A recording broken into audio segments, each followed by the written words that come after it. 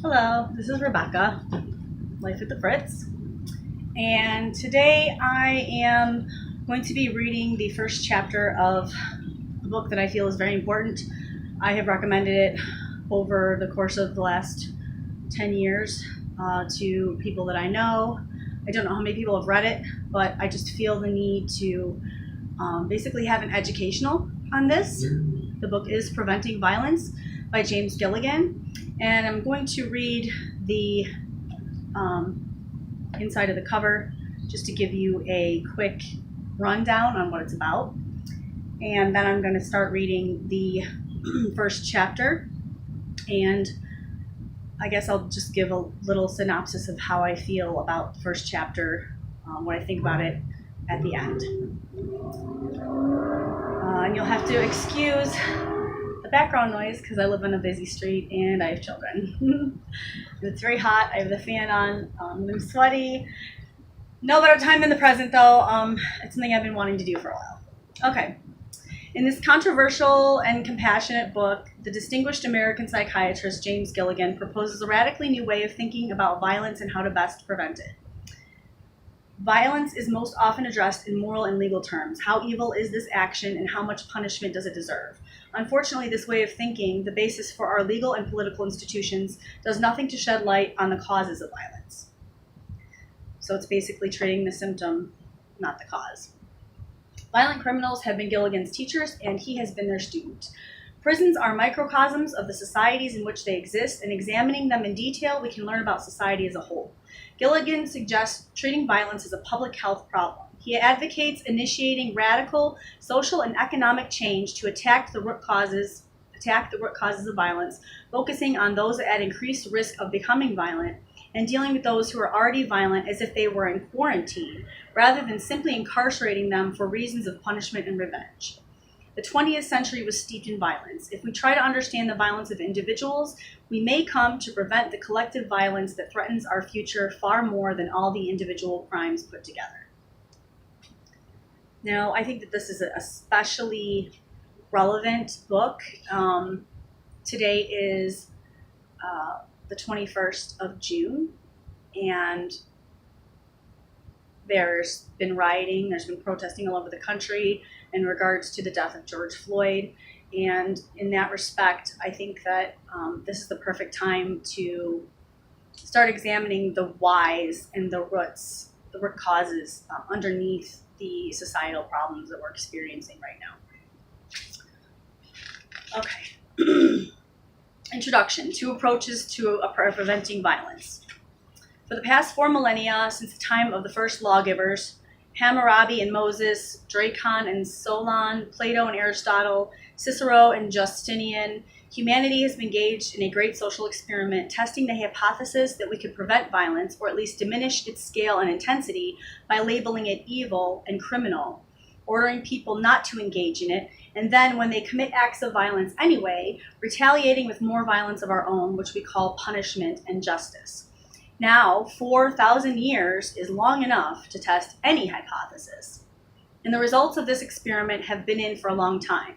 This means of attempting to prevent violence, which I will call the traditional moral and legal approach, far from solving the problem of violence or even diminishing the threat it poses to our continued survival, has in fact been followed by a continued escalation of the frequency and intensity of violence to the point that the century we have just survived has been the bloodiest in all human history, with more humans killing other humans than in all previous centuries combined.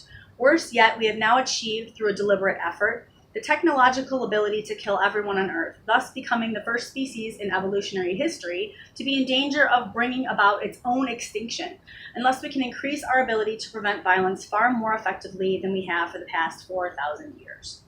Given that the approach used for the past 4 millennia has been such a total failure, indeed has been so counterproductive, resulting in more rather than less violence, the beginning of a new millennium would seem to be an auspicious moment to consider replacing that ancient strategy with a radically new and different one. Clearly you can tell that this was written around 2000. That is why I welcome the invitation to contribute to these series of books on the major challenges and opportunities, the major problems and most promising solutions that we can anticipate during the coming millennium, and to bring to bear on the most important problem a perspective derived from the human sciences. Many judges and legal scholars, and even some legislators, agree that there is a need to question many of the law's traditional assumptions and practices, and are working to bring the criminal justice system into the 21st century. For example, there are many experiments with attempts to replace retributive with restorative justice, and to develop new concepts such as therapeutic jurisprudence, alternative sentencing schemes, drug courts, and so on, as I'll discuss at greater length in Chapter 7.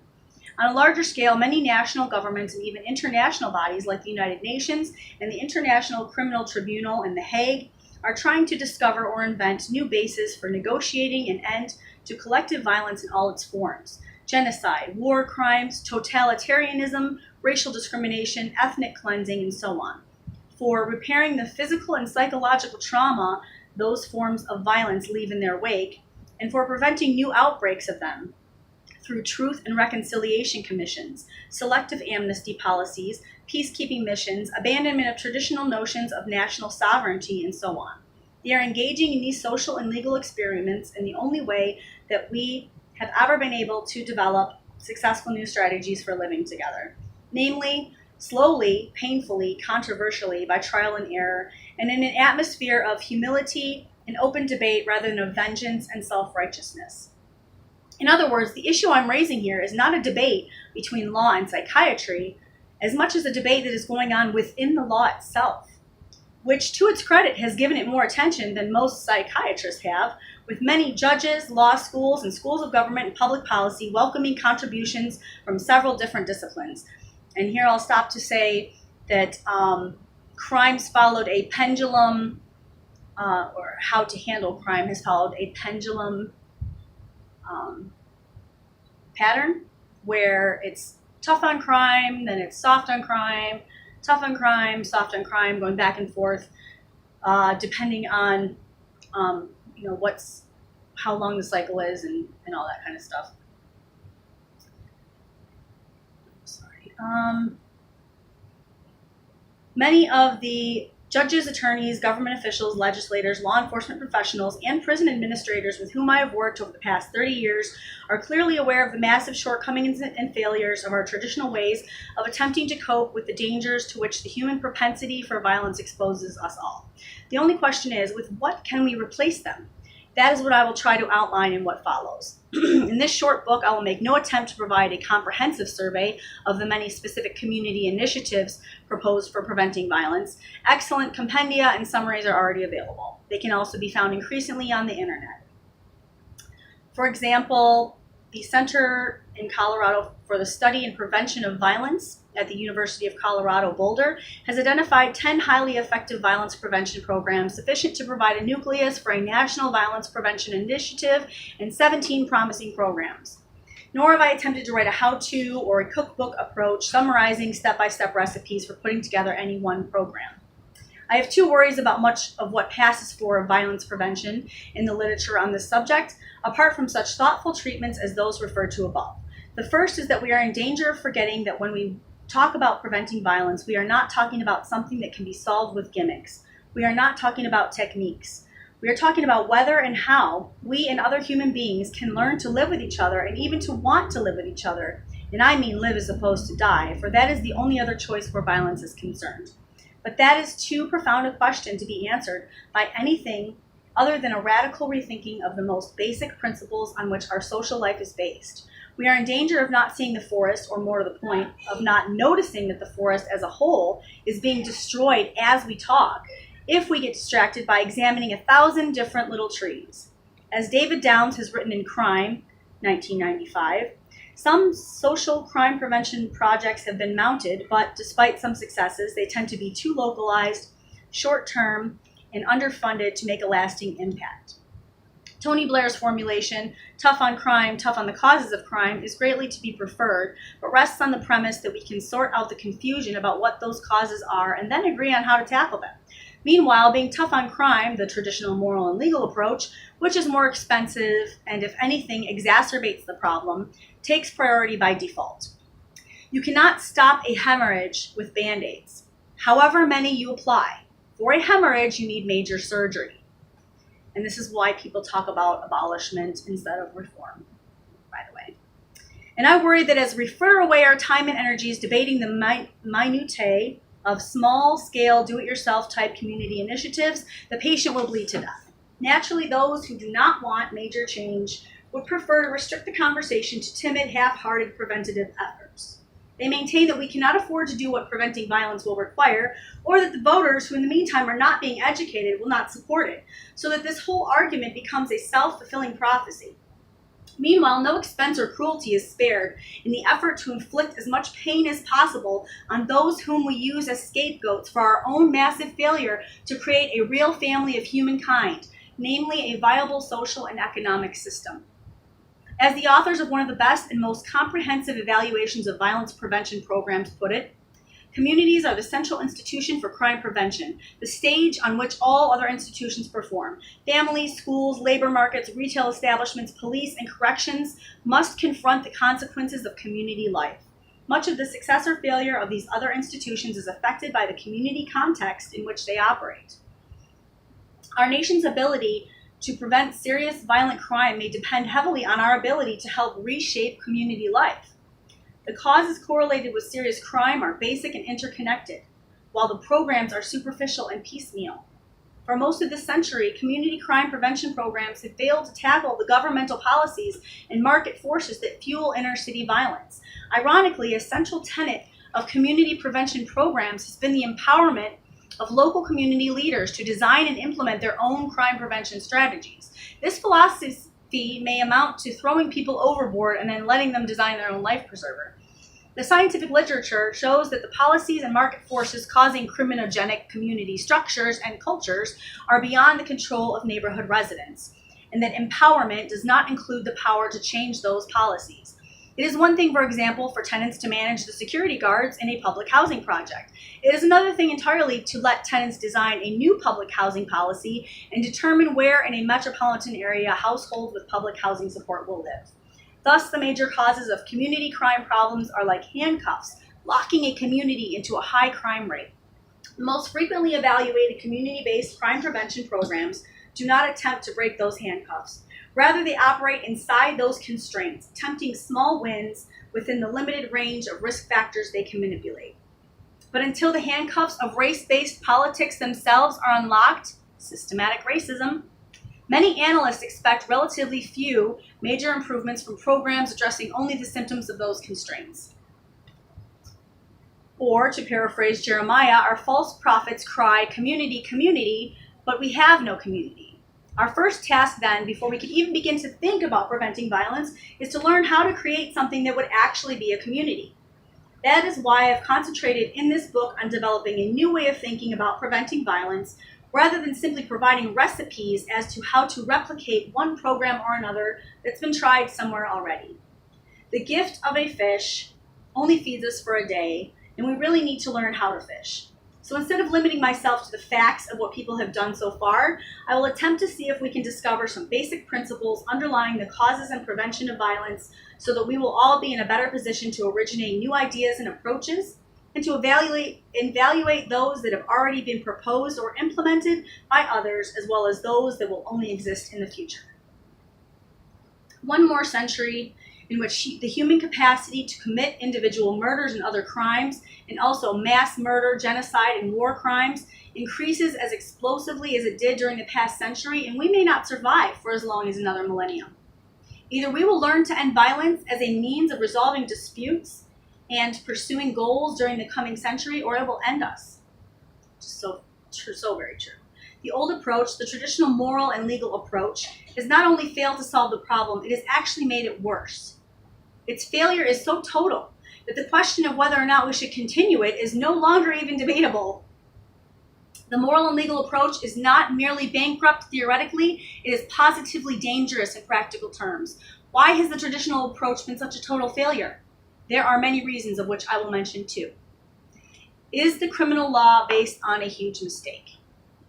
The first reason is that we cannot learn what causes violence and how we could prevent it as long as we are thinking in the traditional moral and legal terms.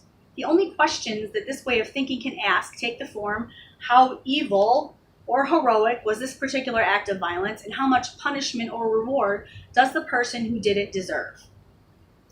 But even if it were possible to gain the knowledge that would be necessary to answer these questions, which it is not, answers would still not help us in the least to understand either what causes violence or how we could prevent it.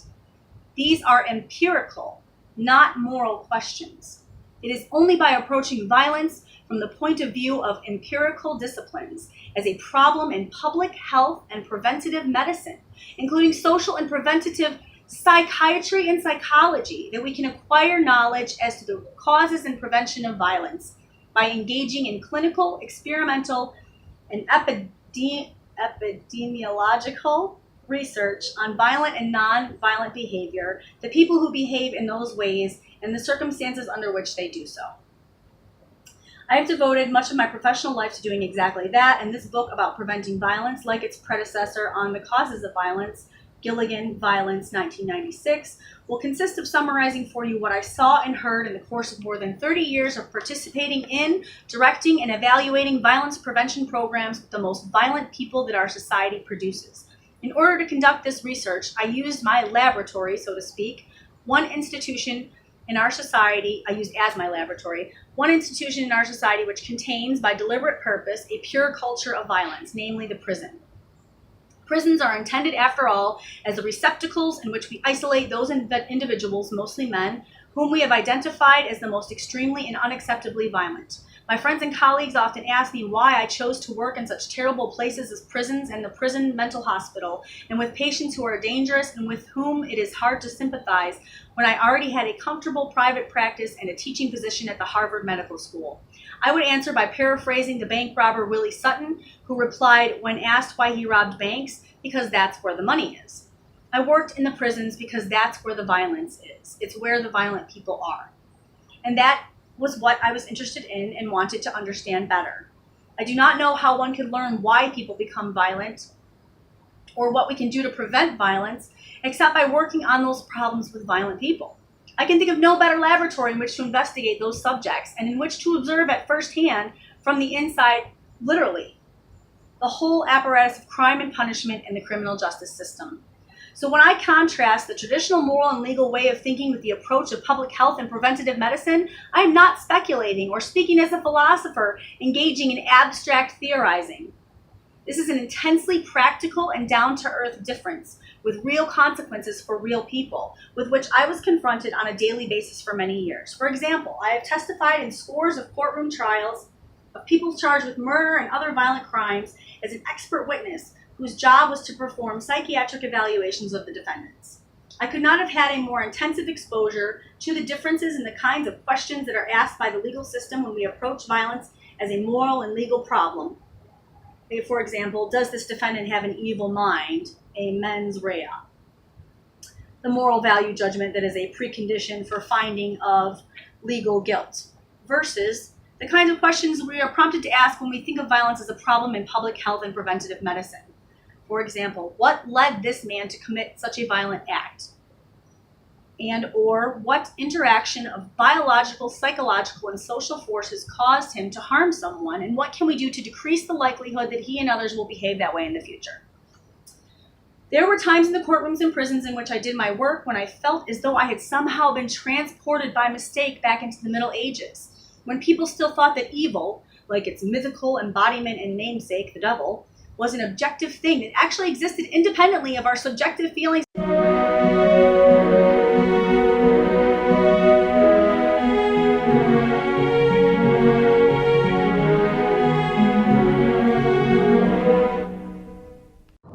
All right, so before you're rudely interrupted, I was reading the introduction to Preventing Violence by James Gilligan as an educational video. So I'm going to pick up where I left off. There's not a whole lot of memory left on my phone, and it's going to be a minute before I'll have better memory. So I hope shall continue. There were times in the courtrooms and prisons in which I did my work when I felt as though I had somehow been transported by mistake back into the Middle Ages, when people still thought that evil, like its mythical embodiment and namesake, the devil, was an objective thing that actually existed independently of our subjective feelings and thoughts, rather than a word we all too often use to rationalize, justify, and conceal from ourselves and others our own violence toward those we hate and wish to punish. The more we have taken that approach to the evil minds in our midst, the people we call criminals, the more we have acted like medieval inquisitors who believed that we could exorcise this evil from our midst only by torturing all the evil people, burying them alive, or burning them at the stake, for which we in the U.S. today have substituted stun guns, total solitary confinement for years at a time in underground tombs called supermax prisons, and electric chairs. All this so that we could call ourselves compassionate executioners rather than recognizing how close we are to engaging in our own version of the dungeon, torture chamber, and auto-da-fe of times past.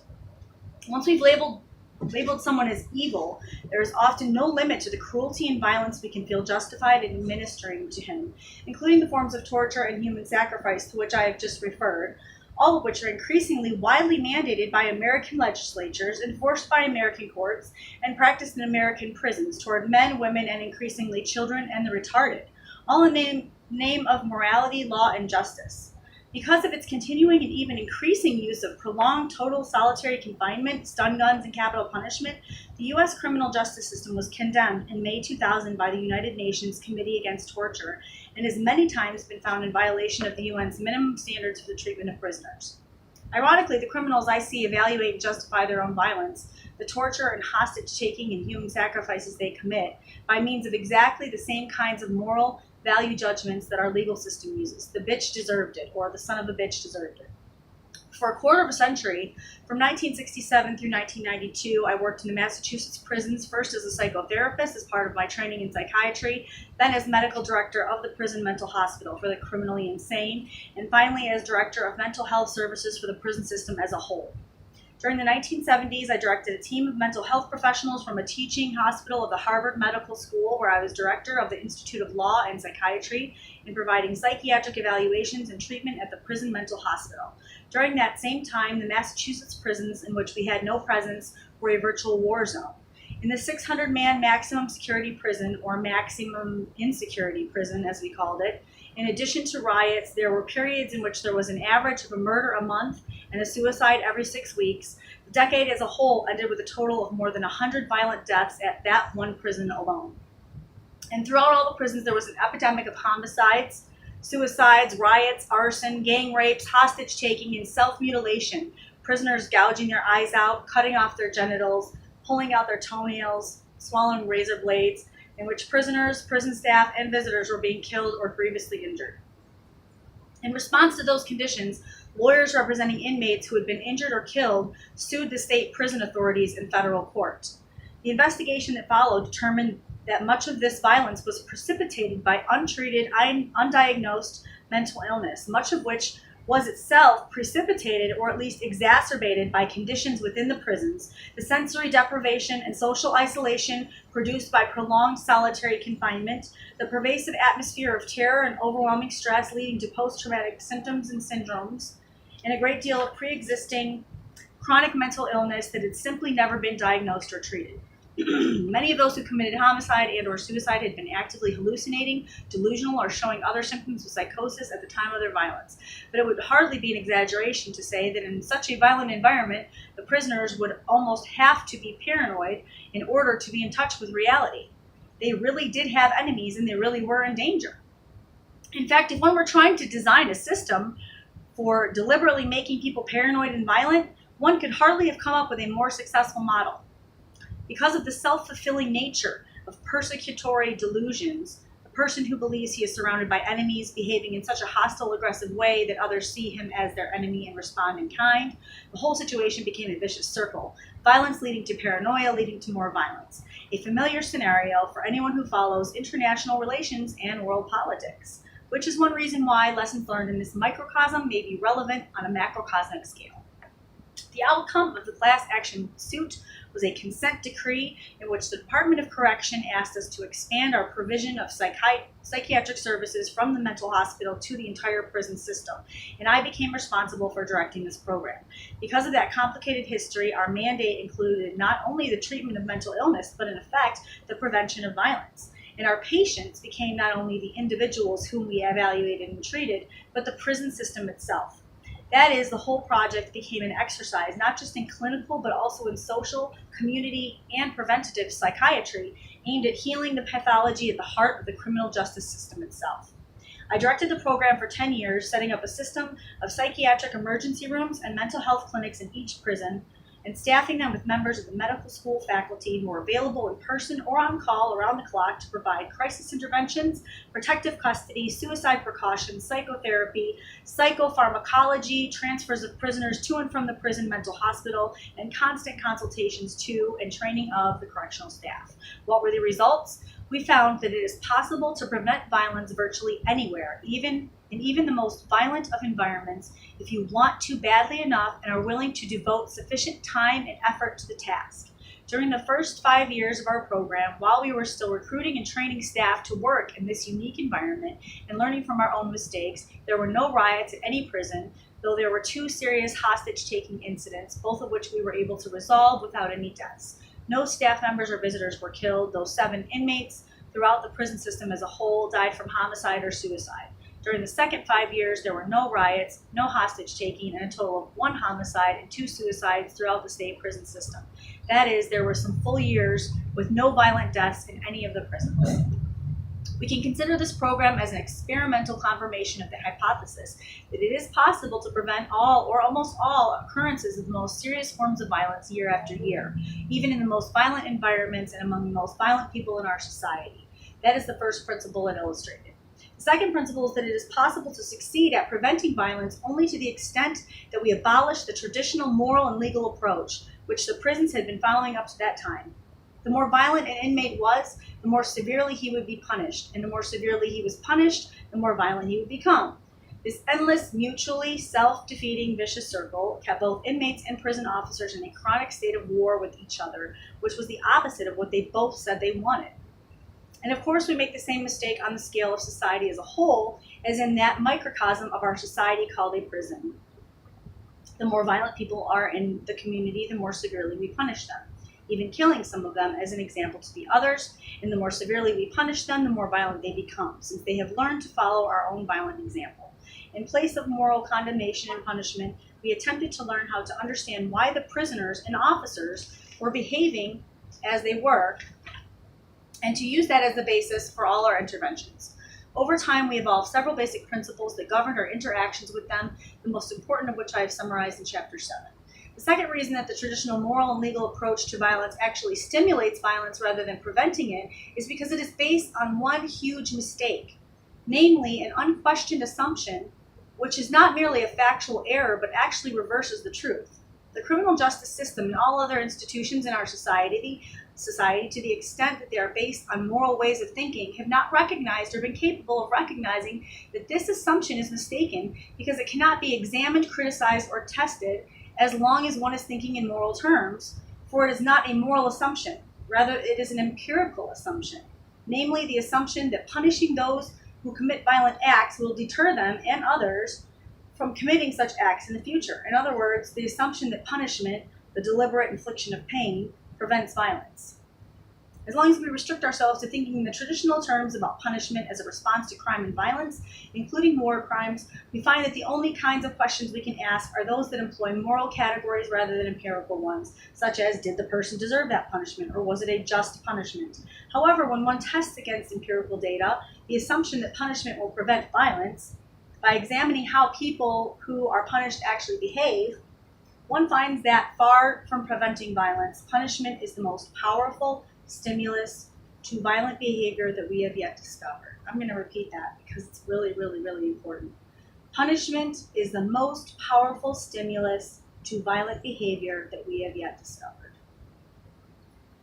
And he adds, as I will document in Chapter 7, and as I have discussed in more detail in my article, Punishment and Violence 2000, and I encourage you to read all these papers. James Gilligan is now deceased, but his work is still available, and that is the beauty of the written word and recordings. Punishment does not prevent violence, it causes it, in addition to being a form of it. So it is not surprising that the moral and legal approach to violence has been followed by 4 millennia of constantly increasing levels of violence. Violence is a public health problem. But if punishment does not prevent violence, what does? In order to find answers to that question, to which most of the rest of this book will be devoted, it will be helpful, even necessary, to think about violence not as a moral and legal problem, but as a problem in public health and preventative medicine. We treat illnesses, we do not punish them. Bertrand Russell in Roads to Freedom, 1918, summarized the implications of that difference in approach in these words. When a man is suffering from an infectious disease, he is a danger to the community and it is necessary to restrict his liberty of movement. But no one associates any idea of guilt with such a situation. On the contrary, he is an object of commiseration to his friends. Such steps as science recommends are taken to cure him of his disease, and he submits as a rule without reluctance to the curtailment of liberty involved meanwhile. For example, the coronavirus and being locked down. The same method and spirit ought to be shown in the treatment of what is called crime. I will use the terms disease, illness, and pathology to refer to any force or process within.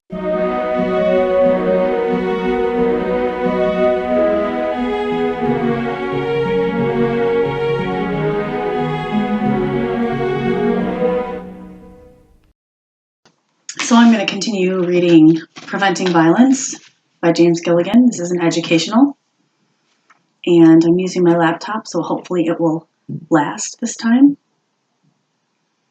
I use the terms disease, illness, and pathology to refer to any force or process within an organism or species that tends to bring death or disability to the organism or extinction to the species. Violence in all the forms just mentioned is, by that definition, a manifestation, form, or symptom of pathology or illness, at least as much as cancer and heart disease are. For it is a force or process within members of the human species that tends to bring death, disability, and potentially even extinction to them. Even self-extinction. This is true even though defensive violence can be a means, and in some circumstances may be the only means, of saving one's life or the lives of other potential victims of an aggressor. But if defensive violence can save life, how can it also be a symptom of pathology or illness?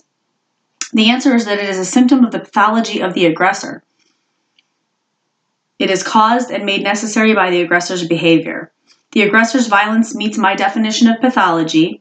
It not only tends to bring injury or death to the victim, it also increases the risk of injury or death to the perpetrator, whose aggression is likely to provoke violence from the people being attacked. Those who live by the sword die by the sword, and usually at a younger age than those who are not habitually violent, shown by the repeated and hardly surprising observation that the lifespan of recurrently violent people is, on average, shorter than that of nonviolent ones. That is, in fact, one of the most direct forms of evidence that violence is a manifestation of disease. It shortens the lifespan on average, just as other diseases do, and it therefore conforms to my definition of disease. Preventing aggressive violence means preventing both forms of violence. We prevent defensive violence whenever we prevent aggressive violence. This book on preventing violence can be considered as a sequel to my earlier book, 1996, in which I discussed the causes of violence. It is the completion of the project that I began with that book. The first and most efficient step towards learning how to prevent any health problem is, when at all possible, to discover what causes it, so that we know what causes need to be removed or neutralized. In the first few chapters, I will recapitulate the conclusions regarding the causes of violence that I discussed at greater length in my earlier book. Once we know the causes, we can apply that knowledge to the issue of prevention in a very direct way, namely by learning what we have been doing that causes violence so that we will know what to stop doing.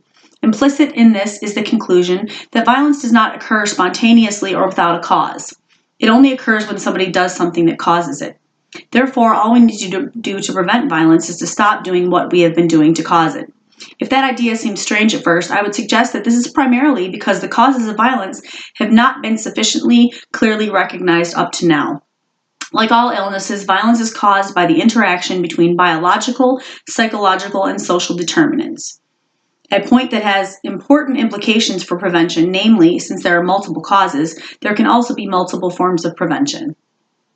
The basis of the public health approach is the distinction between the 3 levels of prevention: primary, secondary, and tertiary. Primary prevention refers to interventions that are applied to entire populations, regardless of their current health or relative risk of future illness. An example would be the discovery 150 years ago that cleaning up the water supply in the sewer system was far more effective in protecting the entire population against certain infectious diseases than all the doctors, medicines, and hospitals in the world.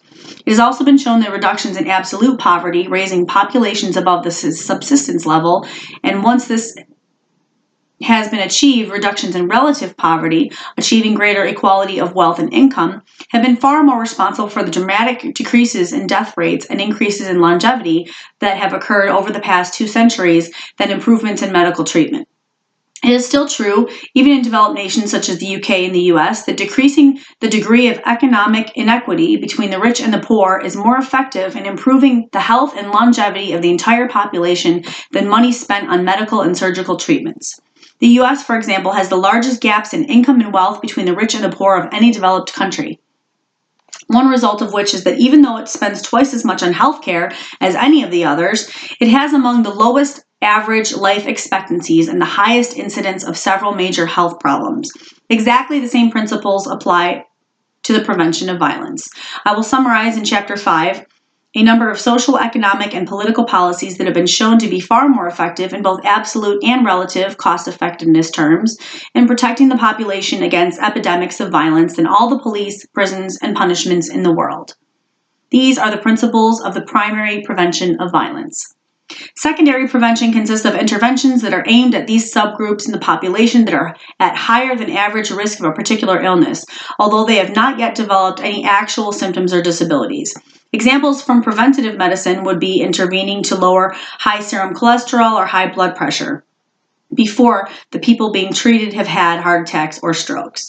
In Chapter 6, I'll summarize some of the programs that have been shown to result in statistically significant reductions in the development of future violent behavior in people who are at a higher than average risk of both being victimized by violence and of committing it themselves, but who have not yet been involved in any serious violence compared with otherwise identical groups who have not had access to those programs. Groups that are at a higher than average risk include, for example, children of unmarried, uneducated, poverty-stricken teenage mothers, survivors of child abuse or other family violence, people addicted to alcohol, residents of high-crime neighborhoods, people who are uneducated and unskilled, high school students after school lets out, and people who involve themselves in one way or another with the illegal drug trade. Tertiary prevention refers to clinical medicine as opposed to preventative medicine per se. It consists of the medical treatments or therapies that are given to those who have already become clinically ill with a particular illness. In other words, the treatments provided to sick people by doctors through medicines and surgical procedures in clinics and hospitals. Why is treatment called prevention? Because its goal is to prevent an acute illness from becoming chronic or even fatal, and also to prevent the illness from spreading to people who do not yet have it, in the case of contagious diseases. When we apply these concepts to the study of violence, we can see that the places where the tertiary prevention of violence is pursued are the criminal courts and the system of police, prisons, and punishments, which traditionally have become involved only after someone has already become violent. I will discuss in Chapter 7 the kinds of programs and policies that have been demonstrated to work, and just as importantly, the ones that have been shown to fail in both inpatient settings and outpatient settings. I will also discuss the concept of anti-prison as a radical replacement for traditional models of prison design and practice and the reasons for recommending it. Tertiary prevention is only needed when primary and secondary prevention have failed. Indeed, the need for tertiary prevention only exists to the degree that we have failed to provide sufficient primary and secondary prevention. The fact that there is a need for tertiary prevention at all is a sign of that failure. The old saying that an ounce of prevention is worth a pound of cure is demonstrably true. Applied to the subject of violence, we could say that an ounce of primary and secondary prevention are worth a megaton of cure. One of the major mistakes that both the medical healthcare system and the criminal justice system in the United States have made is to have invested far more money in personnel in tertiary than in primary and secondary prevention. For example, the U.S., the only developed nation that does not provide universal free health care for all of its citizens, lags far behind even many third world countries in rates of immunization of our children, and we lag behind every other developed nation in providing adequate prenatal care to expectant mothers, with the entirely predictable result result that we spend many more billions of dollars in the often ineffective attempt to rescue premature babies than we would need to spend on providing much less expensive and far more effective prenatal care. As a result, the U.S. not only spends twice as high a percentage of its gross national product on health care as every other developed nation does, but also has higher rates of maternal and infant mortality and morbidity. Exactly the same principle applies to the approach of violence in the U.S. The punishment and or rehabilitation of those who have already been so damaged that they have become violent is also far more expensive and less effective than preventing violence in the first place, and it causes far more suffering, not only to the perpetrators but also to the victims. We spend incomparably more money on police, prisons, punishments, and criminal courts than we do on providing the kinds of community services that have been demonstrated to achieve equal reductions in criminal violence for 1/5 of the price. As our prisons have become more and more crowded and costly, the waiting lists in our substance abuse centers have become longer and longer, despite the fact, or rather, as I will argue in the final chapter of this book, because of the fact that treatment is at least 5 times more effective than imprisonment, dollar for dollar, in preventing both substance abuse and the property crimes and violence associated with substance abuse. The point that I'm making is that these policies are neither in our rational self-interest, nor are they defensible even in the moral terms in which they are usually defended. Concern for victims, for the taxpayer, for law and order, for diminishing the harm done by drugs, for they only defeat us in our effort to achieve those ostensible goals. In that sense, the failure of the U.S. criminal justice policies bears an eerie resemblance to the failure of our healthcare policies. Just as we spend more on health than any other developed nation and achieve worse results, so we spend more on our criminal justice system and also achieve worse results, in fact, dramatically worse. For example, our imprisonment rates are 5 to 10 times higher than those of any other developed nation, and our death rates from murder are also 5 to 10 times higher. And I'll stop here and mention also that here in Detroit, we live across the river from Windsor, who has almost a 0 crime rate and almost a 0 murder rate. So it's strange that these problems can exist in this culture, and yet in the Canadian culture right across the river, literally, people leave their doors unlocked.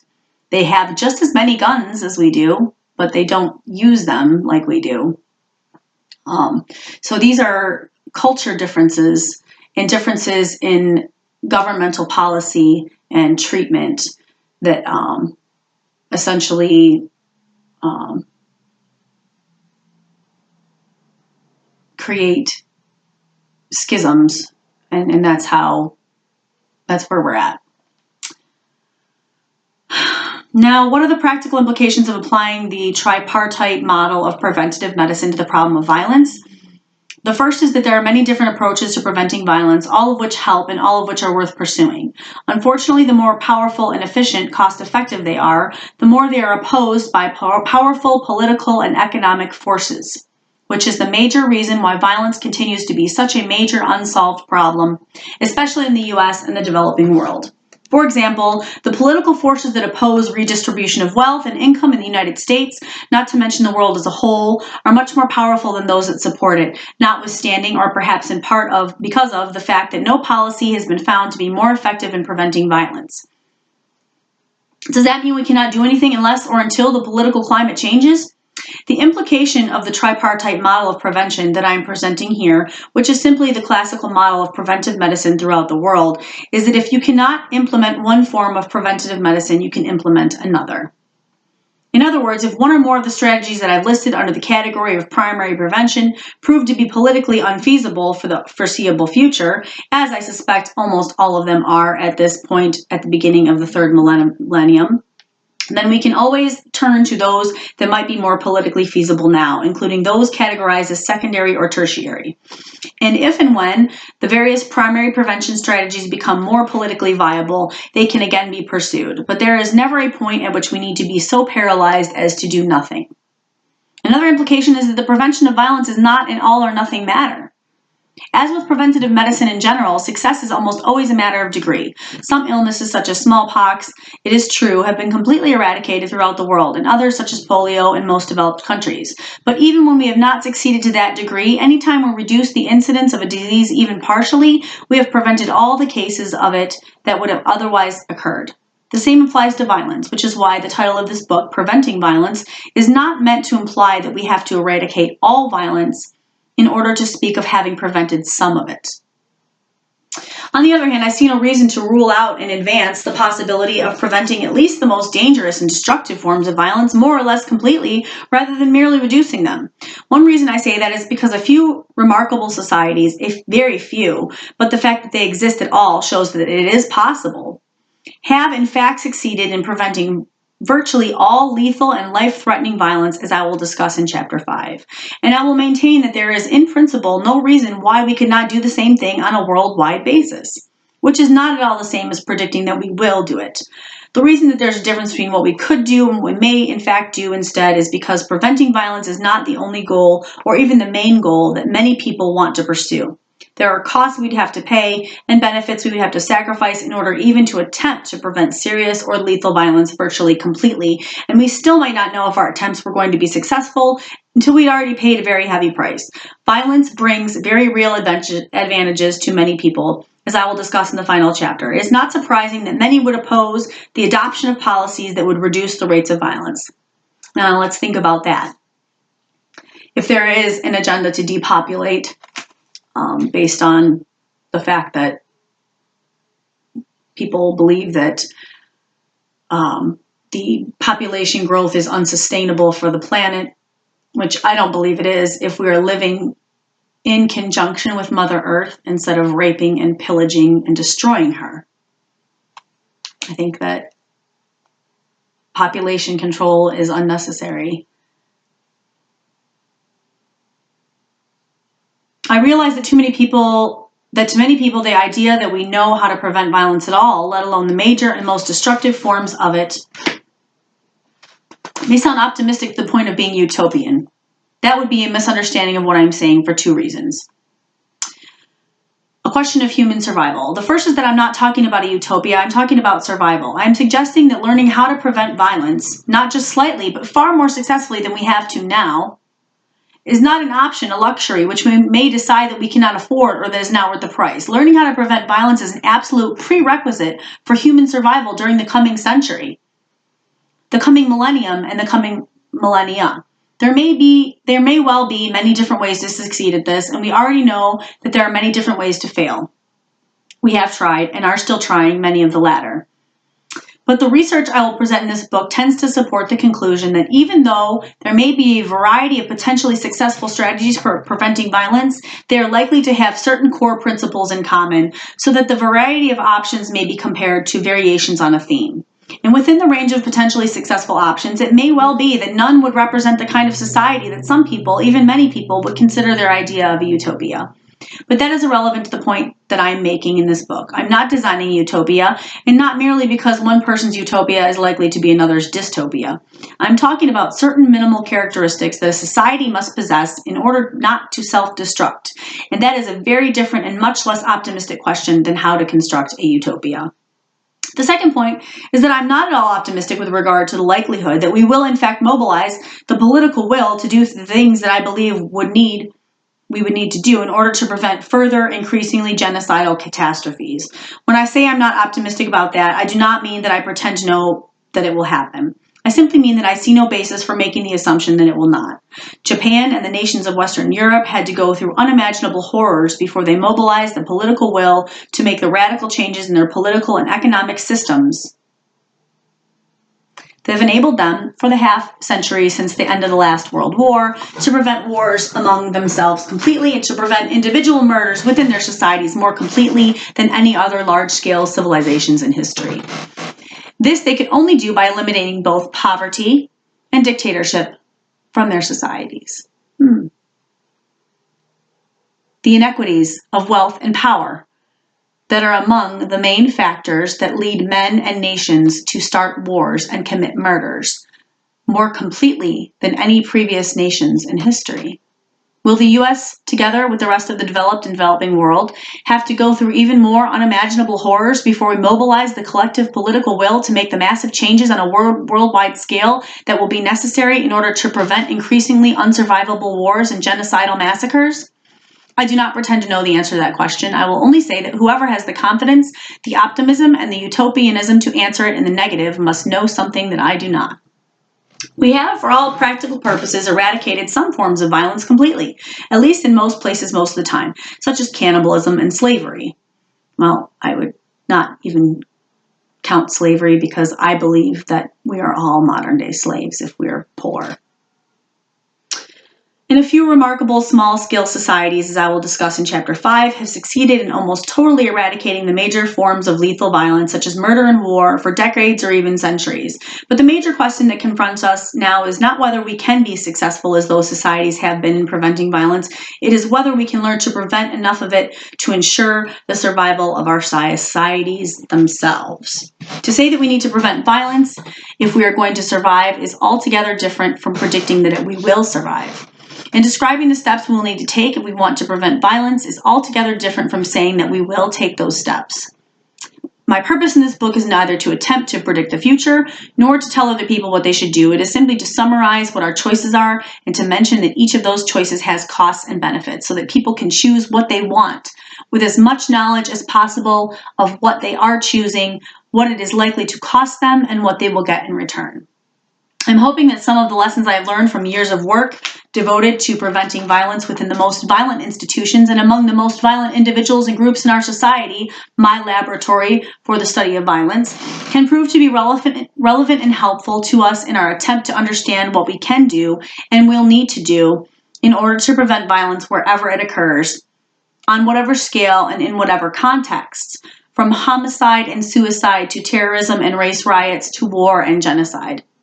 I believe that there are certain causes or motives that are common to all forms of violence, so that there are also certain principles of prevention that are common to all. And this is why I'm reading this, because if you have this information, you can apply it whenever and wherever and however you believe is necessary.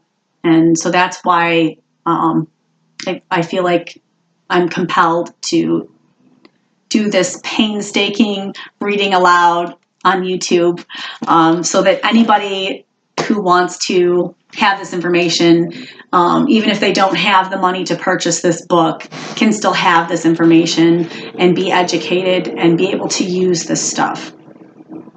I've attempted to write this book not as a philosopher or a moralist telling people how they should live, but as a physician and a natural scientist describing how we can live. That is, which strategies for living, and that means living together, for we are a social species, succeed in sustaining life, that is, preventing violence, and which ones lead to death by violence.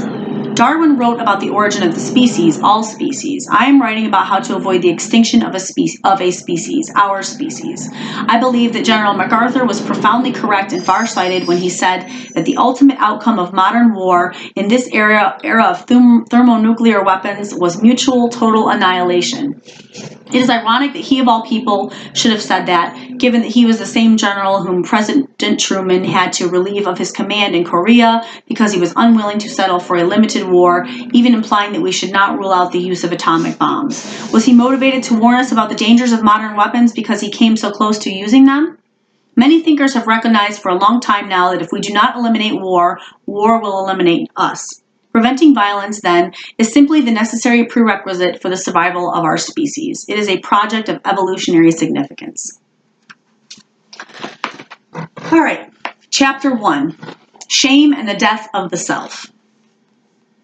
In the course of my psychotherapeutic work with violent criminals, I was surprised to discover that I kept getting the same answer when I asked one man after another why he had assaulted or even killed someone. Because he disrespected me. In fact, they used that phrase so often that they abbreviated it to, he dissed me.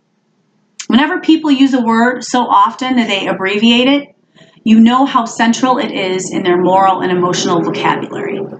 References to the desire for respect as the motive for violence kept recurring, with remarks like, "I never got so much respect before in my life as I did when I first pointed a gun at some dude's face." On another occasion, I could not understand why one of the prisoners was engaged in a running battle with the prison officers that resulted in his finally being sentenced to solitary confinement and having every privilege and possession taken away from him. I asked him, "What do you want so badly that you are willing to give up everything else in order to get it?" Because it seemed to me that that was exactly what he had done. In response, this man, who was usually so inarticulate that it was difficult to get a clear answer to any question, astonished me by standing up tall, looking me in the eye, and replying with perfect clarity, "Pride, dignity, self-esteem." And then he described how the officers were, he felt, attempting to take away his last shred of pride and self-respect by disrespecting him, and said, "If you ain't got pride, you got nothing." This experiences and many others like them convinced me that the basic psychological motive or cause of violent behavior is the wish to ward off or eliminate the feeling of shame and humiliation, a feeling that is painful and can even be intolerable and overwhelming, and replace it with its opposite, the feeling of pride. I will use these two terms, shame and pride, as generic terms to refer to two whole families of feelings. Synonyms for pride include self-esteem, self-love, self-respect, feelings of self-worth, dignity, and the sense of having maintained one's honor intact. But pride must be in much shorter supply than shame, because there are literally dozens of synonyms for shame, including feelings of being slighted, insulted, disrespected, dishonored, disgraced, disdained, slandered, treated with contempt, ridiculed, teased, taunted, mocked, rejected, defeated, subjected to indignity or ignominy, feelings of inferiority, inadequacy, incompetency, feelings of being weak, ugly, a failure, losing face, being treated as if you were insignificant, unimportant, or worthless, or any of the numerous other forms of what psychoanalysts call narcissistic injuries. As Franz Alexander wrote in some comments, the psychology of narcissism is the psychology of shame and its equivalent, feelings of inferiority. Envy and jealousy are members of the same family of feelings. People feel inferior to those whom they envy or of whom they are jealous. People become indignant, and many become violent when they suffer an indignity. Language itself reveals the link between shame and rage. In my previous book, I spoke of shame as the pathogen that causes violence, just as specifically as the tubercle bacillus causes tuberculosis, except that in the case of violence, it is an emotion, not a microbe, the emotion of shame and humiliation. It is because this emotion is so powerful and pervasive and so central to the experience of many people, especially those who are predisposed to violence, that there are so many synonyms for it, just as the Japanese and the Chinese have dozens of words for different varieties of silk and silkworms because of the centrality of these in their culture. When I first realized what I was hearing from the violent men I was working with, I began to think that I had discovered something original, something previously unknown. Then I happened to reread a passage in the Bible, the story of the first recorded murder in Western history, that I had read many times before without actually understanding what it was saying. It had never been clear to me why Cain killed Abel. But having sat down and talked with people who actually committed the murders and asking them why, I was at last able to hear what the story of Cain and Abel was saying. The Bible makes it very clear why Cain killed Abel. The Lord had respect unto Abel and to his offering, but unto Cain he had not respect. In other words, God dissed Cain, or rather Cain was dissed because of Abel. And he acted out his anger over this insult in exactly the same way as the murderers with whom I was working. As I read further, I began to realize that this insight has been expressed centuries and even millennia ago, not only in the great myths of our tradition, but also in the writings of the great philosophers and theologians. Both Aristotle and Thomas Aquinas, for example, stated very clearly that the cause of the desire to assault or injure others is the anger that is caused by feeling that they have been slighted by them, and therefore feel justified in getting revenge for the slight. Both of those thinkers make it clear that what they mean by slighting is exactly what I'm describing here: insulting, ridiculing, disdaining, dishonoring. In short, any behavior that shames people by treating them with contempt and disrespect as though they are unimportant or insignificant. In other words, the hypothesis regarding the psychological cause or motivation of violence that I thought I had originated has been around in one form or another for a very long time. On the other hand, if it's a valid hypothesis, it would be surprising if earlier thinkers had not also discovered the same thing. For after all, violence has been with us since the dawn of history, and it would be surprising if the greatest minds and the most perceptive observers in history had not also noticed the same regularities in human behavior. More recent examples would include Hegel, who identified the desire for recognition as the central motive force behind all human history. Recognition is a synonym for respect, which means literally to be looked back at, respectare, which is the root word, or recognize. So it is also a synonym for honor, pride, attention, and all other forms of narcissistic gratification. And history itself, as Hegel and many other philosophers of history have noted, is largely the history of violence, wars, assassinations, revolutions, and so on. Although Marx turned Hegel on his head, as he put it, he agreed with him to the extent of noting that shame is the emotion of revolution. Shame being the emotion people feel when they are not recognized or respected. So these are very powerful roots that we're discussing here. And they're so very relevant to today and things that are going on today. The same conclusion as to the psychological cause of violence has also been reached by contemporary scholars from the whole range of the behavioral sciences: clinical psychoanalysis, experimental psychology, social learning theory, sociology, anthropology, criminology, even law enforcement. The psychoanalyst Heinz Kohut, for example, wrote, "The deepest level to which psychoanalysis can penetrate when it traces destructiveness is to the presence of a serious narcissistic injury, an injury that threatened the cohesion of the self." And that quote is from The Restoration of the Self, 1977. Another analyst, Gregory Rocklin, made the same point when he emphasized the relation of injured narcissism to aggression and of humiliation to violence, and concluded, the question is, what makes people so prone to feeling vulnerable and humiliated, and therefore ultimately what causes violence? That excerpt is from Man's Aggression, 1973. Herbert Thomas, in Experiencing a Shame Response, 95, schematized the steps leading up to an act of violence as beginning with a rejection, which elicits intensely painful feelings of shame, to which the person responds with anger, which he then expresses or acts out with an act of violence. Experimental psychologists have reached the same conclusion. Many individual studies and several reviews of the published research literature have been devoted to the study of aggressive behavior and simulated violence elicited under experimental conditions in psychological laboratories. These concern, for example, experiments in which an attempt is made to induce the subject to press a button that he is told will administer painful and potentially injurious or even lethal electric shocks to another person, which is the famous,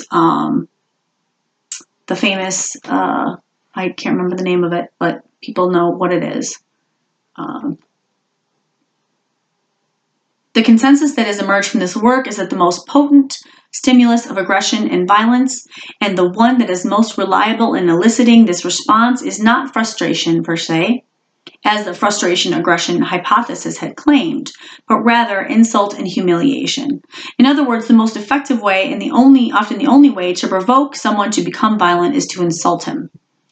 Feshbach, in The Dynamics and Morality of Violence and Aggression, 1971, for example, after reviewing the literature on this subject, concluded that violations to self-esteem through insult, humiliation, or coercion are probably the most important source of anger and aggressive drive in humans.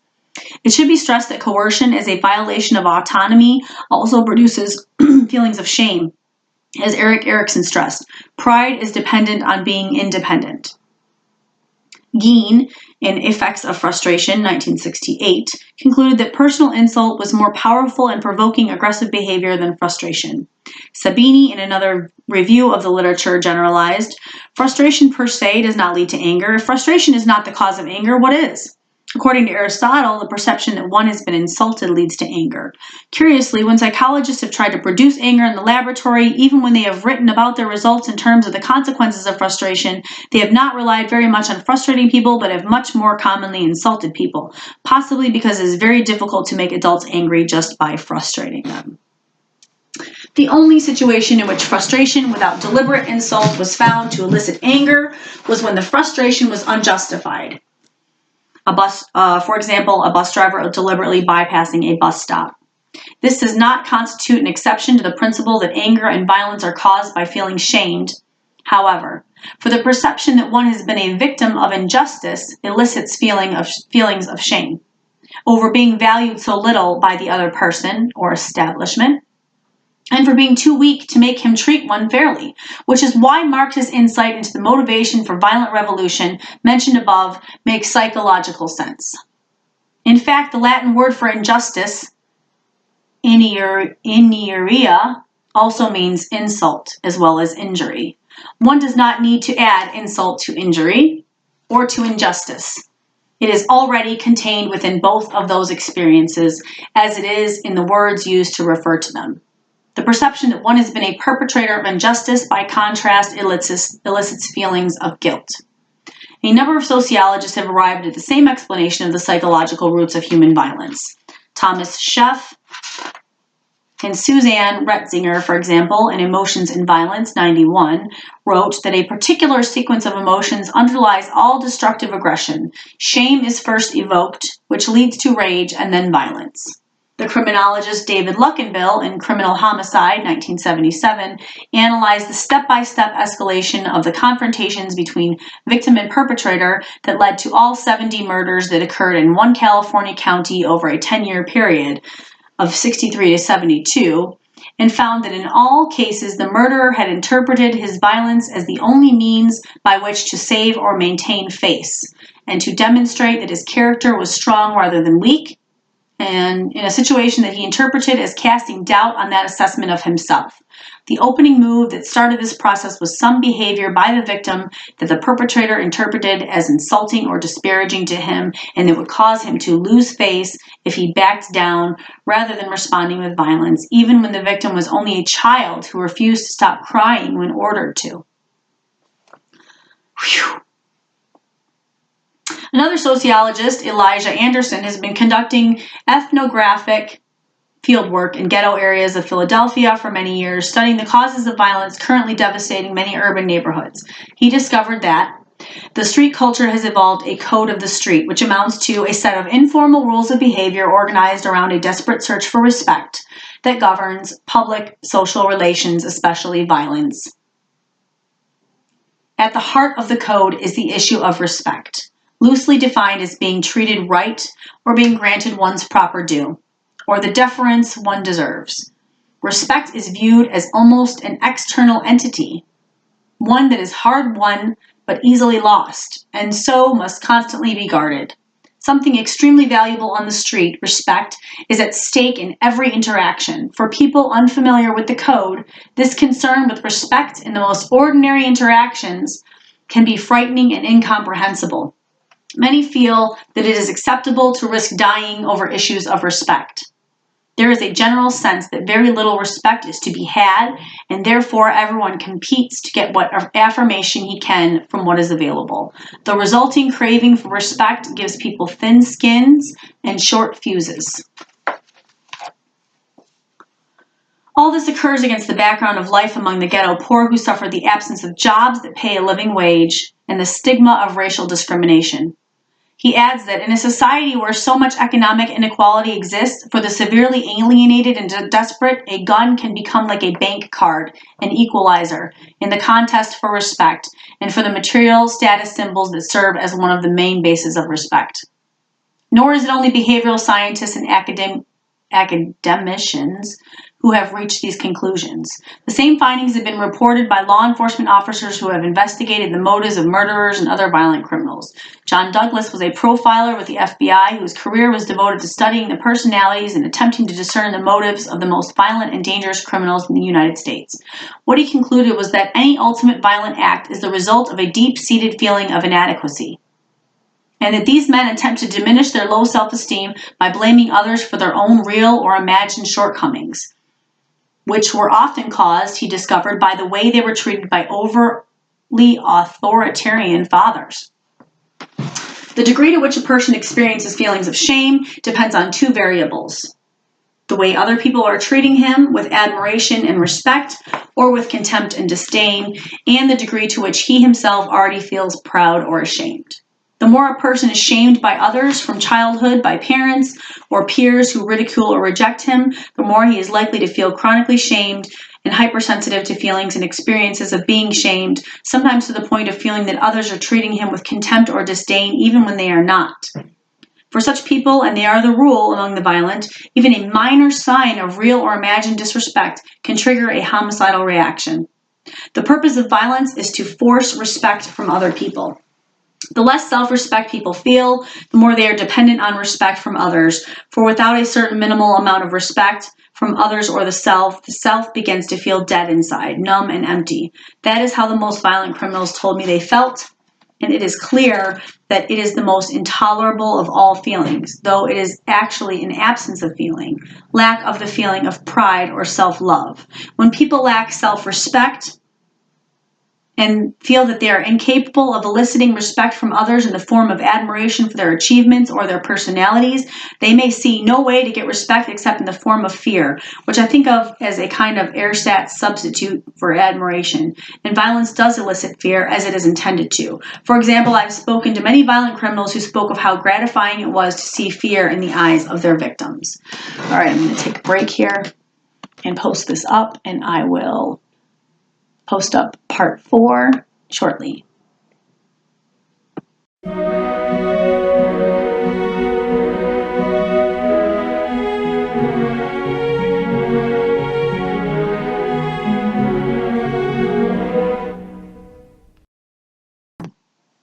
right, this is Preventing Violence Educational, part 4.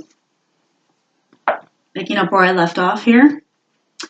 Feelings of shame and self-contempt are often overlooked by others because the people who experience them do their best to conceal such feelings behind a defensive mask of bravado and boasting. There is nothing more shameful than to feel ashamed. It reveals that a person has something to feel ashamed about. Why are these feelings of shame and self-contempt so bottomless, chronic, and almost ineradicable to the most violent men? Because in the men I knew, they had been subjected to a degree of child abuse that was off the scale of anything I had previously thought of describing with that term. Many had been beaten nearly to death, raped repeatedly or prostituted, or neglected to a life-threatening degree by parents too disabled themselves to care for their child. And of those who had not experienced those extremes of physical abuse or neglect, my colleagues and I found that they had experienced a degree of emotional abuse that had been just as damaging, being focused on as the parents' emotional whipping boy, in which they served as the scapegoat for whatever feelings of shame and humiliation their parents had suffered, and then attempted to rid themselves of by transferring them onto their child, by subjecting him to systematic and chronic shaming and humiliation, taunting, and ridicule. That references Fraser Aggression, 1974. On the other hand, everyone gets shamed or slighted at one time or another, yet most people never commit a serious act of violence. In that respect, shaming is to violence as the tubercle bacillus is to tuberculosis, a necessary but not a sufficient cause. Even the most violent people are not violent most of the time. Before people will resort to violence, and it is always a last resort, several further preconditions need to be in place. One is that they have not yet developed the capacity for the feelings that prevent most of us from behaving violently, no matter how much shame, disrespect, dishonor, or insult we are subjected to, such as guilt and remorse over hurting someone else, empathy, love, and concern for others, and even the rational, self-interested fear of the retribution that violent behavior provokes from others. A second precondition is that enormously increases the likelihood that people respond to feelings of shame by means of violence is that they do not perceive themselves as having nonviolent means by which to maintain or restore their self-esteem and self-respect. Most of us have such means, such as education, knowledge, skills, and achievements that are honored and respected by others and by ourselves. A a profession or career, and some standing or status in the community, and with one's family and friends. It is also important not to underestimate the degree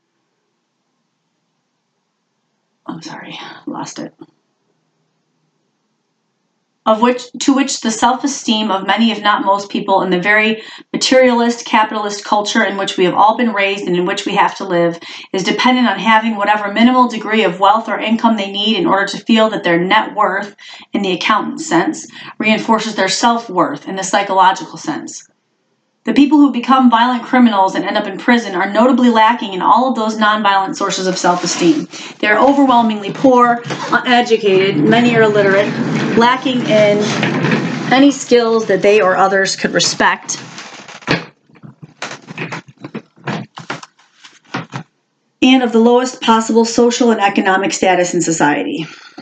As the poor, they are lower class, and as members of minority groups, typically, which often means people of color, they are of lower caste, which increases the risk that they will be poor or lower class as well.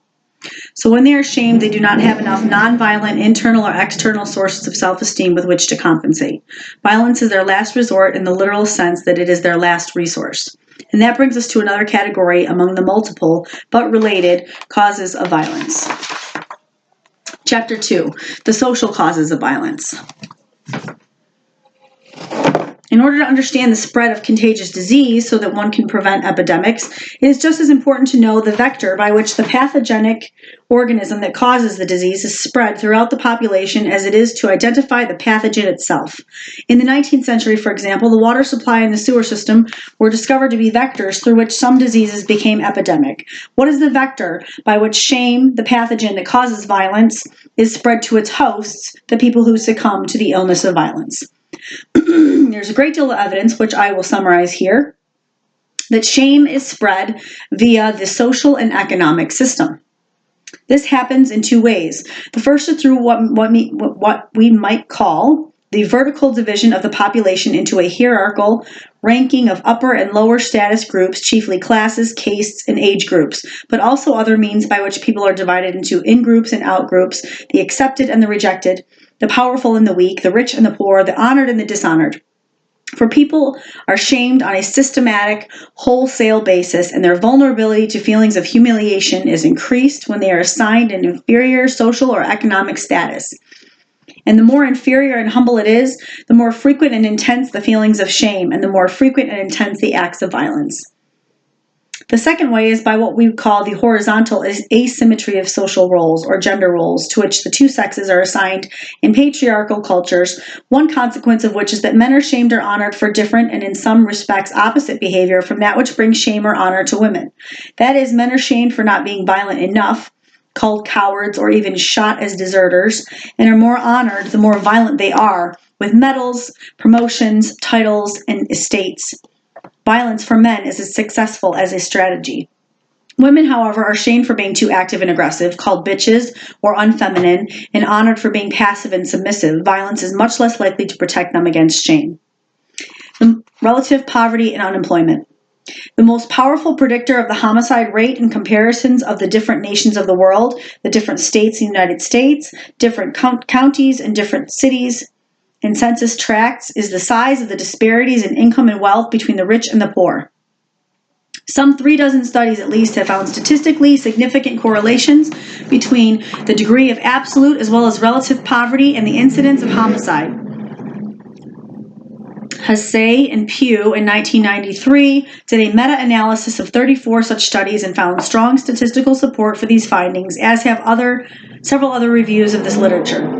Two on Homicide by Smith and Zahn in 1999, Chasin in 1998, Short in 1997, James in 1995, and individual studies such as Braithwaite in 1979 and Messner in 1980. On a worldwide basis, the nations with the highest inequities in wealth and income, such as many third world countries in Latin America, Africa, and Asia, have the highest homicide rates and also the most collective or political violence. Among the developed nations, the United States has the highest inequities in wealth and income and also has by far the highest homicide rate, 5 to 10 times larger than the other first world nations, all of which have the lowest levels of inequity and relative poverty in the world and the lowest homicide rates.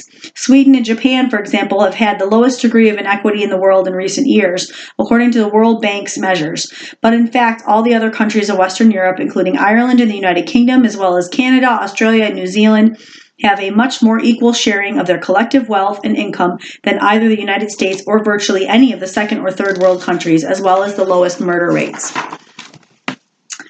Those are cross-sectional studies which analyze the populations being studied at one point in time. Longitudinal studies find the same result. Violence rates climb and fall over time as the disparity in income rises and decreases, both in the less violent and the more violent nations. For example, in England and Wales, as figures 1 and 2 show, you'll be able to see the figures, there's an almost perfect fit between the rise in several different measures of the size gap between rich and poor and the number of serious crimes recorded by the police between 1950 and 1990. I'm going to skip that part because I'm not going to show you these diagrams. The increase in crime rates follows the increase in rates of relative poverty almost perfectly.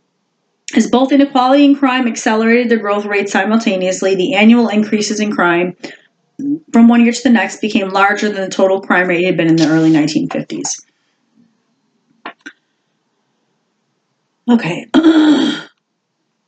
Same correlation between violence and relative poverty has been found in the United States. The economist James Galbraith, in Created Unequal, 1997, has used inequity in wages as one measure of the size and history of income inequity between the rich and the poor from 1920 to 1992. If we correlate this with fluctuations in the American homicide rate during the same period, we find that both wage inequity and the homicide rate increased sharply in the slump of 1920 to 21 and remained at those historically high levels until the Great Crash of 1929, when they both jumped again, literally doubling together and suddenly to the highest levels ever observed up to that time. Those record levels of economic inequality, when unemployment increases, were accompanied by epidemic violence. Both murder rates and wage inequity remained twice as high as they'd previously been until the economic leveling effects of Roosevelt's New Deal beginning in 1933 and the Second World War a few years later combined to bring both violence and wage inequity down by the end of the war to the same low levels at the end of the First World War, and they both remained at those low levels for the next quarter of a century from roughly 1944 to 1968. That was the modern turning point. In 1968, the median wage began falling after having risen steadily for the previous 3 decades, and beginning in 1969, inequality started to rise and continued to increase sharply for 15 years. Great, just as I was born. Both wage inequality and homicide rates remained at those relatively high levels for the next quarter of a century. From 73 to 97. That is, the murder rate averaged 5 per 100,000. From 1942 to 66, and 10 per 100,000 from 70 to 97. Finally, by 1998, unemployment dropped to the lowest level since 1970. Both the minimum wage and the median wage began increasing again in real terms for the first time in 30 years, and the poverty rate began dropping. Not surprisingly, the homicide rate also fell for the first time in nearly 30 years, below the range in which it had been fluctuating since 70-71, though both rates of murder and of economic inequality are still higher than they were from the early 1940s to the mid-1960s. As mentioned before, unemployment rates are also relevant to rates of violence. M.H. Brenner found that every 1% rise in the unemployment rate is followed within a year by a 6% rise in the homicide rate, together with similar increases in the rates of suicide, imprisonment, mental hospitalization, infant mortality, and deaths from natural causes such as heart attacks and strokes. And that reference is from Mental Illness and the Economy, 73, and Personal Stability and Economic Security, 97. Theodore Chiricos reviewed 63 American studies and concluded that while the relationship between unemployment and crime may have been inconsistent during the 1960s, it became overwhelmingly positive in the 1970s as unemployment changed from a brief interval between jobs to enduring worklessness. And that is from Rates of Crime and Unemployment, 1987. David Dickinson found an exceptionally close relationship between rates of burglary and unemployment for men under 25 in the UK in the 80s and 90s, crime and unemployment 93. Bernstein and Houston have also found statistically significant correlations between unemployment and crime rates and negative correlations between wages and crime rates in the U.S. between 89 and 98. Crime and Work 2000. If we compare Galbraith's data with U.S. homicide statistics, we find that the U.S. unemployment rate has moved in the same direction as the homicide rate from 1920 to 92, increasing sharply in 1920 to 21, and jumping to even higher levels from the crash of 29 until Roosevelt's reforms began in 33, at which point the rates of both unemployment and homicide also began to fall, a trend that accelerated further with the advent of the war. Both rates then remained low, with brief fluctuations until 1968, when they began a steady rise, which kept them both at levels higher than they had been in any post-war period, until the last half of 97, when unemployment fell below that range and has continued to decline ever since, followed closely by the murder rate.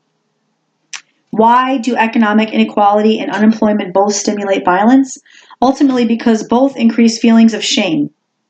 For example, we speak of the poor as the lower classes, who have lower social and economic status, and the rich as the upper classes, who have higher status. But the Latin for lower is inferior. Wow. And the word for the lower classes in Roman law was humiliores. Even in English, the poor are sometimes referred to as the humbler classes. Our language itself tells us that to be poor is to be humiliated and inferior, which makes it more difficult not to feel inferior. The word for upper or higher was superior, which is related to the word for pride, superbia, the opposite of shame. Also, the root of our word superb, another antonym of inferior. And a word for the upper classes in Roman law was the honestiores, related to the word honor, also the opposite of shame and dishonor. Inferiority and superiority are relative concepts, which is why it is relative poverty, not absolute poverty, that exposes people to feelings of inferiority. When everyone is on the same level, there is no shame in being poor, for in those circumstances, the very concept of poverty loses its meaning.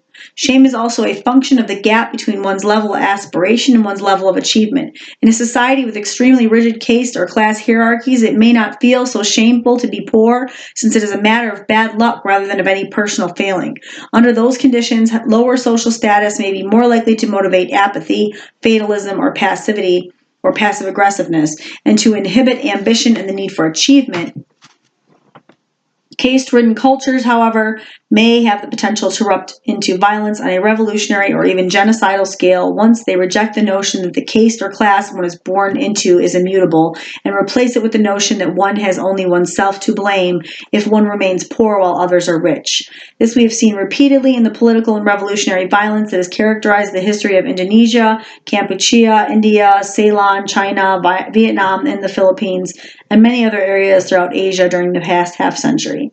All of which is another way of saying that one of the costs people pay for the benefits associated with belief in the American dream, the myth of equal opportunity, because it is a myth, is an increased potential for violence. In fact, the social and economic system of the United States combines almost every characteristic that maximizes shame and hence violence. So, the very structure of society makes the society more violent than most other societies on the face of this earth. At first, there is the Horatio Alger myth that everyone can get rich if they are smart and work hard. Yeah, right. Which means that if they are not rich, they must be stupid or lazy or both. Myth. Not true. Second, we are not only told that we can get rich, we are also stimulated to want to get rich. For the whole economic system of mass production depends on whetting people's appetites to consume the flood of goods that are being produced, hence the flood of advertisements that you cannot get away from. Everything's a commercial, isn't it? Third, the social and economic reality is the opposite of the Horatio Alger myth, since social mobility is actually less likely in the U.S. than in supposedly more rigid social structures of Europe and the UK.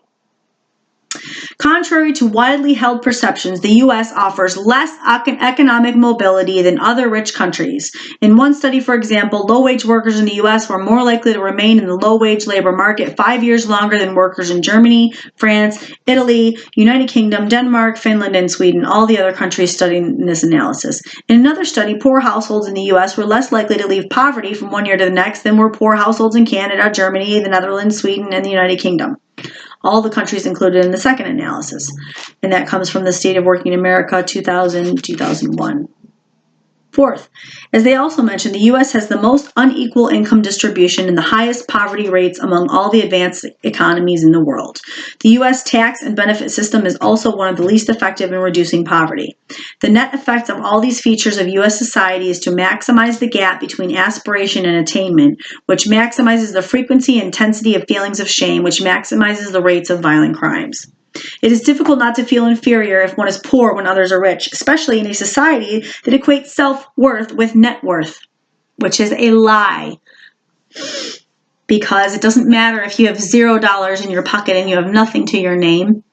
If you truly believe that you're worth something and that it's not dependent on your income, then you're not going to feel like you're not worthy.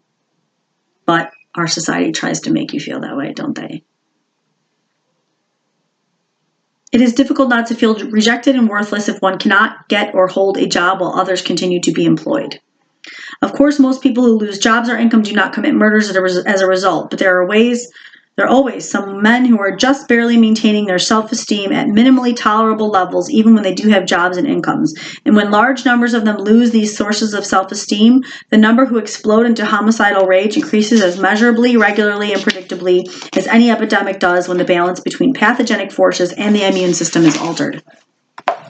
And these are not just statistics. I've seen many individual men who have responded in exactly that way under exactly these circumstances. The term going postal. A man loses his job and he suddenly cannot provide for his family and goes into the former office and shoots the whole thing up. It's an example, a very not very recent example, because the term going postal's been around for a while, but okay, for example, one African-American man was sent to the prison mental hospital I directed in order to have a psych eval before his murder trial. A few months before that, he had had a good job. Then he was laid off at work, but he was so ashamed of this that he concealed the fact from his wife, who was a school teacher, and their children, going off as if to work every morning and returning at the usual time every night. Finally, after 2 or 3 months of this, his wife noticed that he was not bringing in any money. He had to admit the truth, and then his wife fatally said, "What kind of man are you? What kind of man would behave this way?" To prove that he was a man and to undo the feeling of emasculation, he took out his gun and shot his wife and children. Keeping a gun is, of course, also a way that some people reassure themselves that they really are men. What I was struck by, in addition to the tragedy of the whole story, was the intensity of the shame he felt over being unemployed, which led him to go to such lengths to conceal what had happened to him. And this is a huge thing because men in our society are pressured to be the breadwinners, and when they cannot, or if they say they have a record that makes no one want to hire them because of their record, which is basing it, not on an individual's character over time, but on a certain incident, which is just like double jeopardy. If you are judging somebody based on something that they've done in the past in that way, it is essentially double jeopardy. I'm reading. Case stratification also stimulates violence for the same reasons. The United States, perhaps even more than the other Western democracies, has a caste system that is just as real as that of India, except that it is based on skin color and ethnicity more than on hereditary occupation. The fact that it is a caste system similar to India's is registered by the fact that in my home city, Boston, members of the highest caste are called Boston Brahmins, aka WASPs, or White Anglo-Saxon Protestants. The lowest rung on the caste ladder, corresponding to the untouchables or Harijan of India, is occupied by African Americans, Native Americans, and some Hispanic Americans. To be lower caste is to be rejected socially and vocationally by the upper castes and regarded and treated as inferior. For example, whites often move out of neighborhoods when blacks move in. Blacks are the last to be hired and the first to be fired, so that their unemployment rate has remained twice as high as the white rate ever since it began being measured. Black citizens are arrested and publicly humiliated under circumstances in which no white citizen would be. Respectable white authors continue to write books and articles claiming that blacks are intellectually inferior to whites, and so on, ad infinitum. It is not surprising that the constant shaming and attributions of inferiority to which the lower caste groups are subjected would cause members of those groups to feel shamed, insulted, disrespected, disdained, and treated as inferior, because they have been, and because many of their greatest writers and leaders have told us that this is how they feel they've been treated by whites. Nor is it surprising that this in turn would give rise to feelings of resentment, if not rage, nor that the most vulnerable, those who lacked any nonviolent means of restoring their sense of personal dignity, such as educational achievement, success, and social status, might well see violence as the only way of expressing those feelings. And since one of the major disadvantages of lower caste status is lack of equal access to educational and vocational opportunities, it is not surprising that the rates of homicide and other violent crimes among all the lower caste groups mentioned are many times higher year after year than those of the upper caste groups. And one could say, oh yeah, well, people just need to get over it, and a person's evil if they commit this. It has nothing to do with anything else but that. But when you have scientific studies and statistics backing up things like this, it makes it very, very clear how these things come to be and why they are the way they are now. Age discrimination has the same effect, particularly for young males. Throughout the world, the most concrete sources of pride, such as power, wealth, status, and honorific titles and positions, are disproportionately given to older males and denied to younger ones. That is, in virtually every social system in which there are military, religious, governmental, financial, or educational status hierarchies, the higher status positions are disproportionately awarded to those who are older. Sometimes this is even required by law.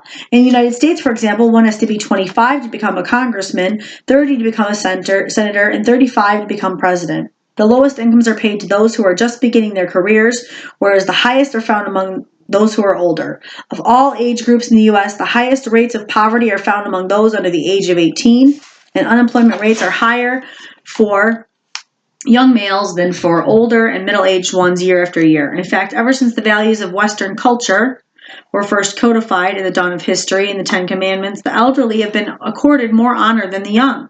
Thou shalt honor thy father and mother, with not a word about honoring the son or daughter. But the young are not only given less access to the sources of honor and pride, they are also disproportionately subjected to the sources of shame and humiliation. For example, until only a few years ago, the legal systems of every nation permitted adults, parents, babysitters, teachers, etc., to engage in the corporal punishment of children, behavior that would constitute an assault and battery if committed on another adult, such as slapping and hitting, including with sticks, rulers, belts, and other objects. Even today, only 10 nations forbid all corporal punishment, even by parents: the Scandinavian countries, Latvia, Croatia, Austria, Italy, Israel, and Cyprus, and only one state in the U.S., Minnesota, where many are of Scandinavian descent. Although the United Kingdom is less permissive of this practice than in the U.S., that it forbids teachers from hitting children, it still permits parents to do so. We know that assaults of this sort are experienced by children as humiliating, because they tell us so, both at the time and in later years. Indeed, the adults who behave in this way are usually quite clear that their aim is to humble the child, and they succeed all too well, though the effect is to teach the child to humble others by insulting them as well. Etymology also teaches us that an assault is experienced emotionally as an insult. The two words come from the same Latin root, and even in English they have overlapping meanings. So even when it does not produce physical injury, the corporal punishment of children conveys a clear symbolic message that children are inferior to adults and are not to be treated with respect, and that it is permissible to hit someone if you happen to be stronger than they are. Okay, I'm going to take a break here. My throat's starting to hurt. But as you can see, these are very strong scientific backed proofs.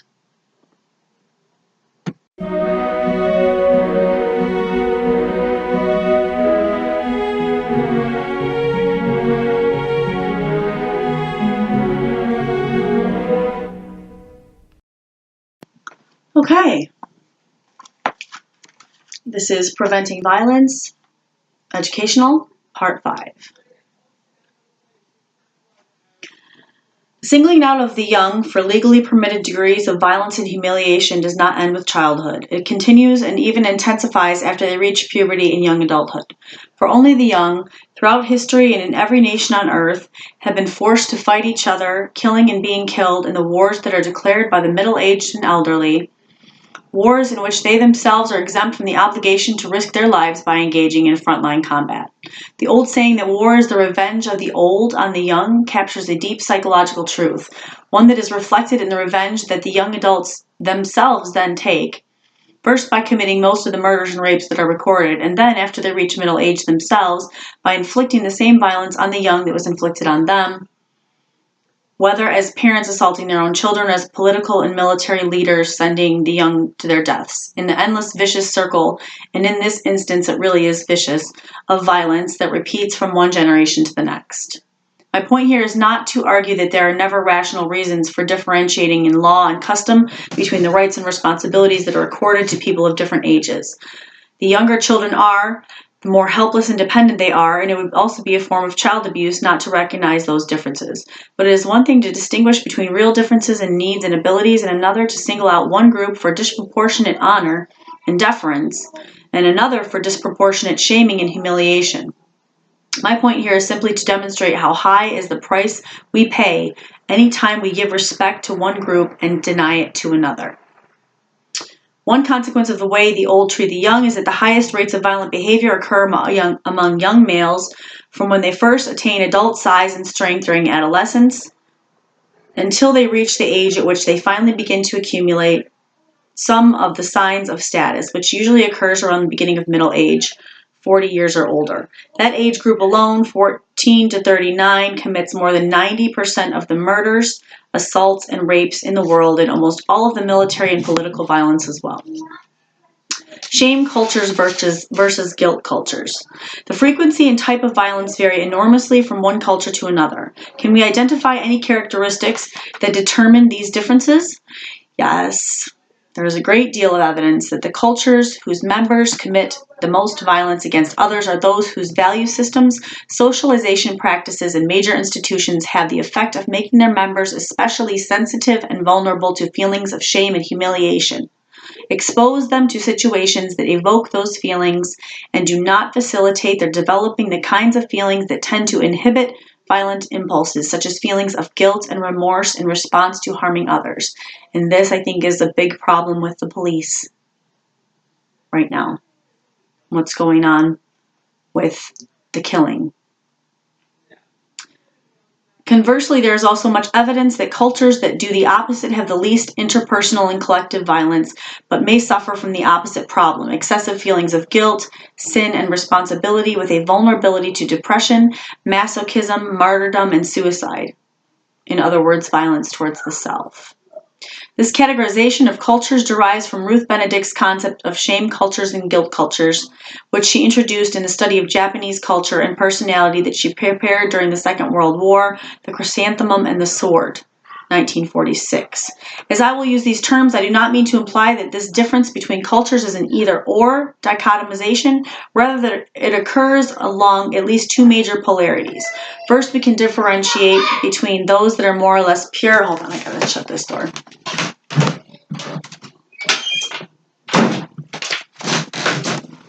Okay. First, we can differentiate between those that are more or less pure shame or guilt cultures to the degree that they emphasize only one or the other emotion in their socialization practices and moral value systems versus those that are mixed, emphasizing both emotions, and between extreme versus mild shame or guilt cultures, depending on the intensity and frequency of the shame or guilt to which their members are exposed. An example of a relatively pure and extreme shame culture would be the Kwakiutl Indians of Vancouver Island as described by Ruth Benedict in 1934. The ultimate reason why man of the Kwakiutl cared about the nobility titles, the wealth, and the prerogatives lays bare the mainspring of their culture. They used them in a contest in which they sought to shame their rivals. The object of all enterprise was to show oneself superior to one's rivals. This will to superiority was carried out with uncensored self-glorification and with jibes and insults poured upon the opponents. They stressed equally the fear of ridicule and the interpretation of experience in terms of insults. They recognized only one gamut of emotion, that which swings between victory and shame. And that's really important because our culture copies that, and you can see it all around you in the things that are going on in society today. Our defense, we have millions of bombs that are just sitting there, leaking into the soil, planes that are hardly ever flown, and yet the Department of Defense gets more and more trillions of dollars every year for what? It's not necessary. There's already enough bombs, there's already enough guns, there's already enough, here, look at me, how big my dick is. We don't need any more. We need the money to go to other things. And that's why it's important for people to understand the dynamics of violence so that they can understand how to change that in our society. That this cultural pattern was associated with violence can be seen from the fact that they engaged in headhunting, cannibalism, burning slaves alive, and undiscriminating, merciless war and murder, even against totally innocent, unsuspecting, hospitable, sleeping friends, neighbors, relatives, and hosts, men, women, and children. They would vie with each other in committing atrocities, as Ruth Benedict's mentor and the first ethnographer of their tribe pointed out. The motive for this aggressiveness was the desire to wipe out feelings of shame and to maximize feelings of pride and social prestige. Aggressive behavior was an accepted and honored way of doing this, as Helen Coder also recognized. Fighting with Property, 1950.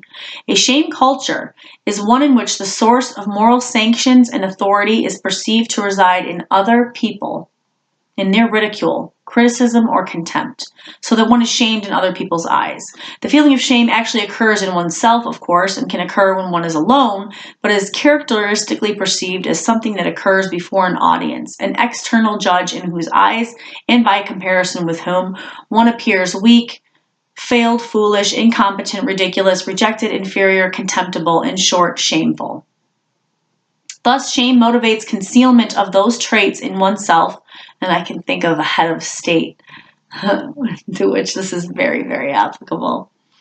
Thus, shame motivates concealment of those traits in oneself of which one is ashamed, since shame is only intensified by exposure to others. A guilt culture is one in which the source of moral sanctions and authority is oneself, one's own internalized conscience, and the moral law one imposes on oneself, violation of which leaves one feeling guilty and sinful in one's own eyes. By contrast with shame, the feeling of guilt or sin is actually relieved by exposure, which is why guilt cultures institutionalize the practice of confession of sins.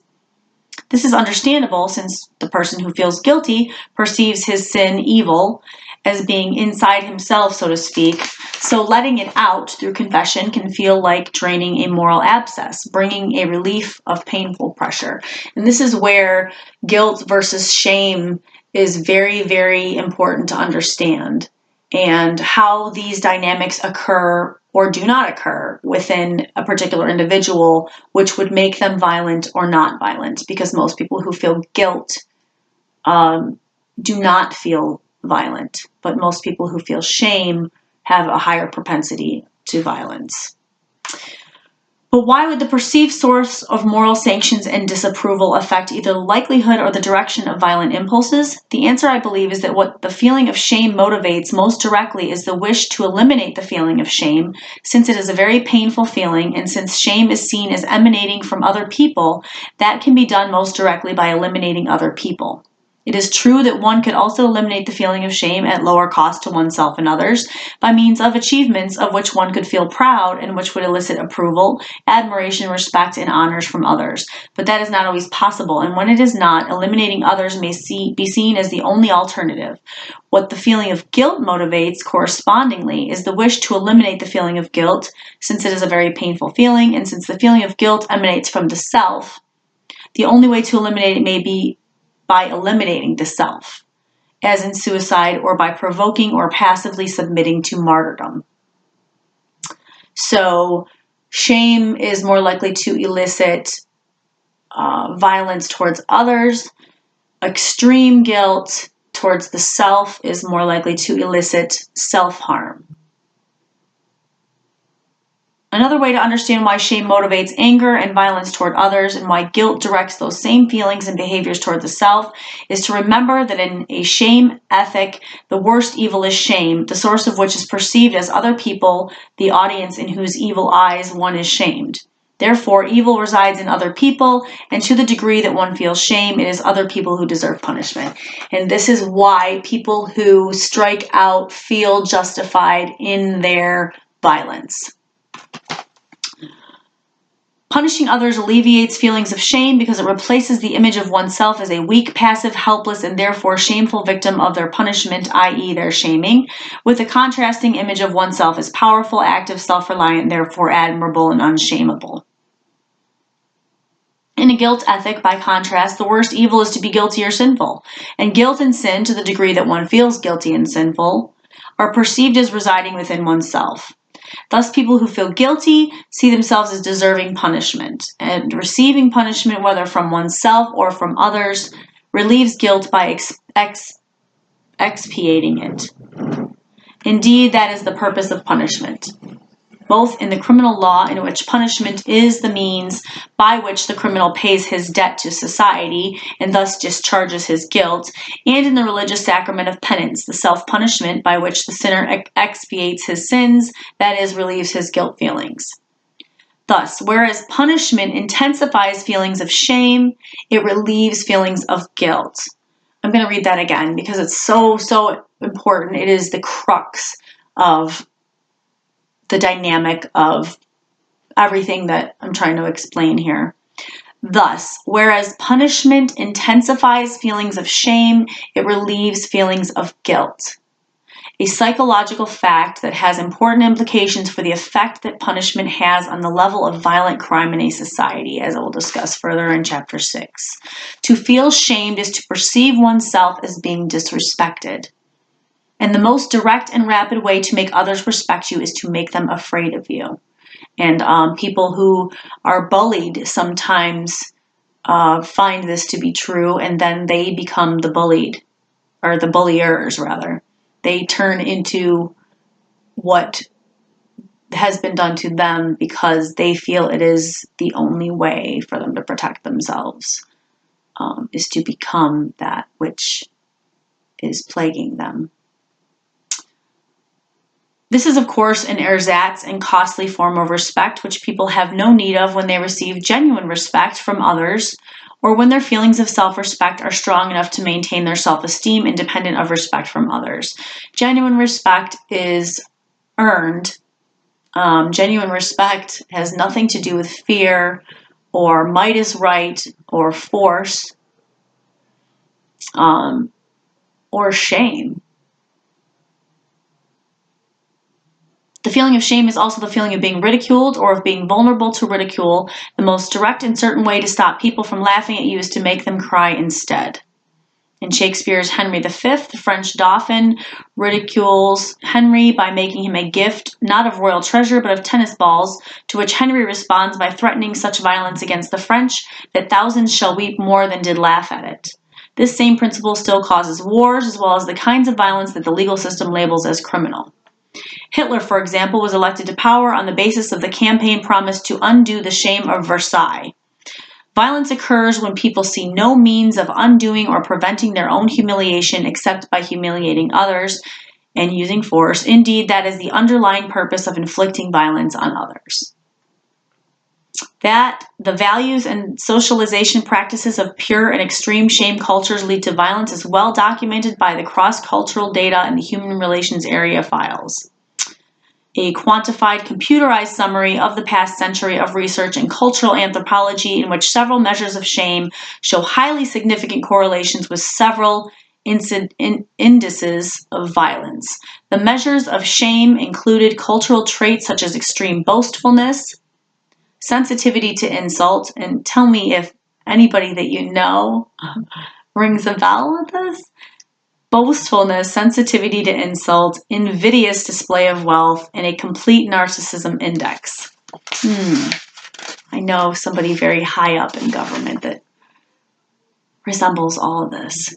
summation of those and other indices. The cultures that scored high on those indices were significantly more likely than those with low scores to have a high incidence of warfare, bellicosity, I'm not sure what that is, killing, torture, and mutilation of enemies, pursuit of military glory, crimes against the person, violent crimes, slavery, alcoholic aggression, male genital mutilation, and so on.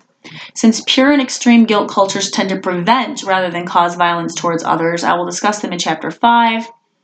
Here it is relevant to note that significant correlations exist in the human relations area files data, not only between the different indices of shame and of violence, but also between both of those variables and several different measures of social and economic inequality.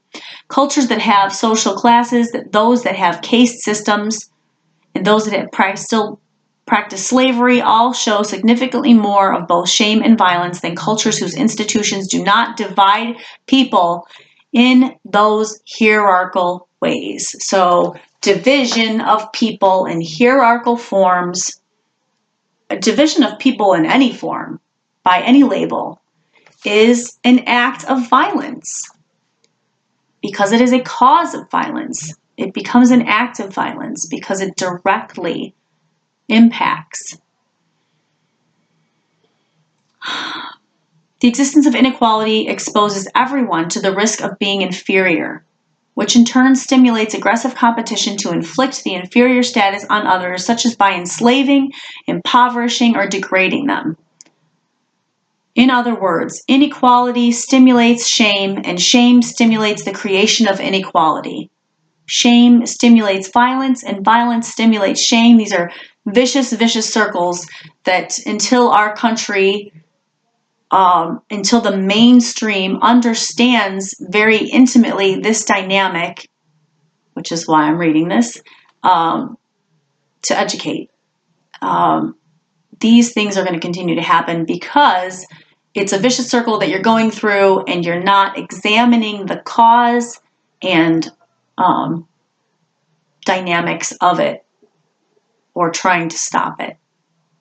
Like, for instance, a lot of people, when their children are hitting each other, will hit them.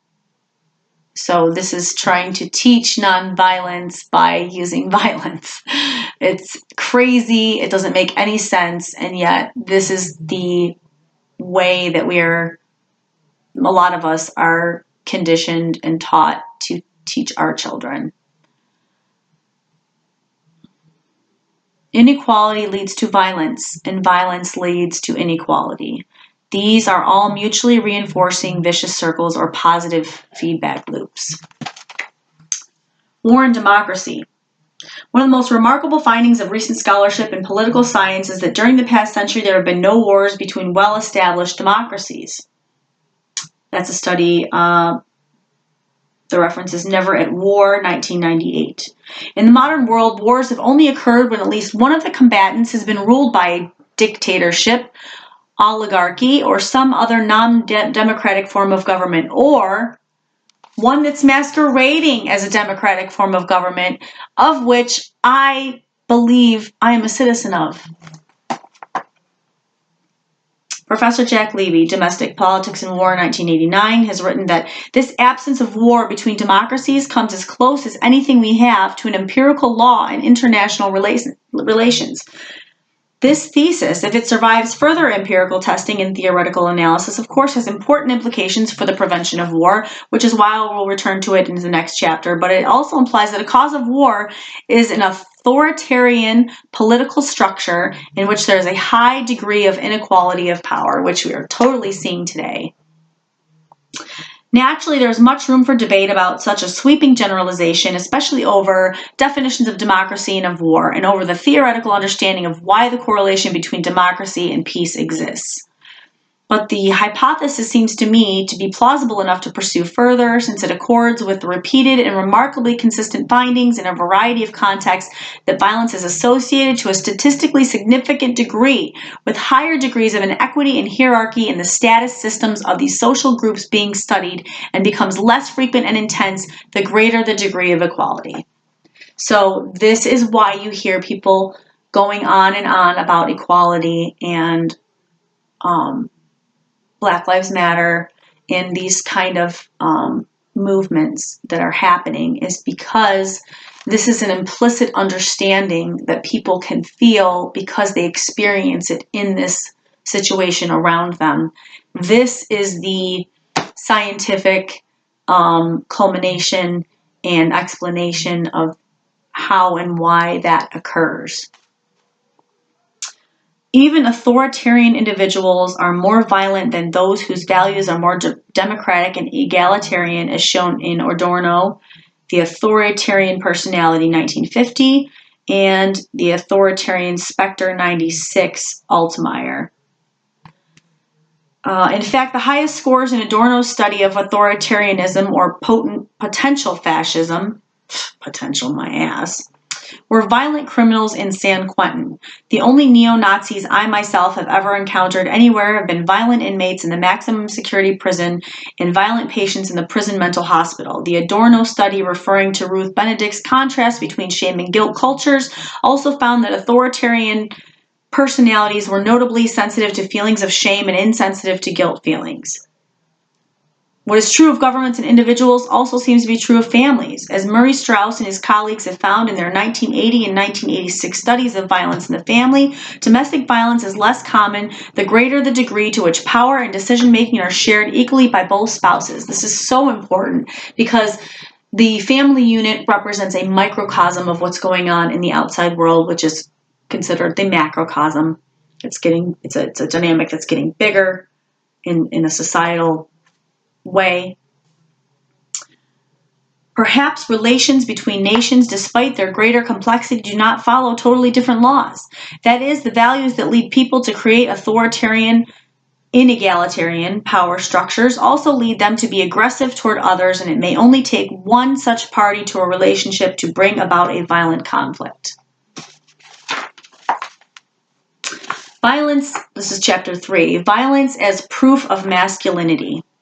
If being treated as inferior or assigned an inferior position in a status hierarchy leads to feelings of inferiority and shame, and that in turn leads to rage and violence, then why are women not more violent than men? Haven't women been treated as inferior by men ever since the invention of patriarchy? Yet men commit much more violence than women do. Homicides, suicides, wars, executions, even the so-called unintentional violence that results from careless risk-taking. Understanding why men are more violent than women requires an understanding of the highly asymmetrical gender roles to which the members of each sex are assigned at birth in our patriarchal culture, and to which they are powerfully conditioned to conform throughout the rest of their lives by virtually all the institutions of our society. The relevant point here, okay, so the male culture is then the shame culture, and the female culture is then the guilt culture, which explains why women are less violent, because they're more likely to inflict violence upon themselves or upon children that are submissives than they are to be violent outwards towards the males or towards society. Okay.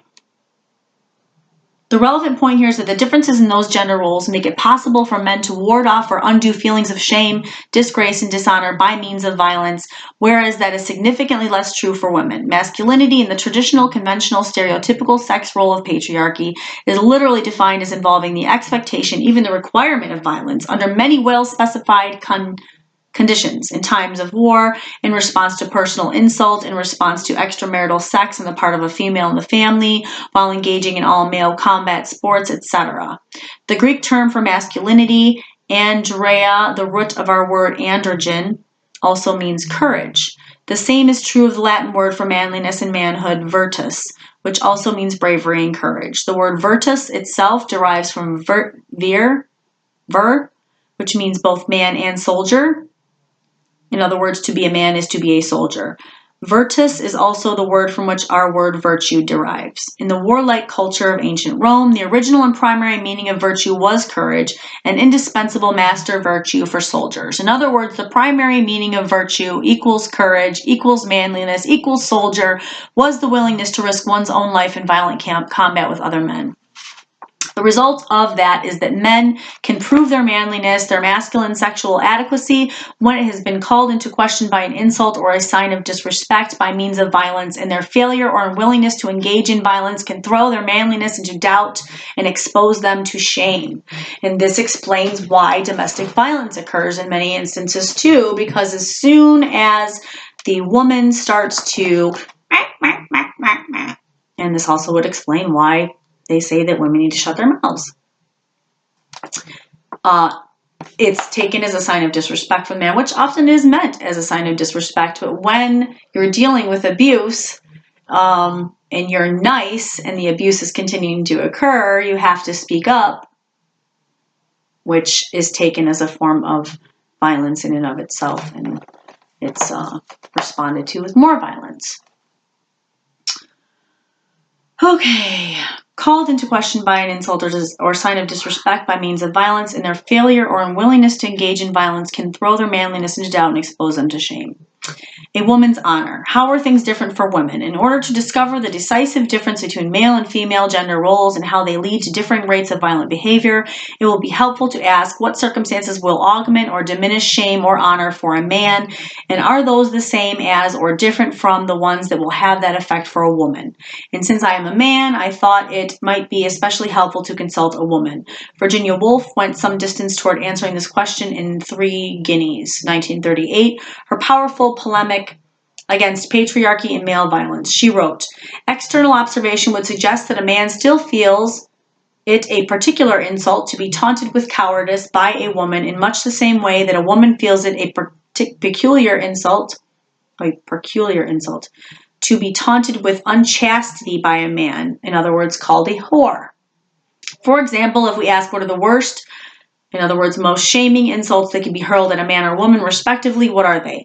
My own external observation of violent criminals in prisons, among other men over the years, would suggest that for men, the insults that are most powerfully shaming and hence violence-provoking are those that call into question either courage or manliness, two psychologically and etymologically synonymous concepts. These include wimp, coward, sissy, and anything that throws doubt on one's status as a normal, potent, sexually adequate adult heterosexual male, such as weirdo, faggot, or fairy, the homophobic insult boy, the traditional insult given to adult black men in American South and South Africa, or the declaration that a man is effeminate or castrated and has no balls, or that he is a cuckold, which can be translated into patriarchies as not enough of a man to control his wife's sexuality. It is important to note that cuckold is a term applied exclusively to men, and there is no corresponding word for the woman whose husband is unfaithful to her, because obviously men being whores is advocated in our society and completely normal.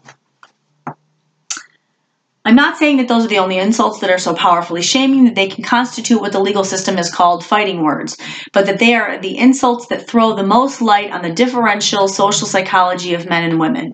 There are also racial insults, for example, which can be equally violence-provoking, but they are equally insulting to both sexes and are not specifically relevant to the differences between men and women. For women, the situation is entirely different. As Virginia Woolf suggested, women are insulted not by having their courage or their capacity for sexual activity called into question, but rather by accusations that they are too active sexually or active outside the bounds their gender role prescribes for them, meaning exclusively in marriage. Slut, whore, bitch, tramp. Just as cuckold is applied exclusively to men, promiscuous is applied almost exclusively to women. But what is most relevant here is that women are shamed not for being too submissive, dependent, unaggressive, and sexually inactive or impotent as men are, but rather for exactly the opposite traits, being too rebellious, independent, aggressive, and sexually active. Thus, if a woman responds to being shamed by becoming aggressive or violent, that may only lead to more shame rather than, as for men, to less. Violence on the part of women is regarded, according to patriarchal values, as unfeminine. Only men, for example, are expected and either permitted or forced to fight in wars, a convention that has only recently begun to be questioned. Even Lady Macbeth, when she was trying to talk herself into becoming violent, prayed to the gods of destruction to unsex me, for no woman could commit murder. And even then, she could only commit the murder vicariously, using her husband as the instrument of her will by shaming him and telling him he would be like a woman if he were too cowardly to kill Duncan. I'm not saying that no woman will respond by resorting to violence. Another great tragic heroine, Medea, shows how violent a woman can become when her husband shames her by an infatuation with another woman. I encountered a similar tragedy in reality in the Massachusetts prisons. A woman whose husband had decided to leave her for another woman killed their 2 children and eventually, unlike Medea, killed herself as well. What I'm saying rather is that violence is not a ready-made, gender-specific means of undoing shame for women as it is for men. It simply does not work as well. If one shames a woman enough, as Medea was, or as many women of color are shamed in the United States, one can elicit violence in a woman that can be just as homicidal as the violence of a man. The central implication, okay, so I want to make an important distinction here, because it's really easy for a woman to say, no matter what I say to a guy or what I do to a guy, he should be able to walk away. No. Actually, women do have a responsibility to manage their level of disrespect towards a man and the things that she's saying to him, because it can elicit violence from a man very easily and oftentimes does. And there is, it takes 2. So there is a responsibility there. Not always to keep your mouth shut, because I believe it's very important to stand up to might is right and, an iron fist. But the manner in which you do it, you have to be really careful with. And I've learned this from personal experience, being a mouthy bitch myself.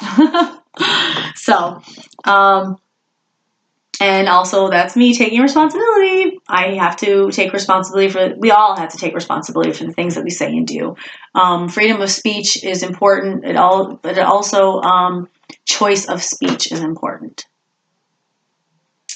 So, and righteous anger, of course, is allowed, but sometimes righteous anger can get you in just as much trouble as unrighteous anger can, and violence. Okay, the central implication of all of this is that in patriarchal societies, men are assigned the role of violence objects, and women are assigned the role of sex objects. Notice the terminology objects, because in our culture, we tend to objectify people, just the way we objectify things, possessions. And this is like a conditioning in our society. It's not just certain people are just like this. I mean, it's an ongoing thing. It's like a battering ram, it's drilling into your head all the time. And if you're not aware of it, you can fall prey to it.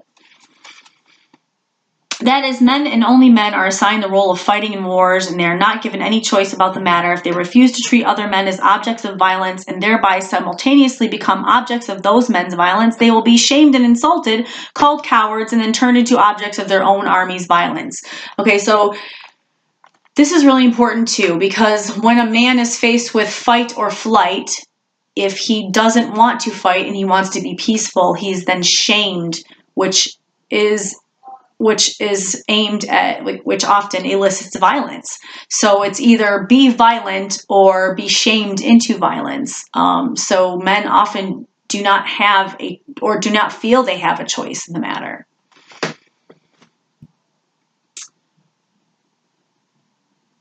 Okay, deserters have traditionally been shot, and just as men are shamed for refusing to treat other men and themselves as violence objects, they are honored for being willing to do so, like the Purple Heart, for instance. People who are in the military are often promoted, depending and given, pride by the number of people that they have killed. And so this is reinforcing this violent, aggressive behavior. And in essence, telling a man that that's the only logical way that he can survive in our society. And that's just wrong. It's absolutely wrong. Violence times violence equals more violence, and we're seeing it all over today.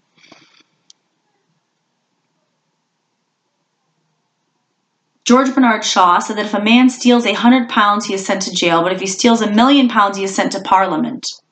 I believe the same principle applies to male violence. If a man kills one person, he is sent to prison. If he kills 10, to a prison mental hospital. But if he is responsible for the death of thousands, he is crowned emperor, made the Duke of Marlborough, or elected president of the United States. And unfortunately, that is sad but true. The opposite of shame is honor. And the highest honor given by the United States is the Congressional Medal of Honor. Who is it given to? Men. And for what? For violence, or more precisely, for turning themselves and other men into objects of each other's violence. I do not say this in order to shame those who sacrifice their own safety or even their own lives in the attempt to save their comrades in arms and the rest of us from the violence of other men. I am mentioning these facts in order to clarify the causes of male violence and to clarify why most lethal violence is committed by males against males, so that we can improve our ability to prevent all violence. My point here is to show why violence can be for men a very powerful way to ward off shame and to achieve pride and honor instead, whereas it does not serve that purpose for women nearly as frequently or effectively. What women are honored for, or under conditions of patriarchy, is not violence, but sexual chastity outside marriage and fidelity and fertility within marriage. I am calling that female gender role the equivalent of being a sex object because it means that the woman is obliged to renounce her own sexual subjectivity. She is not permitted to have sexual wishes and activities of her own choosing, before, during, or in some cultures even after marriage, but must instead be her husband's sex object. A woman in most patriarchal circumstances of circum-Mediterranean shame and honor cultures will typically be honored for being a virgin until marriage and shamed if she is not. From this comes the tradition in some peasant cultures of hanging bloody sheets outdoors the morning after the newlyweds' first night together as a means of proving that neither the family's nor the new husband's honor has been destroyed by unchastity in the bride. By contrast, a man in such cultures may be shamed for being a virgin at marriage, so at puberty he is traditionally taken by his father or older brother to a house of prostitution or introduced to a mistress. The fact that both women and men assign themselves and other women and men to the gender roles I've just described to the extent that they have internalized the values of patriarchy, down with the patriarchy, and that both women and men enforce their conformity to these roles can be seen by examining the epidemiology of violent crime. In the developed nations, at least, both women and men assign men to the role of violence objects, for both women and men are more likely to kill a man than they are to kill a woman. That is, both sexes see it as more appropriate to kill a man than to kill a woman. The only part of the world in which that might not be true, as a statistical generalization, is in certain Asian societies such as India and China, where lethal violence toward females such as bride burning and female infanticide, killing the female babies, or restricting the ability to have them in the first place, are apparently all too common. I do not know how accurate these statistics are in those developing nations, but there is a discrepancy between reported death rates in which men are in the majority as they are throughout the rest of the world, and overall census figures in which men are also reported to outnumber women, which is not true anywhere else in the world. Another exception, in the most traditional patriarchal societies, women who are perceived as having dishonored the men in their family by engaging in premarital or extramarital sex may be killed by male relatives. And, this is going on in the Middle East all the time, stoning to death of women, women who are seeking equality in any form, really. So as a collective, a human collective, we have a long way to go before women are considered equal to men in every respect across the globe. Even in less rigidly patriarchal societies such as the UK and the US, marital infidelity on the part of the wife is one of the more frequent precipitants of wife murder. But those exceptions only prove the rule, I think, about the nature of gender roles. For the woman who renounces her assigned gender role, which is to be the sex object of her husband, and allows herself to have some sexual subjectivity of her own, thereby also renounces the protection her assigned gender role gave her from violence. The statistics on sexual violence show the opposite pattern. There it is very clear that women are seen as sex objects for the vast majority majority of victims of rape are women, a gender disparity that also applies to incest. In fact, being a rape victim is perhaps the most extreme example of what it means to be a sex object. By definition, the subjective wishes and will of the rape victim are ignored by the rapist. My point here is to distinguish between two types of violence, physical and sexual, in the same way that child abuse is differentiated into physical abuse, the battered child syndrome, infanticide, and sexual abuse, incest, pedophilia. Both are forms of violence, of course, but they show important differences in their epidemiology and their consequences, which I believe can throw light on the psychology both of gender roles and of violence. I've used the terms violence object and sex object for the sake of brevity, but that of course does not mean that rape is not a violent crime. Physical violence can be defined as the inflicting of physical injury or death, and sexual violence as the violation of a person's sexual autonomy. When men are raped by other men, as many are in prisons, the overt, conscious, symbolic meaning of the event is that they are being turned into women, effeminized, which is a source of shame. For example, in prisons in the southern U.S., a male inmate who has been raped is called a gal boy. To be a sex object is to be a woman, and vice versa in the culture of violence called patriarchy. A form of violence towards men and women that may superficially appear to be more or less identical, namely genital mutilation, in fact, also exemplifies and confirms the same gender role differentiation. The purpose of mutilating a girl's genitals is to render her sexually anesthetized and inactive, so as to facilitate the task of turning her into a sex object who will be a virgin before marriage and monogamous after marriage. This is done by removing the basis of her sexual subjectivity, her capacity to have sexual desires and activities of her own, by removing her clitoris and sewing her labia shut. The purpose of mutilating a boy's genitals is, on the contrary, to turn him into a violence object, for the meaning of this ordeal for the boy in most cultures that practice such initiation rites is to challenge him to develop and demonstrate the physical courage and the ability to tolerate physical pain and injury that are a prerequisite for being a warrior, that is, a violence object. And you'll notice again and again that these dynamics are prevalent in our society, and in this turning of human life into possession, into an object, into an inanimate, outside rag doll or toy or tool, if you will. It is through passing this test without flinching, crying, or fleeing that he proves he has become a man, that is, someone who is brave enough to let himself become a violence object. For that he will be honored, just as he will be shamed, treated as not a real man for showing any signs of pain or fear. And this goes on, to what is our society teaching our boys? That to show pain or to show fear is to not be a man. Therefore, they internalize everything. It bottles up like, a cork busting open on a wine bottle, and that violence ends up exploding all over the place when that shoving in of feeling and not being able to express and be recognized as a vulnerable, sensitive human being, where that is thwarted, violence is going to crop up its head in one form or another, towards the self or towards others. Homophobia. Another closely related source of violence is homophobia, by which I mean the attitude of fear, hatred, and contempt for homosexuality and homosexuals. The reason for homophobia has long been recognized as the fear that one is or is thought to be homosexual oneself, which to the homophobic person is a source of intolerable shame and motivates behavior designed to prove one's heterosexuality. This is particularly likely to result in violence when the homophobic person is a man, because the most direct defense against the fear that one is or could be suspected of being homosexual is to engage in an exaggeration of the heterosexual sex role stereotype. And since violence is part of that definition of masculinity, exaggerated masculinity is likely to take the form of exaggerated violence. People see this where extreme hatred towards homosexuals is seen. And oftentimes, closet homosexuals exhibit a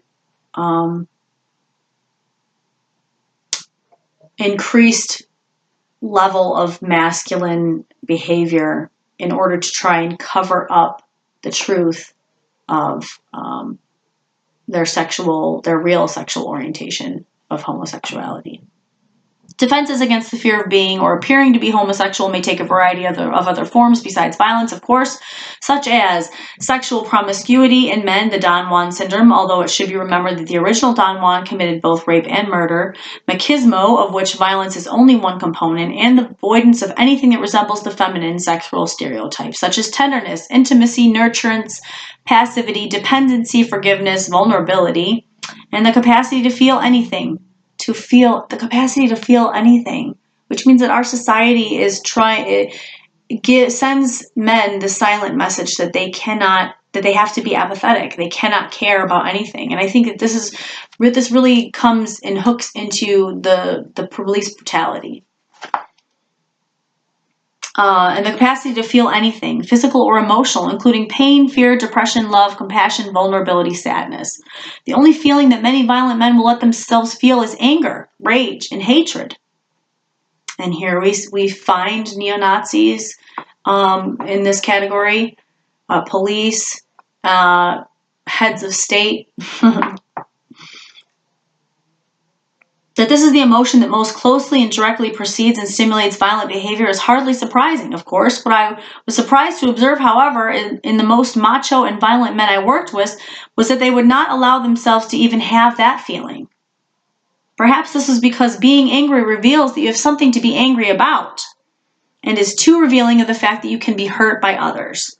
Thus, the motto of the most violent men of all could be summarized in the aphorism, "Don't get mad, get even," which is so dangerous because this starts this huge vicious circle of retributive violence that, is seen in, like Romeo and Juliet with the families warring and stuff. It never ends, and the other person always has to have the last hit.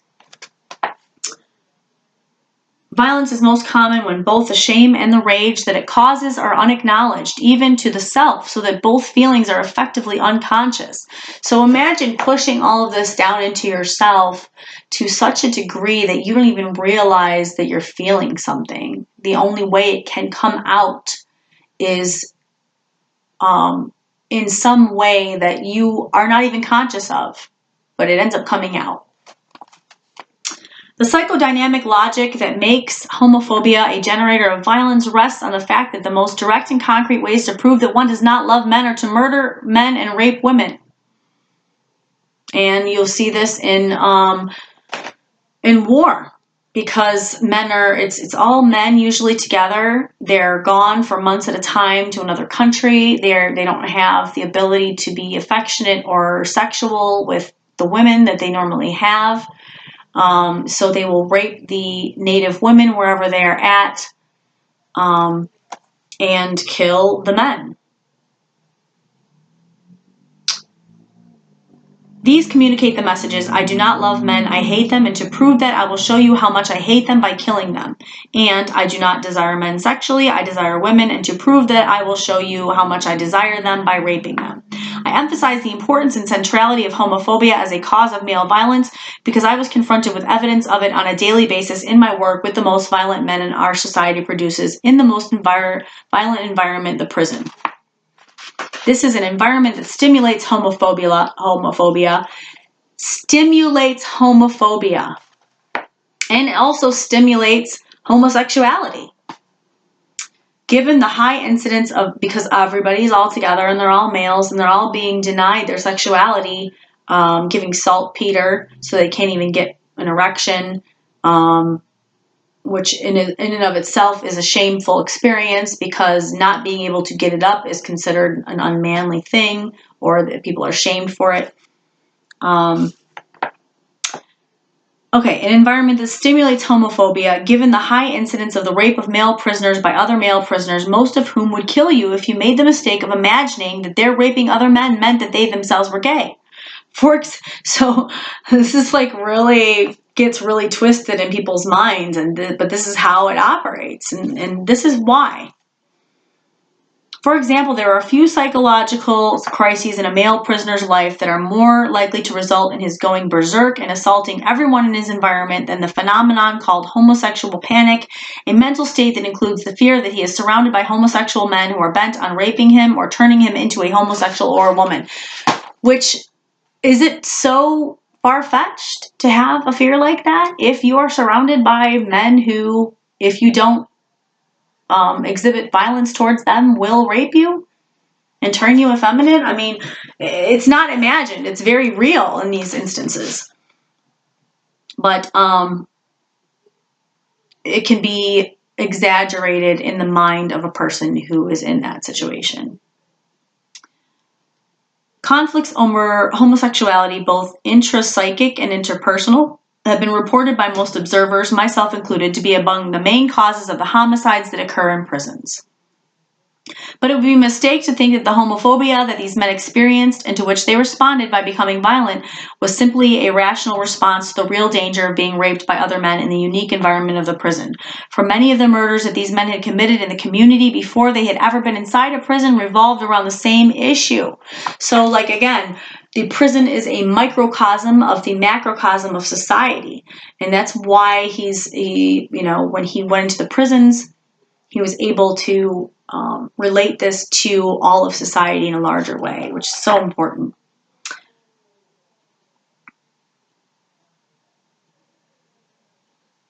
For many of the murders these men committed in the community before they had ever been inside a prison revolved around the same issue. One man who had run away from home at the age of 12 after his abusive alcoholic father attacked him with a butcher knife had found no way to support himself on the streets except by working as a male prostitute. After some years of that, a man that he picked up made the mistake of assuming that the fact that he worked as a male prostitute meant that he was gay. His response was immediate and lethal. Killing the man was the only way he could imagine to prove that he was heterosexual.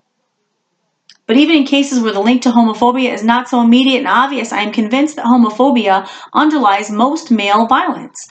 I say that because, as I explained in my earlier book, violence is to behavior what paranoia is to thoughts.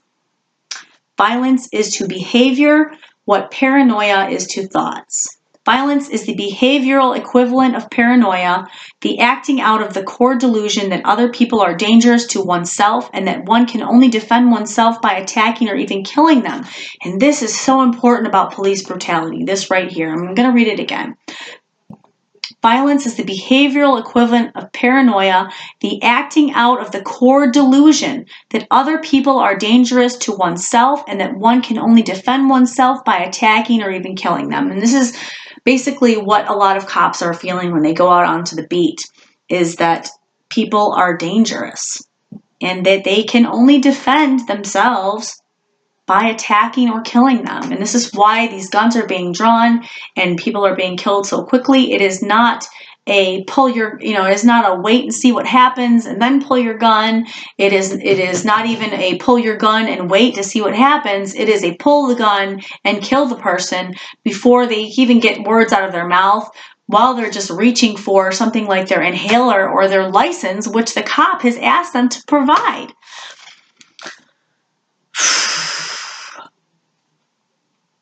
That is why what looks like offensive violence to observers always feels like self-defense to the violent person. And this is why a lot of cops, I think, are not charged, is because not only of the protections that they benefit from within police unions and the absolute power of the positions that they are allowed to be in, but also it is easy for people to say, I thought that this person was going to shoot me, so I shot them first. They, sometimes do truly believe that they're justified in what they're doing because to them it looks that way and it is justified in their minds. I believe that Freud was profoundly correct when he traced the etiology of paranoia to homophobia, in which the paranoid delusion is a defense against a shame-provoking perception of oneself as homosexual. The thought processes that produce paranoid delusions, as Freud saw, consist of denial and projection. Denial that I love him by reversing it into I hate him, and projection of that thought onto the other person, reversing I hate him into he hates me. homophobia, patriarchal or sexist attitudes with a devaluation of everything female and an overvaluation of everything masculine, a defensive exaggeration of the male gender role in the form of a kind of hypermasculinity or machismo, and the constant threat or reality of violence. I have never seen such an intensification of all those attitudes as I did in the prisons. In fact, the prisons were not only a pure culture of violence, as I said earlier, but also a pure culture of patriarchy, machismo, and homophobia. And that is one of the reasons why corrections needs to be changed and needs to be completely flipped upside down, because these are breeding grounds for more violence. And that is why a lot of people, when they get out, they're committing not only the same crimes, but they're committing them in better ways, because they've all been sitting there in this cesspool and learning from each other how to be better criminals, essentially. So they put them all together in a violent atmosphere, tell them not to be violent while all they're being taught around them is violence. That's fucked up. And they're supposed to somehow get out of that on their own without any resources or support or education. Go figure. So, and this really comes down to also the incentivizing of not solving, with money. Why solve the problem when you can just keep the problem going and can keep making money off of it? If you actually solve the problem, then you're not going to be able to make money off of it anymore, because the problem's been solved. This goes for healthcare, this goes for the prison system, this goes for a lot of the ills of our society. Because it's money driven, there's incentive to keep the game going and not actually solve the problem, or to deal with symptoms instead of causes.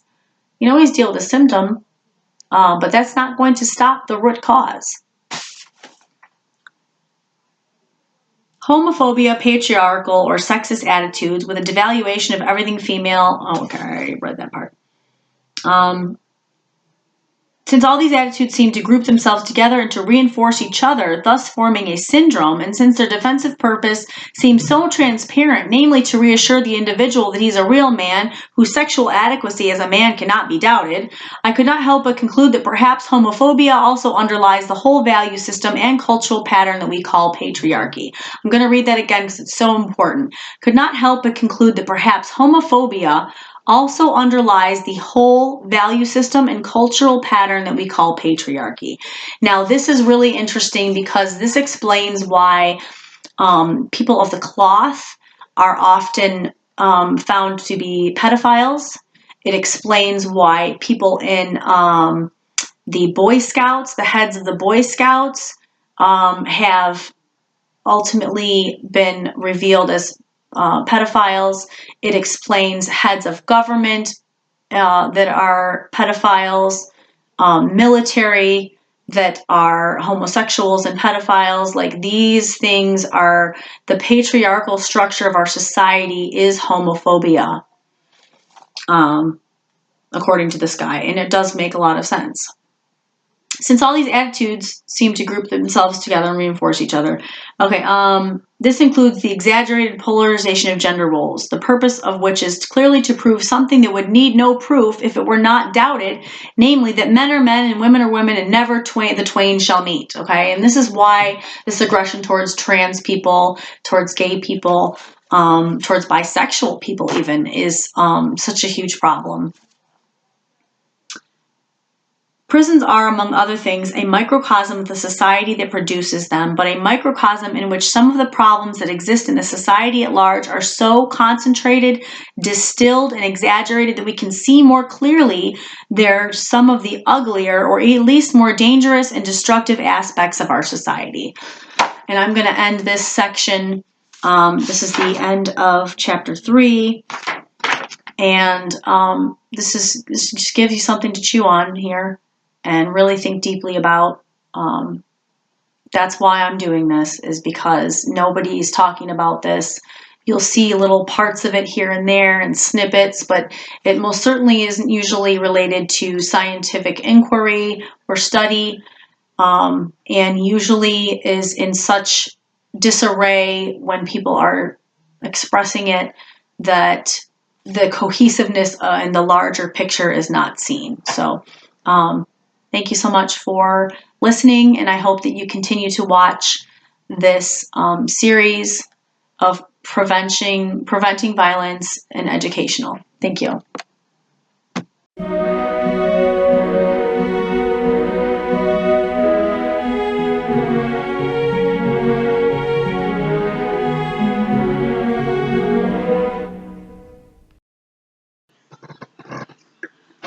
Hello, this is Rebecca, Life with the Fritz, and this is part 6, and I'm starting to read chapter 4. It is a new theory of violence, and this is, again, preventing violence educational. One of the advantages of the theory of violence proposed in this book is that it is capable of explaining 2 paradoxical facts that would otherwise be difficult to account for. Oops, I forgot to shut the door.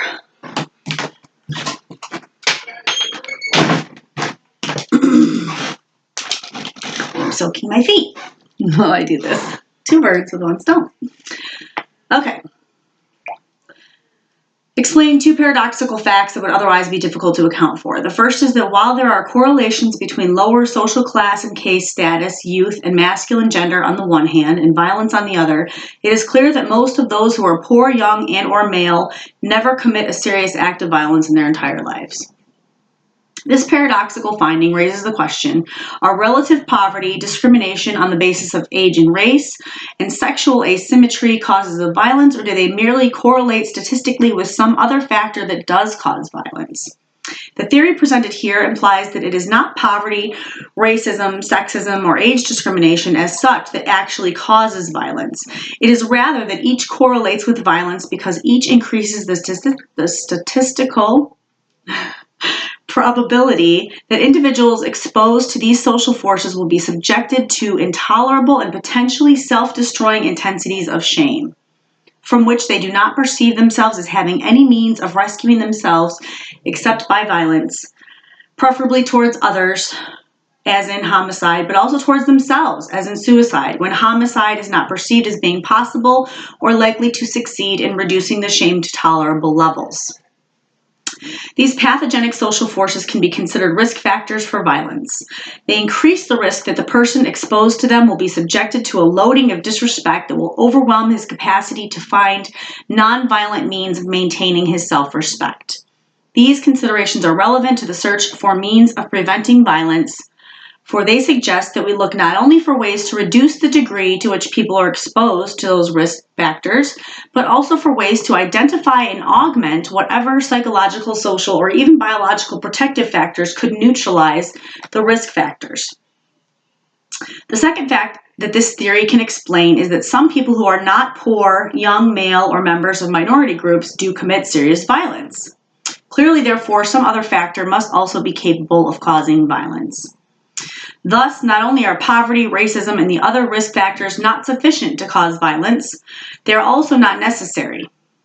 The theory presented here can be summarized in the proposition that the cause of violence is not, for example, poverty as such, but rather there is a correlation between poverty and violence because both are correlated statistically, but only statistically, with the real cause of violence, which is overwhelming and otherwise inescapable and ineradicable shame. 2 corollaries follow. 1. Any of the other means, in addition to class, caste, and age stratification and sexual asymmetry, by which people can be exposed to overwhelming and inescapable shame, and there are many, can also cause violence. 2, any factor that reduces the shame-inducing effect of, say, relative poverty, unemployment, lower caste status, youth, or male gender can protect the person from being overwhelmed by shame and can hence reduce the probability that he will resort to violence. So if you're a very poor person and you're experiencing feelings of shame and somebody comes along and they say, I can identify with you and what you're feeling is understandable, and your self-worth, you know, you're a wonderful person, even if you're poor. Your self-worth shouldn't have to depend on the money that you are not bringing in. Like if somebody comes along and lets that person know that they care, then they can help lower the risk factor that person will end up being violent in some way, shape, or form. So that's just one way. But it's just an example of how easy it can be to help somebody by giving them support, encouragement, and helping to build their self-esteem. Violence, like all behavior and all disease, is multi-determined. It is the product of the interaction between a multiplicity of biological, psychological, and social causes or variables. For example, male sex hormones, child abuse, and relative poverty, each of which can be shown to have the effect of increasing or decreasing the frequency and severity of violence when all the other variables are held constant. However, beneath all that, there are certain regularities and unities, one of which is that shame is a necessary but not a sufficient cause of violence, in the same sense that the tubercle bacillus is a necessary but not a sufficient cause of tuberculosis. Feelings of shame versus their opposite, pride, tend to revolve around the question of perceived sexual adequacy or inadequacy, so that almost any experience that can leave a man feeling ashamed does so by leaving him feeling that he is something less than a man. And this isn't necessarily true with women, but it certainly holds true with men. My point is that in the type of culture called patriarchy, man means adult rather than a boy, potent rather than impotent, courageous rather than a wimp or a coward, active rather than passive, dominant rather than submissive, heterosexual rather than homosexual, masculine rather than feminine, ballsy rather than castrated or a eunuch, a master rather than a slave, financially successful rather than poor, etc. For example, for many, a man, the most painful aspect of being poor is that it means he is not an adequate man, not a real man. And that image of the man who is not really a man easily melds into the image of the gay man, whether on a conscious or unconscious level. When I suggest that homophobia is so central that it is like shame, virtually universally present wherever violence occurs, I am trying to suggest that for men under patriarchy, the image or concept of homosexuality functions as a kind of universal symbol or equivalent of every form of masculine sexual inadequacy. That it therefore epitomizes every cause of shame, and that there are few self-images that cause patriarchally conditioned men to feel shame more deeply than the perception by themselves or others that they might be gay. Many men will resort to almost any degree of violence if that is what it takes for them to ward off that perception of themselves. But the underlying issue is still shame. Shame over being an inadequate man or a non-man, someone who is not really a man. And here I'd like to point out that those who have accepted that they are homosexuals, I'd like to suggest that they have a greater degree of self-esteem than those who may be latently homosexual or unconsciously homosexual and fighting against that by trying to be extra masculine and by hatred of homosexuals. So, I believe that's the reason why a person can be open and honest with their sexual orientation is because they have the self-esteem that's required in order to have that openness and that honesty and to actually live their lives without feeling like they have to hide who they really are. So those are very brave people, and there are a lot of them coming out in our society, and I applaud them.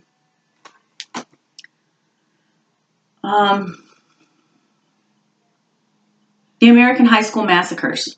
There's a paradox at the heart of the series of mass murders that occurred in high schools throughout the United States during the last years of the 20th century. These massacres puzzled many people and were difficult for many theories of violence to explain because the perpetrators were middle class or even very affluent white youths. They were neither poor nor black. It is true that they possessed two risk factors, namely being young and male, which is statistically true of most violence, but they violated the statistical generalization that direct interpersonal violence toward others is most common among those who are of lower class and caste status.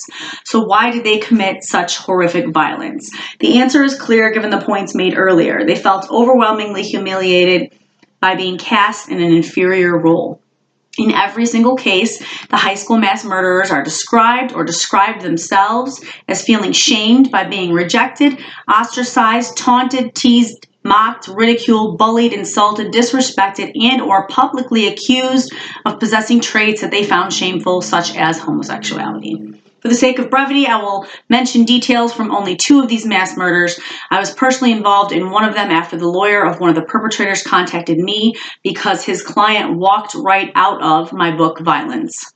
The other is the Littleton, Colorado tragedy. Quotations from the diaries, videotapes, and websites of the perpetrators were later published. But I would emphasize that the same principles apply to all of them to the extent that details of each that have been made publicly available. And I would add here that mental illness also plays into acts of violence, which sometimes, as he mentioned earlier in the book, is aggravated by societal factors.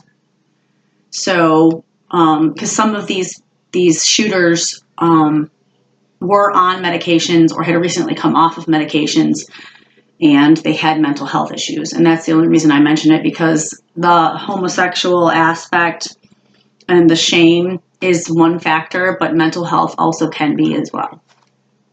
Which is why we need universal health care, because it's easier to prevent things from happening than it is to do damage control. And our country seems to be very much about, oh, well, we'll cross that bridge when we come to it, or we'll figure out that when the damage occurs. No. And you know, over time, you can see how that mentality has destroyed our country and is continuing to destroy our country. Okay, 2 other facts about these mass murders are also worth noticing. The first is that they were highly unusual. For the vast majority of American teenagers, the safest places in the community are their schools, where lethal violence is much rarer than on the city streets or even in their homes. The second is that the main reason these highly unusual and atypical events receive so much attention in the mass media is because they were so atypical in another respect. They involve white, middle-class youngsters. Black teenagers have been killing each other at incomparably higher rates for decades, 7 to 10 times as often. But the media have, for the most part, devoted little or no soul searching to this violence. Rather, it is tended to be taken for granted as just what those people do. Fucking assholes for saying that or thinking that. Or treated as if it were as unavoidable a characteristic of their nature as, say, monsoons are of the South China Sea. As if it's some genetic predisposition, which is a load of fucking crap, because everybody is a human being and should be treated as such. But let a white middle-class child kill his classmates, and suddenly we perceive the decline of the West all over again. These distortions in popular perceptions of violence in America are important not only in themselves, however, but also because the very fact that these distortions exist and are so widespread in our culture specifically, and in our media, can help us to understand the atypical violence of the white middle-class students themselves, as I will attempt to show. And right now I'm going to add a little opinion of my own, which is that in Littleton, Colorado, the biggest industry in Littleton is the mass production of nuclear weapons. And everybody knows it. Everybody, that is their subsistence there. And I think it really, on a collective level, and an unconscious collective level of humanity, reinforces the propensity for violence and the ideology that violence is the answer, because all of these people were profiting off of, clearly the destruction of humanity in other parts of the globe. And what you do to others, you're doing to yourself ultimately. And I think that this tragedy manifested partially as a result of that collective ideology. whether conscious or unconscious. Again. Let's see here. Okay. To protect the confidentiality of the forensic psychiatric interviews with the first of the high school shooters, I will call him Tommy, not his real name, and I will intermingle quotations from the reports submitted by 5 clinicians who interviewed him. Tommy was a teenage American high school student who killed and wounded several of his classmates in the late 1990s, following which he cried out, "Kill me now." When he was interviewed by a detective, he was at first unable to explain why he had done any of this, and then blurted out, "I guess I just got mad because everybody kept making fun of me." Later interviews with psychiatrists and psychologists revealed the extent of both his anger and of the teasing that contributed to it. Tommy's early memories of school centered on themes of being taunted. Kids continued to pick on him when he began high school. Extensive harassment in which he was called gay, faggot, nerd, geek, and pussy. He stated that he was also spat upon. The harassment became particularly pernicious following publication of a false rumor in the school newspaper that he was having a homosexual relationship with another student. Okay, so that shame, when thrust upon an individual, especially when it's not true, and they have no way of proving otherwise. And this is like an entire community of people that is being, where, you know, these things are being publicly known about him and are not true. He was humiliated by the allegation, particularly when the other students began to tease him and call him gay and faggot almost daily. He said that kids would call him gay because he didn't like to be mean to girls. He felt that his peers began to assault his masculinity because, in his view, he wasn't mean enough. He's not had any sexual experiences and said that kids make fun of him because of this. Kids are mean as hell. And that's stemming from our society. Our society teaches people to be this way. Conditions them, whether they're being taught that in the home, whether they're being taught this even on a conscious level. It's being taught, it's being conditioned, it's going into the subconscious of millions of boys every day. His anger over rejections and humiliation mounted. He then hit upon the solution that an act of violence would change the way kids perceived him in school and give him the recognition and acceptance he longed for, which is moronic, because he wasn't thinking far enough into the equation to say, oh yeah, if I shoot up the school, I'm going to get arrested and thrown in jail the rest of my life or die.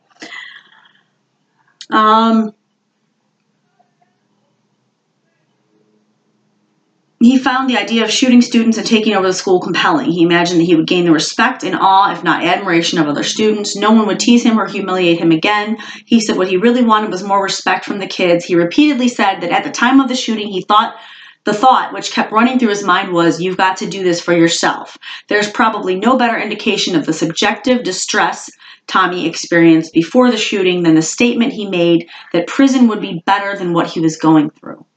And that's not necessarily true, because we all know what goes on in prisons. Because at least the teasing would stop. He thought that if he got into trouble, he would not lose that much, because I didn't have that much. I didn't feel as if anyone really liked me. He reported that he was tired of people making fun of me. I couldn't stand it anymore. If I shot one of them or scared them all, they would leave me alone. And this is where I mentioned earlier about bullying and how the bullied often turn into bullies. And I think that this is something it's like tag, pass it on kind of thing in our society. If you allow it to become that way, if you're not aware and you don't say to yours, because I was teased and bullied mercilessly as a child. I was a preemie, so I was very, very small. I was never picked in sports. I sat alone at lunch or only hung out with the nerds. I was teacher's pet, so I excelled because I was smart, and I was teased because of that. My mother was on welfare, so they used to say I live in a cardboard box and I'm a welfare child. Of course, I'm a female, and society says that to be aggressive and violent, in my case, is unacceptable, and that's a further source of shame. So, like he said earlier in the book, the likelihood of a female being this way to achieve those ends really doesn't make any sense. But for boys, it becomes a very real possibility and option. When he actually brought his guns to school, a friend of his was so impressed, he said, "You got the biggest balls here." He felt he could not change his mind because the boys would laugh at him for bringing the guns if he did not go ahead with the plans to use them. Ironically, his plan for gaining respect through violence turned out to be more successful than any other strategy he had up to that point, for he said that after the incident, "People respect me now." He reported that he liked the juvenile detention home better than high school, that the kids were nicer to him, he was not being teased or put down. Wow, that's fucked up. The tragedy, of course, is that neither he nor the adults responsible for him found any less destructive way to enable him to diminish or tolerate the overwhelming shame and humiliation he had been experiencing. And along with shame and humiliation, I would say ostracization and what's the word that they use when they banish someone? Banishment, or I think it starts with an E. I can't think of the word right now, but that feeling of, that severe feeling of not belonging, of feeling, outside of ever being accepted in any way is a very strong thing. So when we're talking about shame and humiliation, those kind of things are also included in that. The story of the massacre at Columbine High School in Littleton, Colorado was virtually identical to that of the one Tommy committed. The two killers, Eric Harris and Dylan Klebold, were subjected to repeated taunting, teasing, insults, name-calling, rejection, and accusations, apparently false, of being homosexual. A journalist with the New York Times reported the preps and jocks who ruled the school, overextended masculinity, taunted the group in the hallways with sarcastic jibes. One member of the Trenchcoat Mafia was quoted in today's Denver Post as saying that they had been pushed down against lockers and had rocks in lunchroom, mashed potatoes thrown in their faces by jocks. Jody Wilgerin, Click's dark journey began with a black coat is the reference there. And these allegations were confirmed by many of the jocks, the athletes at the top of the school's social hierarchy, just as the shooters were at the bottom of it. One football player was quoted as saying, "Columbine is a clean, good place except for those rejects. Most kids didn't want them there. Sure, we teased them, but what do you expect with kids who come to school with weird hairdos and horns on their hats?" In other words, people who don't subscribe to social norms. Fuck social norms. That's my opinion. Fuck social norms. They fuck with your head. Everybody should be unique and be the person that they want to be, and they shouldn't be afraid to do that. It's not just jocks. The whole school's disgusted with them. They're a bunch of homos grabbing each other's private parts. If you want to get rid of someone, usually you tease them, so the whole school would call them homos. Nancy Gibbs and Timothy Roche, the Columbine tapes. And that is that source. The effect of this on Harris and Klebold, judging from what they wrote, said, and did, was shame, leading to rage, leading to violence, and a desperate attempt to replace shame with respect so as to stop the social and psychological annihilation they were undergoing. The tragedy was that neither of them found a way to rescue his self-esteem, and hence his self, except at the expense of his body, his physical survival, and the bodies and physical survival of others. They made it very clear in their websites, videotapes, and diaries what their feelings, motives, and intentions were. In one videotape, for example, Eric Harris said, "Isn't it fun to get the respect that we're going to deserve?"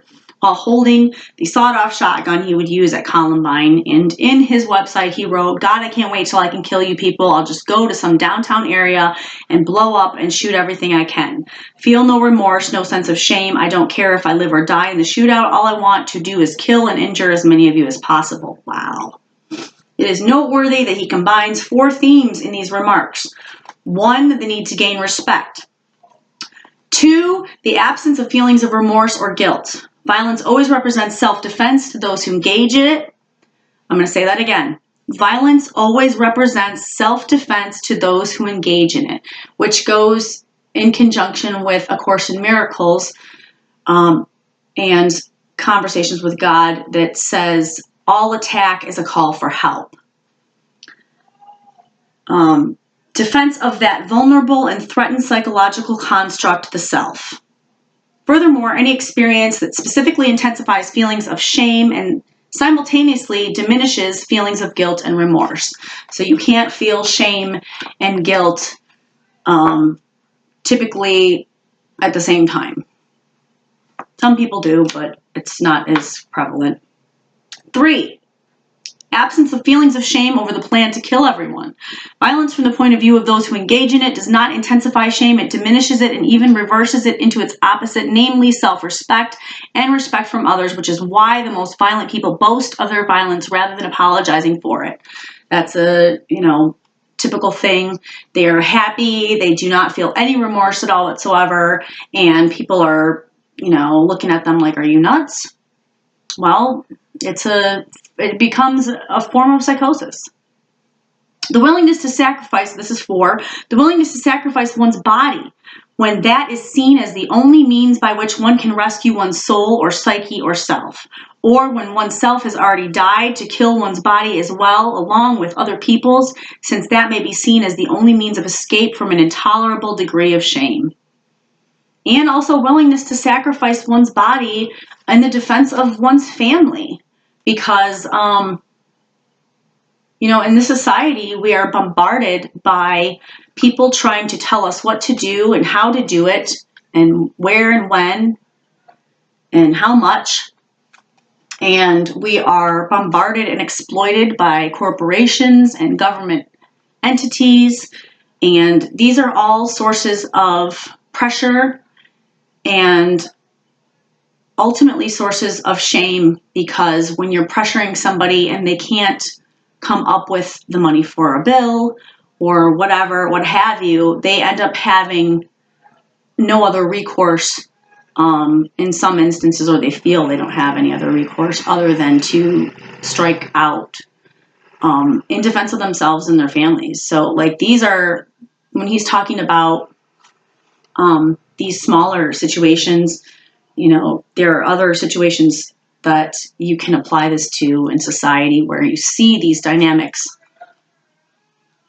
One lesson the Columbine tragedy teaches us is that lower social class and case status are far from being the only determinants of overwhelming shame, though they are the most common epidemiologically. I got it right that time, the first time. At Columbine, where everyone was of the same social class and caste, again, at Columbine, where everyone was of the same social class and caste, the criteria for social status involved not money or race, but athletic ability and the kinds of social skills needed for popularity in that particular school, in both of which Harris and Klebold were sadly and even tragically deficient. So there are these status quos that exist, whether anybody actually ever points them out or not. You can feel it, you're experiencing it, and your place in that. And if you happen to believe that what these other people are saying is true, and you don't have the self-worth and self-esteem to withstand those assaults, then it ends up putting these youngsters in precarious positions where they make these kind of tragic decisions. But there's an irony in this tragedy which is too important to overlook. The irony is that the main reason why communities like Littleton and schools like Columbine exist is to enable the families who move to those school districts to benefit from their high school social and economic status and enjoy freedom from poverty and degradation, and from the violence that poverty and degradation bring with them, while leaving the class and caste structure of our society as a whole intact. In other words, they're not challenging these social norms and status quos. They are trying to embody them while ignoring those who do not benefit and often are destroyed because of these social norms. So social norms are really, really important to challenge and to break, and to, get people to understand that it's not right and it cannot continue. They are rescuing themselves at the expense of those who are poor and or colored, and in effect abandoning them to these war zones of almost unlimited violence, the inner city ghettos into which the underclass is segregated in the American version of apartheid. And this is so very true. I live in the middle of Detroit because I trust my neighbors in the ghetto, in the hood, more than I trust our governmental entities who condition and hold these societal structures in place, which is the basis of white supremacy, superiority based on ...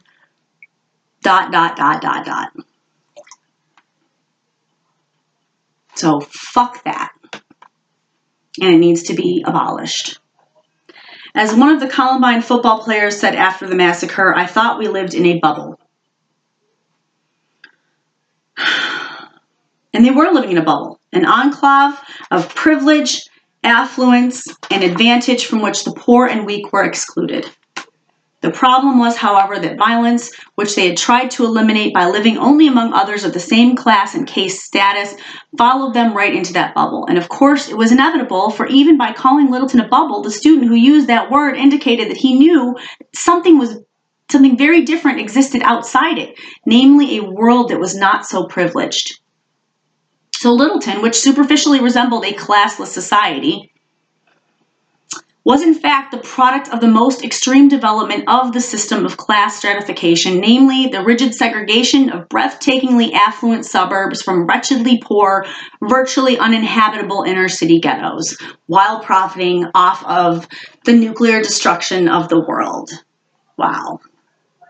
I do not say this with any sense of self-righteousness, for like most upper middle class professionals, I have done exactly the same thing myself in the effort to provide my children and myself with the best possible education and the highest possible degree of freedom from crime and violence, which is why you have this divide amongst Black people now who are more affluent than the poor, and why they are seen as turning on their fellow race, because the money changes everything. And you want your children to do good and have better things. You want to have better things. You want to live more comfortably.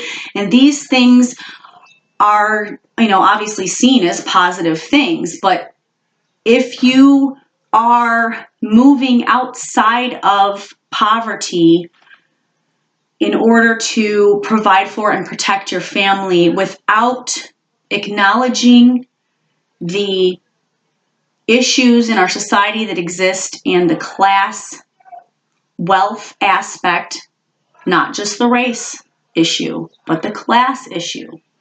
And I, as an activist, have a very intimate experience with this as a white woman who has lived in poverty my entire life. I have that inside view, and so it allows me to be a bridge between people. And so this separation by class is a huge thing, and it's going to continue to be a huge thing until people realize that and accept and acknowledge and try to work towards equality in wealth, not only in race, but in wealth. I mean, these things are hand in hand. They're inextricably linked because our society is a capitalistic society and has been built on the backs of other people and taking advantage of other people and getting over on other people. And you can't teach somebody that this is how you get by in society and then complain when they use the very tools that you've conditioned into them through society.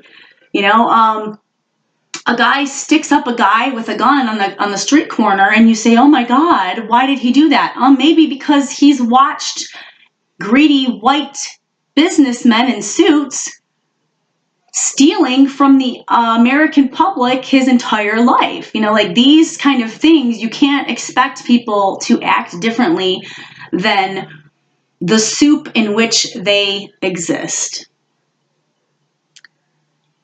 Let's see, where was I? Why did it do that? Oh, that's a little bit. Hold on. I'm merely insisting we cannot even begin to prevent violence until we can acknowledge what we ourselves are doing that contributes to it actively or passively, and to remember that in a democracy, we are all responsible for all. And I think this is where the term brother's keeper comes in, although if you have the experience of nosy neighbors, you might not believe so much in your brother's keeper. What that means is that if we want to prevent or at least diminish the violence to which we all are vulnerable, even in affluent communities like Littleton, then it is essential that we do not cease to work toward true social and economic equality throughout our society. And this is why this call to defund the police is so important. It really is. You cannot give all the power to the guns. Respect by force is not the way. Respect by equality is the way. Respect by power and control is not the way. Respect by respecting others and affording them the same comforts and opportunities as you are is the way. Otherwise, the violence that we move to our little version of Littleton to escape will follow us right into the bubble that we had thought would be safe. And this is why it is so hilarious to me that people live in the suburbs and believe that they're sheltered from the violence that's going on in society. Black people in the hood might be on the front lines, but guess what? It's coming to a neighborhood near you because you're second in line. You cannot escape it. It will. And then this is a lot of what we're seeing in the suburbs nowadays with heroin addiction and how it's devastating communities. And now look how it's being treated as a public health problem when crack addiction was not treated as a public health problem in the hood. These kind of disparities and injustices and disenfranchisement are what is fueling the issues that are going on in our society today. And that's why it's so important that we alleviate them as soon as possible, because there is no peace and comfort and safety without it. And you cannot just march a bunch of cops with military gear and National Guard and guys with big, huge guns into every community demanding that they just shut the fuck up, and that they not protest and they not retaliate against blatant disrespect of their community and their race. And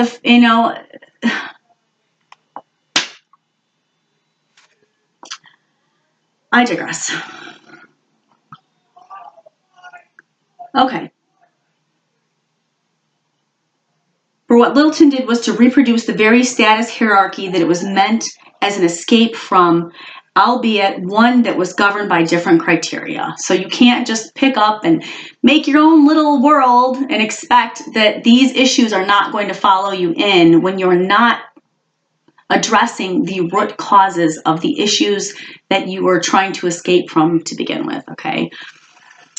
Why did it do that? Or to be more exact, how could it have avoided doing that? It is a question of values. To the extent that we place a positive value on social stratification and hierarchies, whether actively or passively, consciously or unconsciously, then we signal to our children that status systems are a good thing and that they are likely then to reproduce their own versions. Whether they want to or not, what you're pounding into them is what's going to come back out.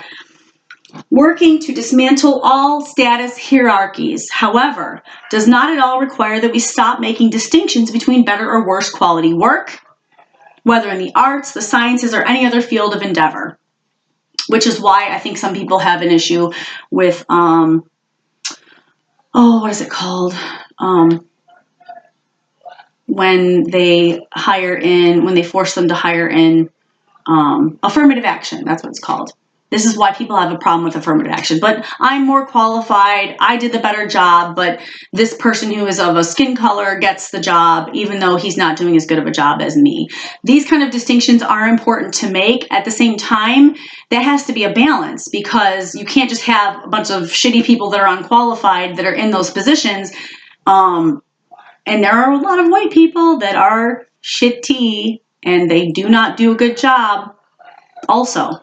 That's not to say that, I want to make sure that I'm saying this, but what it means is that there has to be a balance there. Yes, you have to hire people that are different from you. You have to. You cannot just hire a bunch of white people because you think that they're better. They're not better. They're not genetically better. As a matter of fact, they've caused more wars and killed more people in the name of righteousness than any other race on this earth, any other race. So it's important to self-examine and to examine where you're coming from and to really see this bigger picture. We have to recognize that the only basis on which we can live with each other without violence is one of mutual respect, human respect. A respect that is so deep and unconditional that is not dependent on achievement or behavior, but is respect for human dignity, for the inviolability of the human soul and personality, and a determination not to subject anyone to any shame that is not an unavoidable consequence of the fact that we are all imperfect and therefore will all inevitably and appropriately suffer the narcissistic wound of acknowledging our own imperfections. Nobody's perfect. Nobody is genetically superior either. Finally, it's important to remember Malcolm X's insight that no one can give someone else self-esteem or self-respect.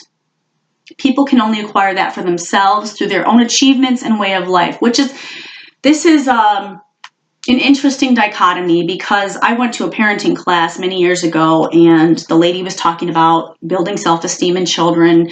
And, we got to the point where we started talking about, well, what if your parents didn't give you that? How do you get that? So she started saying through sports, and I said, okay, but these are things that other people have to applaud you for. Woohoo, you got you know what I mean? So it is, it's an irony, but also self-esteem is not just obtained for oneself through skills and abilities that other people can applaud. It is your own,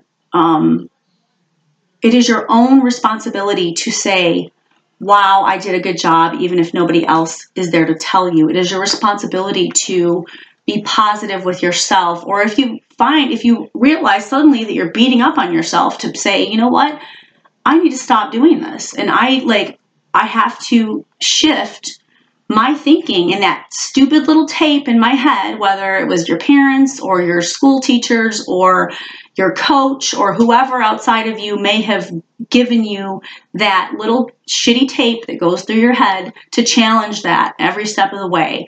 And to also, you need to be bringing an energy from sources that do not require that you're stealing energy from other people. I haven't done any videos yet on human energy, but there are ways, reading books, watching inspirational movies, looking for inspirational phrases, study, research, and emulation of role models,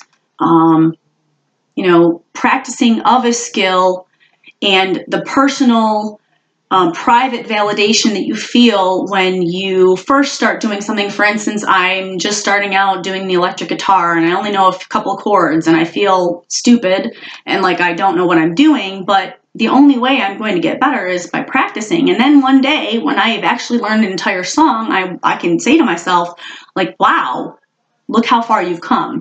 And that self-acknowledgement is so important. And so even though I don't think he really mentions it in this book, it doesn't have to come from outside of you. You can be a full-grown adult with self-esteem issues and find ways to build yourself up without dominating and destroying other people. It doesn't have to be force. And you will never truly be respected when you are forcing other people to do something. It's not real respect. It's only respect by force. And as soon as that person has the opportunity to escape that situation, they will, because it's wrong. There's a reason why we have higher brain thinking than every other species on the planet. And that is because we have the capacity to be different than animals and to not be ruthless and to be peaceful. And the very fabric of our humanity includes cooperation. And that's what all of nature really is based on. And people get it twisted because somebody took one line out of a book by Darwin and twisted it into this one little phrase, survival of the fittest. And we actually are cooperative, and all of life is cooperative. Otherwise, none of this would exist this far. So, No one can give someone else self-esteem or self-respect. People can only acquire that for themselves through their own achievements and way of life. But we can choose whether we make available the tools people need to acquire their own self-esteem by deciding whether to do everything possible to guarantee true equality of opportunity, including equal access to education.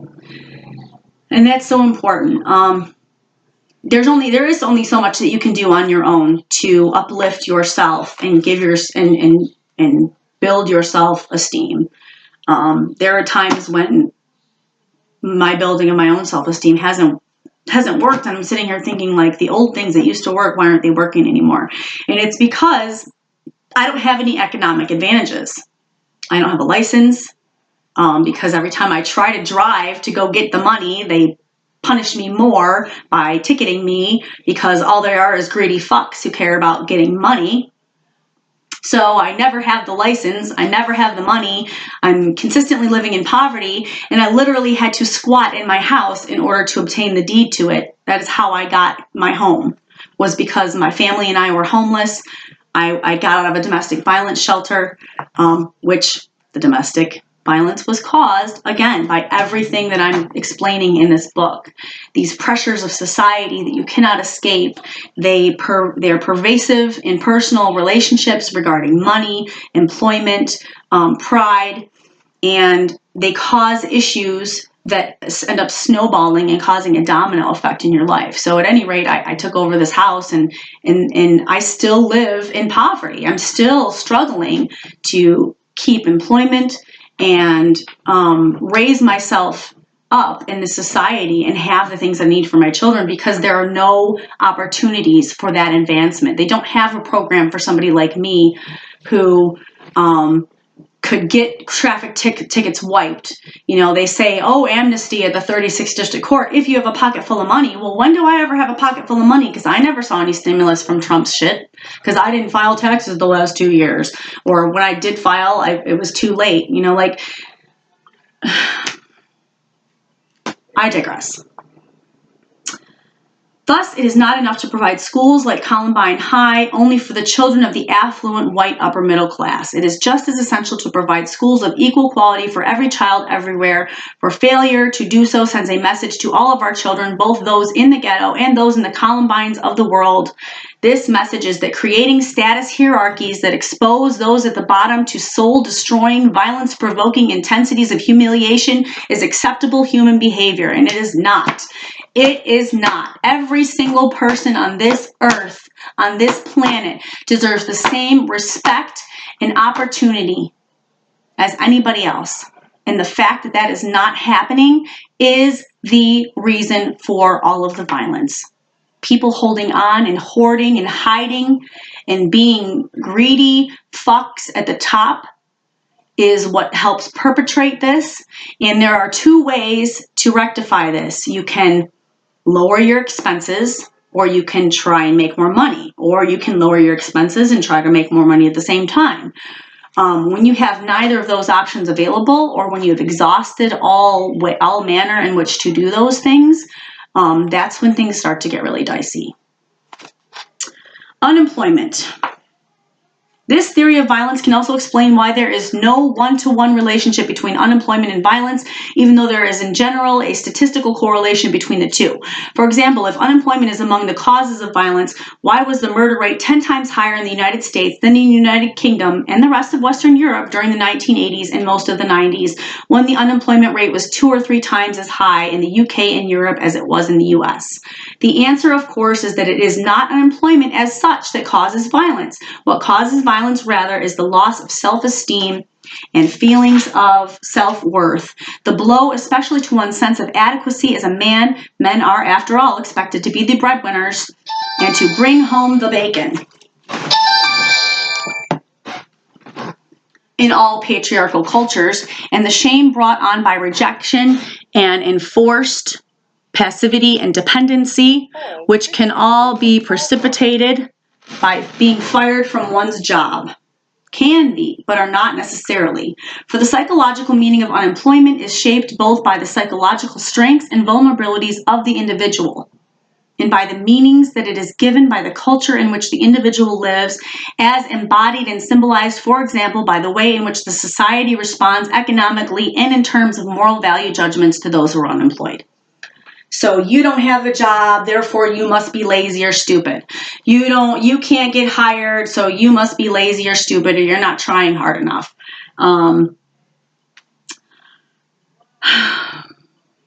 Catherine S. Newman, a Harvard anthropologist, has written a brilliant exposition of the degree unique among the developed nations of the world to which American culture shames and stigmatizes the unemployed. The source is No Shame in My Game, The Working Poor in the Inner City, 1999. As she puts it, Americans have always been committed to the moral maxim that work defines the person. Given our tradition of equating moral value with employment, it stands to reason that the most profound dividing line in our culture is that separating the working person from the unemployed, we attribute a whole host of moral virtues to those who have found and kept a job, especially when it comes to the American dream. And you can come here and be and do anything you want. This is this fucking shitty ass lie that people are sold all over the world about what it means to be in America. And they buy it because it's glamorous. It looks like it actually does work.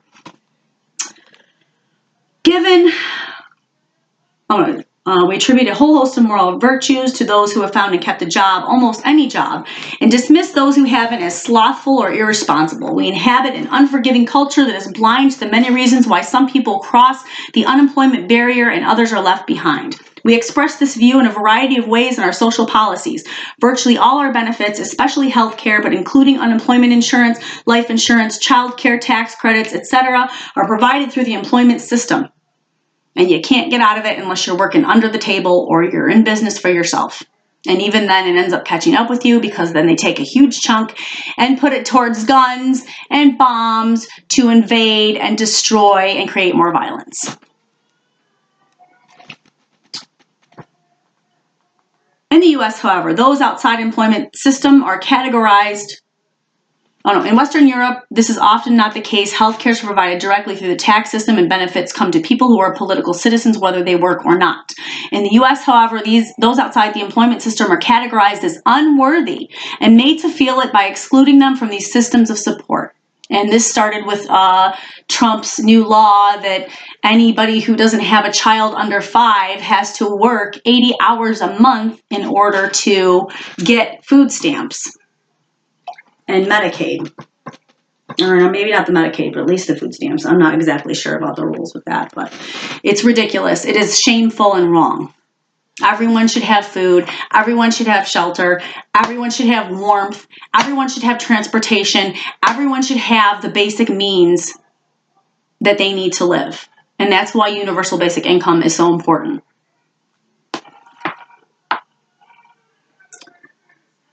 To varying degrees, we take care of the socially excluded by creating stigmatized categories for their benefits, welfare and Medicaid, and inferior grade of health insurance being prime examples.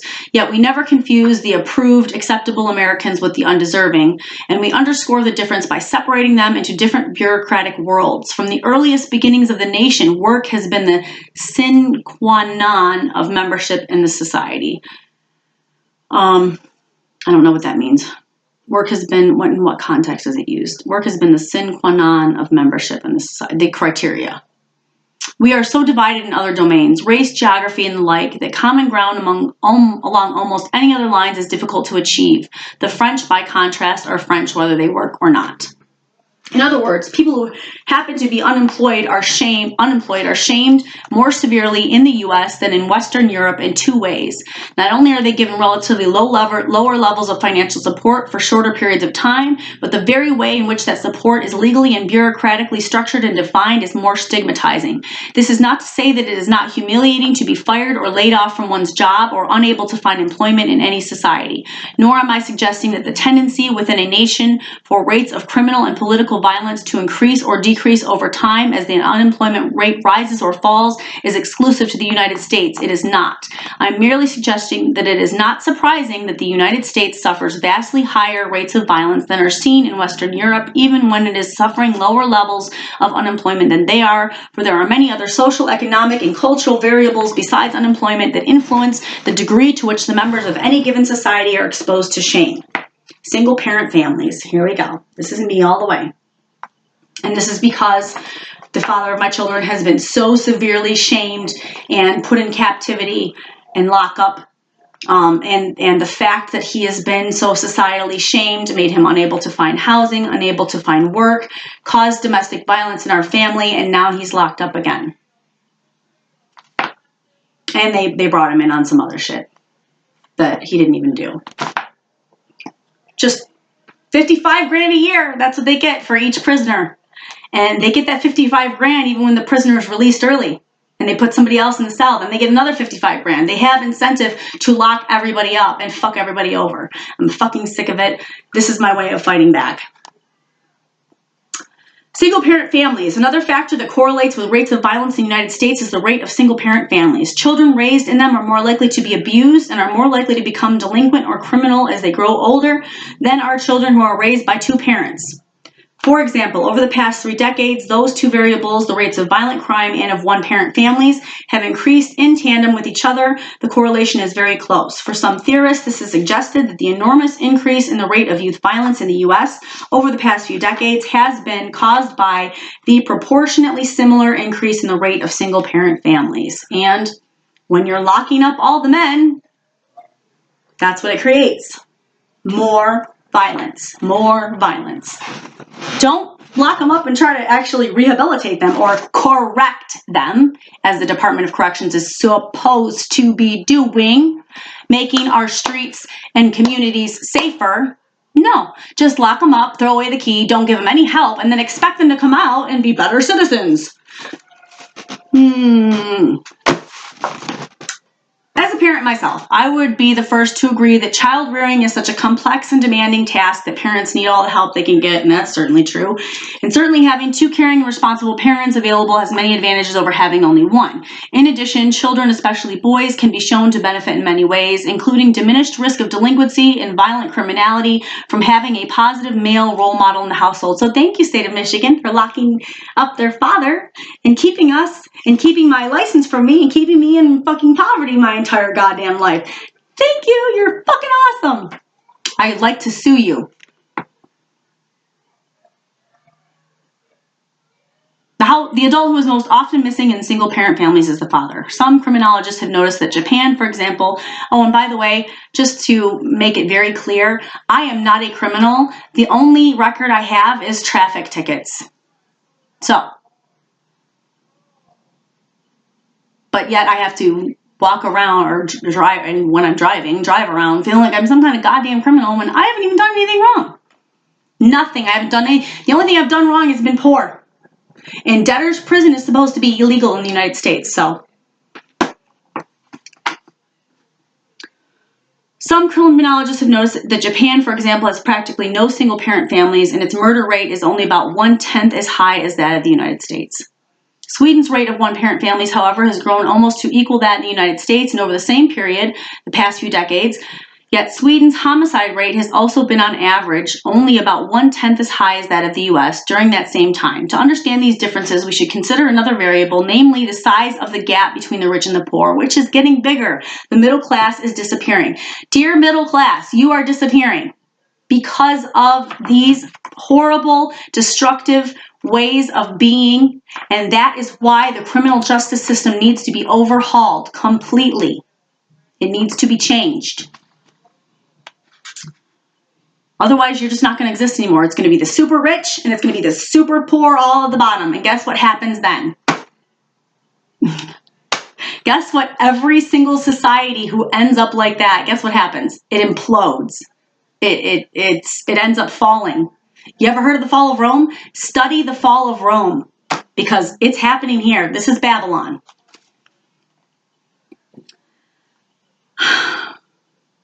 As stated earlier, Sweden and Japan both have among the lowest degrees of economic inequity in the world, whereas the U.S. has the highest polarization of both wealth and income of any industrialized nation. And these differences exist. And thank you, Trump, for making it worse. Thank you, McConnell. Thank you, Trump.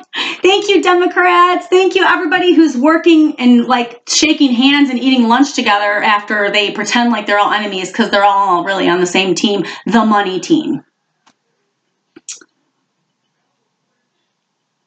these differences exist even when comparing different families. I'm sorry to be so sarcastic and have such an attitude, but I've lived in poverty my entire life, so I experienced this to a very real and potent degree. And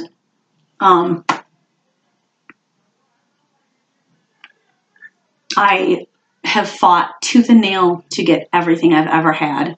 And I was taught to earn everything I got. So it took me a long time to get to this point where I'm like, I deserve mine. Let's see.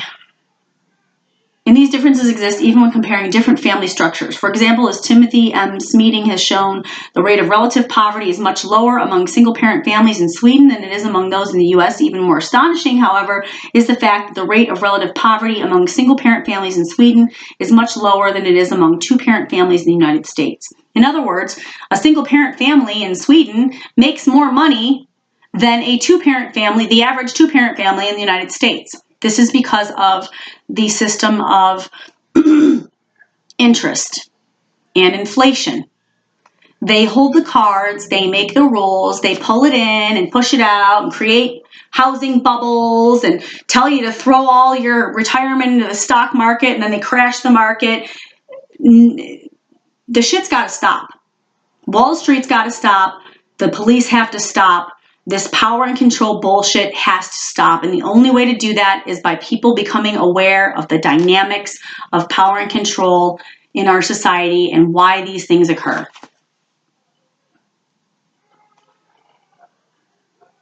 Thus, it would seem that however much family structure may influence the rate of violence in a society, the overall social and economic structure of the society, the degree to which it is or is not stratified into highly polarized upper and lower social classes and castes, is a much more powerful determinant of the level of violence. There are other differences between the cultures of Sweden and the U.S. that also may contribute to the differences in the correlation between single parenthood and violent crime. The United States, which is strongly puritanical and Calvinist cultural heritage, is much more intolerant of both economic dependency and out-of-wedlock sex than Sweden. Thus, the main form of welfare support for single-parent families in the U.S., until it was ended a year ago, AFDC, Aid to Families with Dependent Children, was specifically denied to families in which the father or any other man was living with the mother, and they would actually go in and sneak around to try and catch the mothers with the men in the home. This was happening, I guess, all through the 60s and 70s. Indeed, government agents have been known to raid the homes of single mothers with no warning in the middle of the night in order to catch them in bed with a man so they could then deprive them and their children of their welfare benefits. This practice, promulgated by politicians who claimed that they were supporting what they called family values, of course had the effect of destroying whatever family life did exist. This is this ongoing thing in America. We're claiming we want one thing, but then the things that we do actually make that problem worse because why? We can make money off of it. Let's not solve the problem. Let's keep the problem going because it lines our pockets and we can shit on gold toilets and wipe with dollar bills. Fortunately for single mothers in Sweden, the whole society is much more tolerant of people's right to organize their sexual life as they wish, and as a result, many more single mothers are in fact able to raise their children with the help of a man, because they're not all being ostracized and destroyed, and the family unit is not destroyed. Another difference between Sweden and the U.S. is that fewer single mothers in Sweden are actually dependent on welfare than is true in the U.S. The main reason for this is that mothers in Sweden receive much more help from the government in getting an education, including vocational training, more help in finding a job, and access to high-quality free childcare so that mothers can work without leaving their children uncared for. The U.S. system, which claims to be based on opposition to dependency, thus fosters more welfare dependency among single mothers than Sweden's does, largely because it is so much more miserly and punitive with the welfare it does provide. You're going to give me enough that as soon as I start to get my footing, you pull it away? As soon as I make enough money that to compensate for the food stamps, you take the food stamps. So what the fuck am I going to be spending my money on? Not bills and rent and transportation. I'm going to be spending all the money on food because that's the first thing that I need.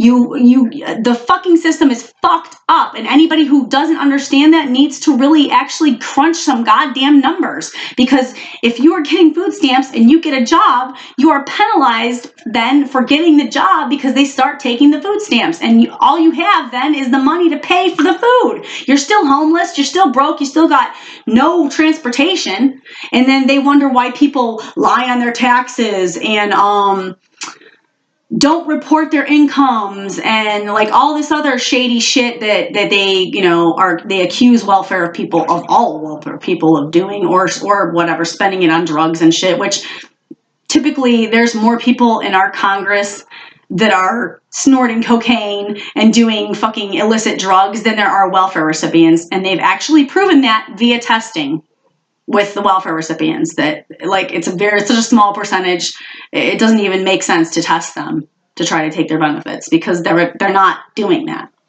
Most people who are that junked out don't even have an ID to be able to get assistance, and I know that from personal experience because of my father, unfortunately.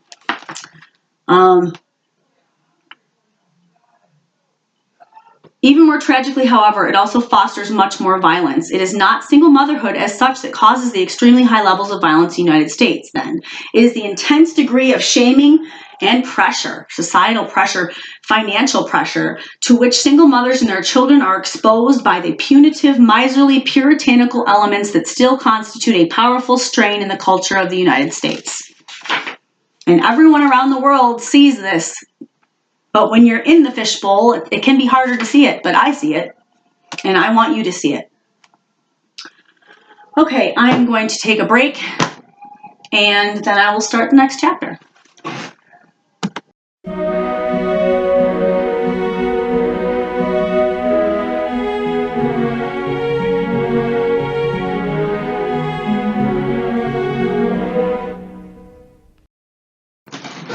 All right.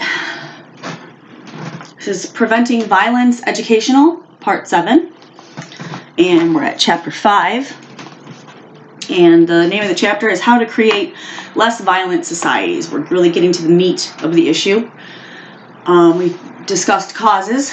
Now, there was a shooting here in Detroit last week. Some police went to arrest someone who had killed some people over the 4th of July, and his buddy, while he was being arrested, his buddy pulled a gun and started shooting at the police, and subsequently was killed by the police himself.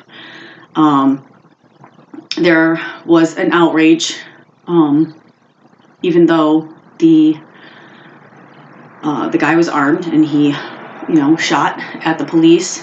But this is a really good example of why this violence prevention information is so important, because a lot of people would say, well, he deserved it, he was shooting at the cops, or all these were druggies, they're selling drugs, so on and so forth. Okay, the thing is, no matter what it was that they did, there were underlying causes behind that.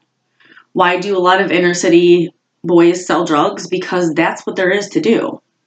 If they don't have a vehicle, they can't get out into the suburbs. Even if they do get out in the suburbs, who's going to hire them?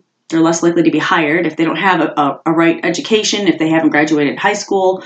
There's all these factors that, cause a person to be in this kind of situation where they would sell drugs, or they would kill someone, or they would feel like they have to carry a gun. So this is a perfect opportunity to take it back to source, to take it back to the foundation and the roots of what really has started all of this. Because you can say all day long, the person just didn't do the right thing, but you're not understanding the pressures and lack of resources, that they're dealing with in these kind of situations that bring a person to this point where they would feel like they have to do something like this. So now we're going to read about how to create less violent societies. And this is something that I think a lot of people really aren't understanding. They're not taking it back to the roots of the issue, or they'll say economic inequality, but it's very vague. So this kind of goes into detail. The first step towards learning how to prevent any health problem is to discover what causes it so that we know what causes need to be removed or neutralized. That is why I discussed the causes of violence at such length in the previous chapters.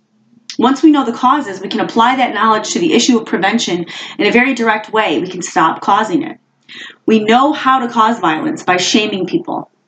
Therefore, we know how to prevent it. Stop shaming them.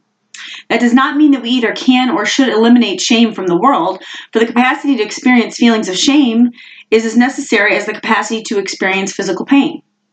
Just as physical pain signals to us that there is a threat to our physical health, so shame warns us that there is something lacking in our repertoire of social or cognitive skills and knowledge, some failure of development and maturation that needs further work. But unless we provide people with access to the means by which they can develop and mature further, such as education and employment, we leave them with no means other than violence of protecting themselves from potentially overwhelming and intolerable feelings of shame. We know how people shame other people, namely by treating them as inferior on an individual scale or by assigning them to an inferior social and economic status on a collective scale. Not everyone who is shamed in these ways will become violent, because most people have enough independent sources of self-esteem and self-respect to withstand even fairly intense disrespect from others. But if the goal is to start a fight, that is the one method that is most guaranteed to work with whoever is vulnerable to becoming violent. Thus, the first steps toward preventing violence consist of not shaming people, as by disrespecting them, and not depriving them of access to the tools they need in order to attain and maintain their self-respect, even when they're disrespected by others. So there has to be some other means here. If you are a male in our society and you don't have a job, you don't have a car, you don't have any means of upward mobility in our society, that is a constant 24/7 source of shame, whether you're consciously feeling that or it's on an unconscious level. The most important implication this has for the issue of preventing violence is that violence does not occur spontaneously. It occurs only when we cause it. So that the task of preventing violence does not so much require us to do something special as it requires us to stop doing the things we have been doing that cause violence. In other words, to discontinue the individual and social practices and behaviors that have been shown to cause violence. Once we stop causing violence, it will disappear by itself. That simple statement is not as optimistic as it may sound, however, because it is not at all clear how many of those things people will be willing to stop doing, even if they can be convinced that they cause violence.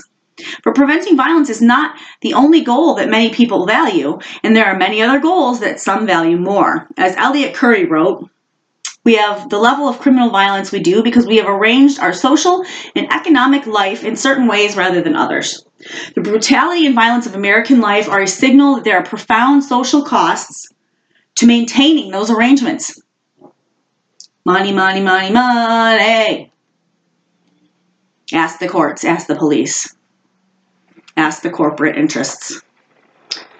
They know why they keep the game going. But by the same token, altering them also has a price. And if we continue to tolerate the conditions that have made us the most violent of industrial societies, it is not because the problem is overwhelmingly mysterious or because we did not know what to do, but because we have decided that the benefits of changing those conditions aren't worth the costs. And that source is Confronting Crime, 1985. It is very important to note, however, that the only segment of the population for whom changing our social and economic conditions in the ways that prevent violence would exact a higher cost would be the extremely wealthy upper or ruling class, the wealthiest 1% of the population, which in the United States today controls some 39% of the total wealth of the nation and 48% of the financial wealth, as shown by Wolf and Top Heavy, 1996, and I'm sure the numbers are much greater now that it's 2020.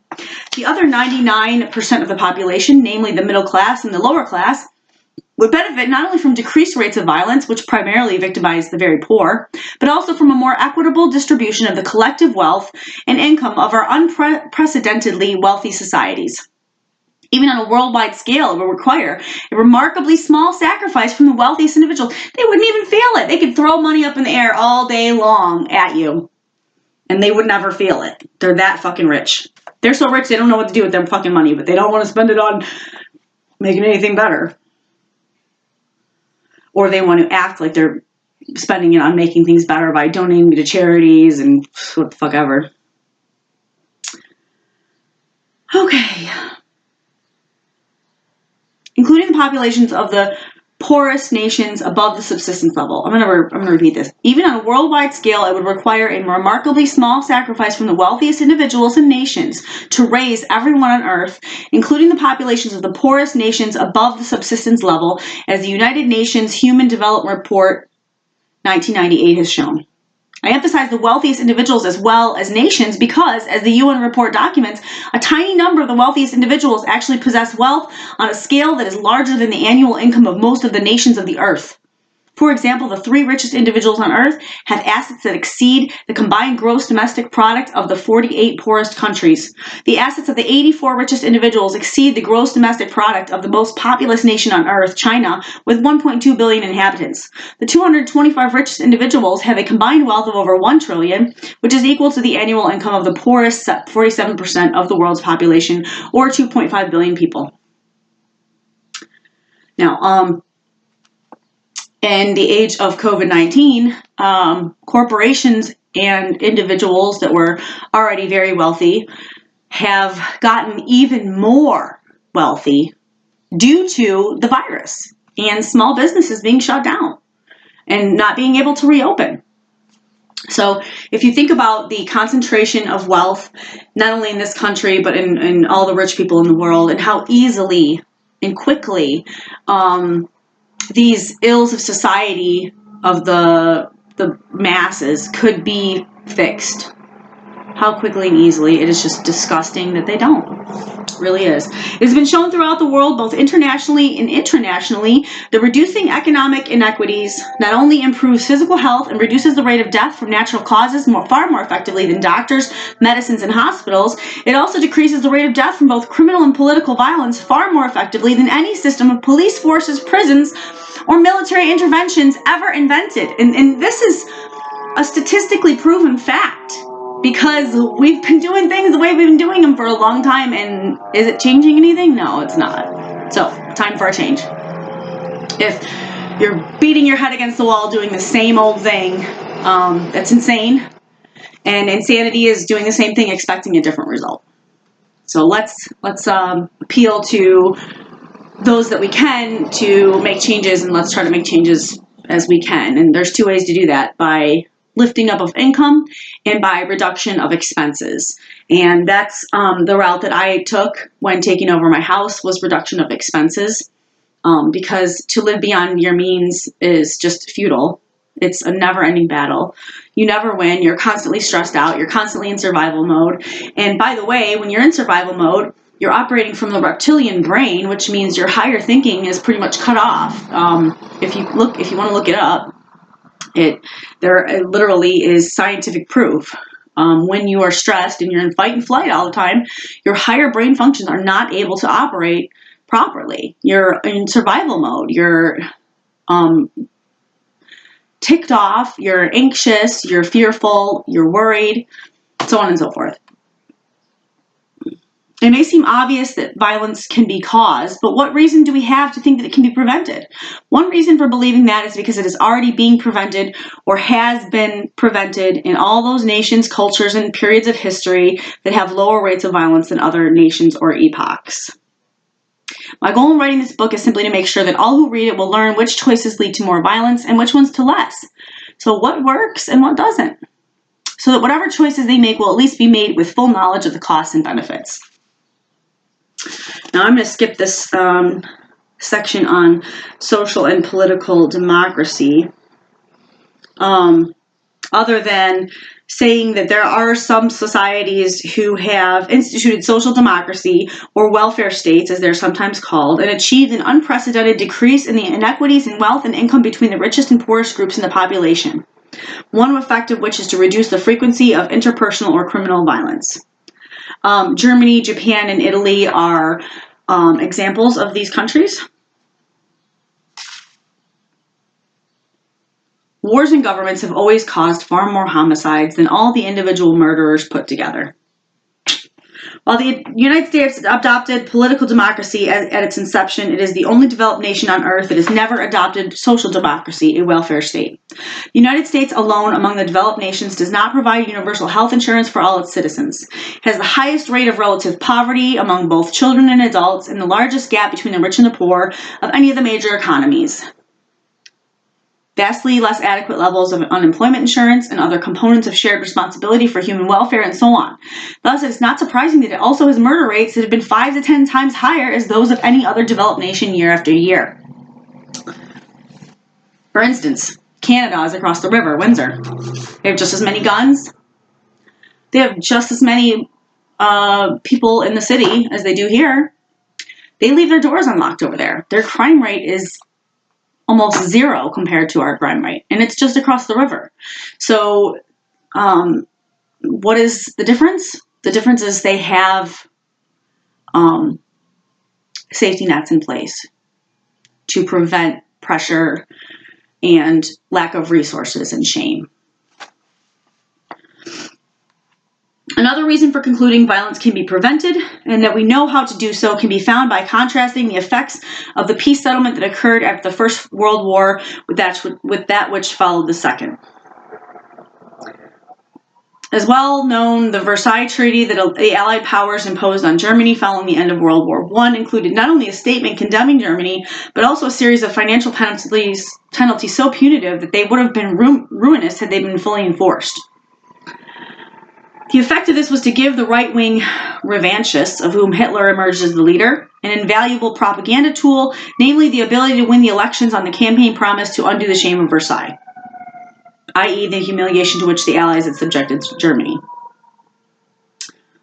In fact, even before Hitler entered politics, the great British economist John Maynard Keynes, who was delegate at the peace conference, saw how destructive the terms of the Versailles settlement would be to the prospect for future peace, so he resigned in protest and wrote an angry denunciation of it, the economic consequences of the peace, in which he predicted much of what later happened.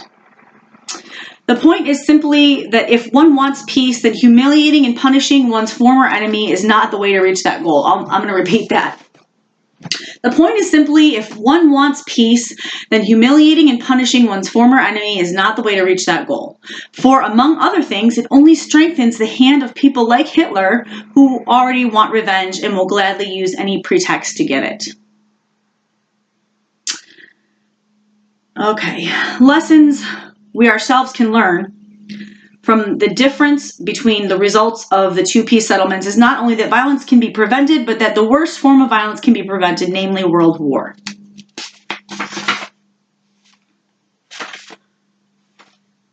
After the end of World War II, the Allies, far from humiliating the three Axis powers or punishing them financially by ordering them to pay reparations for their war crimes, actually extended financial support to them to help them rebuild their economies after the devastation of the war, and helped them also to establish stable political, democratic institutions for the first time. The result has been more than 50 years of unbroken peace on what had been the bloodiest continent in human history during the previous 30 years. And I'm going to repeat this one more time because the dynamic that's going on in our country right now with shame is so detrimental, and a lot of people think that if you call that out, that it's a racist thing, and that you believe that things should continue on this way, which they should not. Really, it comes down to what works and what doesn't. Okay, if one wants peace, then humiliating and punishing one's former enemy is not the way to reach that goal. So, for all of those in our society who feel oppressed or feel that their ancestors have been oppressed, which they have, it's not a denial to say that if one wants peace, then humiliating and punishing one's former enemy is not the way to reach that goal. This is literally just what works and what doesn't work, right? It has to do with the dynamics of what actually works and not wanting to continue to oppress or wanting to ignore what has happened in the past. It has nothing to do with that. It just has to do with, does this work or not? And it turns out that humiliating and punishment and shame does not work. And I think that that's why some of this stuff is cropping up right now in our society, because when people are forced to hide the way that they feel about other people, it's going to come out in some way or another. And you see it coming out in these very racist attacks and rants on social media, and by these racist groups that are coming out of the woodwork literally everywhere. I'm going to read it one more time. It's so very important. And no matter which side of the line you're standing on, this is what does not work. And it's proven that this is what does not work. The point is simply that if one wants peace, then humiliating and punishing one's former enemy is not the way to reach that goal. For among other things, it only strengthens the hand of people like Hitler and other racist people who already want revenge and will gladly use any pretext to get it. Okay?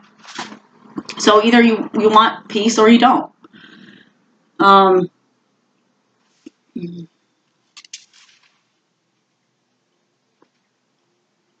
Now, there's some societies here that he's describing.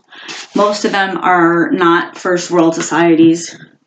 And some of them probably don't even exist anymore, so I am going to skip that part. Okay, I will read this part here. Gibson in Haas, The Anthropology of War, 1990, describes a non-violent city, the Buid, a highland group in Mindoro, the Philippines, who reject any form of violence, aggression, or even competition. Their economic system is based on equal sharing of wealth. Their political system eliminates competition for power and prestige, and they have an ideology of ascribed equality. People are considered equal, no matter how successful they are in various activities. They disapprove of boastfulness, quarreling, and attempts to dominate others, which they see as leading to violence and murder.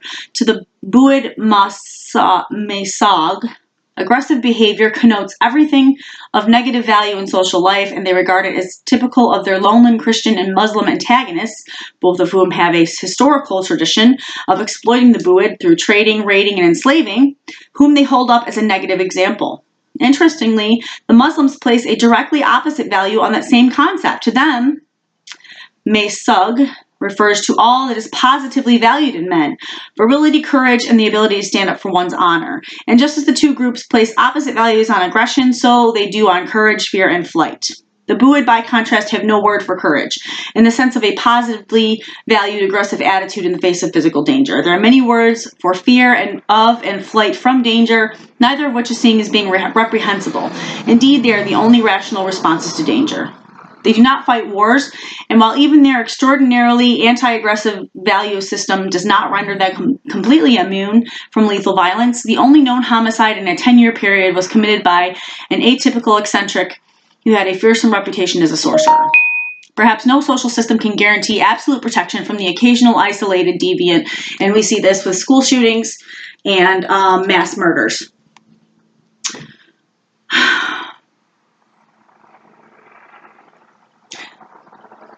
Finally, I will refer back to the cross-cultural statistics summarized in Chapter 2 with reference to the causes of violence. Since there is a reciprocity between causation and prevention, those same statistics show the conditions that prevent violence. These are economic and political egalitarianism, with classless societies, no slavery or social castes, and minimal hierarchicalization in the political sphere, and relative freedom from the invidious display of wealth, boasting, sensitivity to insults, and other social and cultural characteristics that tend to stimulate shame, envy, and violence. Namely, competition in our society. We have this stupid, fucked up idea that survival of the fittest at all costs is the way, and it is not. That was cherry-picked out of a book by Darwin. In that book, and I'll let you do your own research, in that book, he says the word love like over 90 times, and also talks about cooperative dynamics in nature. But this one sentence about survival of the fittest is what was cherry-picked out of the text and has become this excuse for people to do whatever they want to other people because may the best man win. And so this competition is promulgated in our society, and it goes all the way from the top all the way down to schoolyard brawls and classrooms and siblings. I mean, there is an amount of, sibling rivalry and competition that's healthy. And I think we do see examples of that in our society, of healthy competition.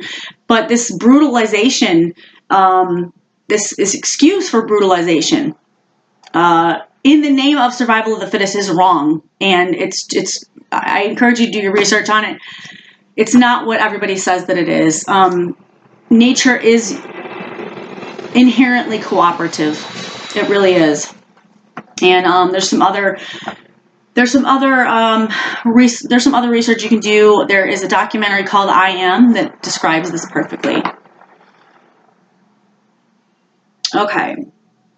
What is extraordinary about the range of cultures we have discussed so far in this chapter is that for all their variety, ranging from modern post-industrial economies to Anabaptist communal farming communities to the most primitive, non-literate hunting and gathering societies, that they have two things in common. In all of them, wealth and political power are shared unusually equitably, and they all have remarkably reduced rates of violence. It would appear that social and political egalitarianism, democracy, actual democracy and not fake democracy, serves to diminish both shame and violence quite effectively across a wide range of differing levels of overall economic and cultural development. So we don't need to be a carbon copy of another country in order to write the rudder on this. In Chapter 2, we reviewed evidence that unemployment tends to stimulate violence. And boy, are we in a spot with this COVID-19 where unemployment is and will continue to stimulate violence. It is noteworthy that as the rates of unemployment decline, the rates of violence tend to do so as well. Since violence is multi-determined, the effect of any one variable, such as the unemployment rate, can of course be augmented or diminished by the simultaneous effect of other variables, such as the level of unemployment insurance that is provided. And this is why a second stimulus is so important, especially with winter coming. There's the second wave of COVID-19 that's going through the population. And in the meantime, things are opening up. And that is so that the economic crash isn't as bad. But at the same time, it's going to be worse off down the line. And the cold weather's coming. So you got your stimulus check in the spring. You're making it through the summer. But what are you going to do in the wintertime? And if there's no more money coming, if you can't find a job, how are you going to keep your utilities on? How are people not going to freeze to death? How are people not going to be homeless in the streets by the millions? These are things that we're looking at right now. And I really, really, really feel that is why this is so pertinent to understand. Therefore, the high unemployment rates currently seen in many European countries have still not translated into rates of violence remotely as high as those that are seen in the United States, because the social safety net protecting workers from falling into poverty is so much more secure in Europe than it is in the United States. But it is not just the effects of unemployment that can be affected by governmental action. So can the rate of unemployment. For example, for many years in the United States, the Federal Reserve Board has intervened to raise the unemployment rate whenever the danger arose that it might get too low. Think about that. I'm going to read it again. The Federal Reserve Board has intervened to raise the unemployment rate whenever the danger arose that it might get too low. So you have this system that's supposed to be working for you that's actually working against you. Given the effect this can have on the rates of homicide and suicide, and the efforts of other branches of the government to lower the homicide rate, it is clear that different branches of the government have been working at cross purposes. Duh. One does not have to assume that the Federal Reserve Board was deliberately trying to keep the murder rates as high as possible, and I do not assume that in order to note that they could hardly have done anything more effective to that end. Conversely, now that the Federal Reserve Board has finally allowed the unemployment rate to reach a 30-year low, the murder rate's finally fallen slightly below the epidemic levels of the past 30 years, which this was back in 2000, so obviously that's not the case anymore. To the extent that we care about the level of violence in our society, however, it is important to do everything in our power to keep the unemployment rate as low as possible, ideally to provide full employment for everyone able to work. as Roosevelt attempted during the Depression, and at least not actually cause unemployment. If there is an unavoidable minimum of unemployment, we must try to mitigate the humiliating effects of not being able to find a job, such as providing enough unemployment insurance to prevent poverty.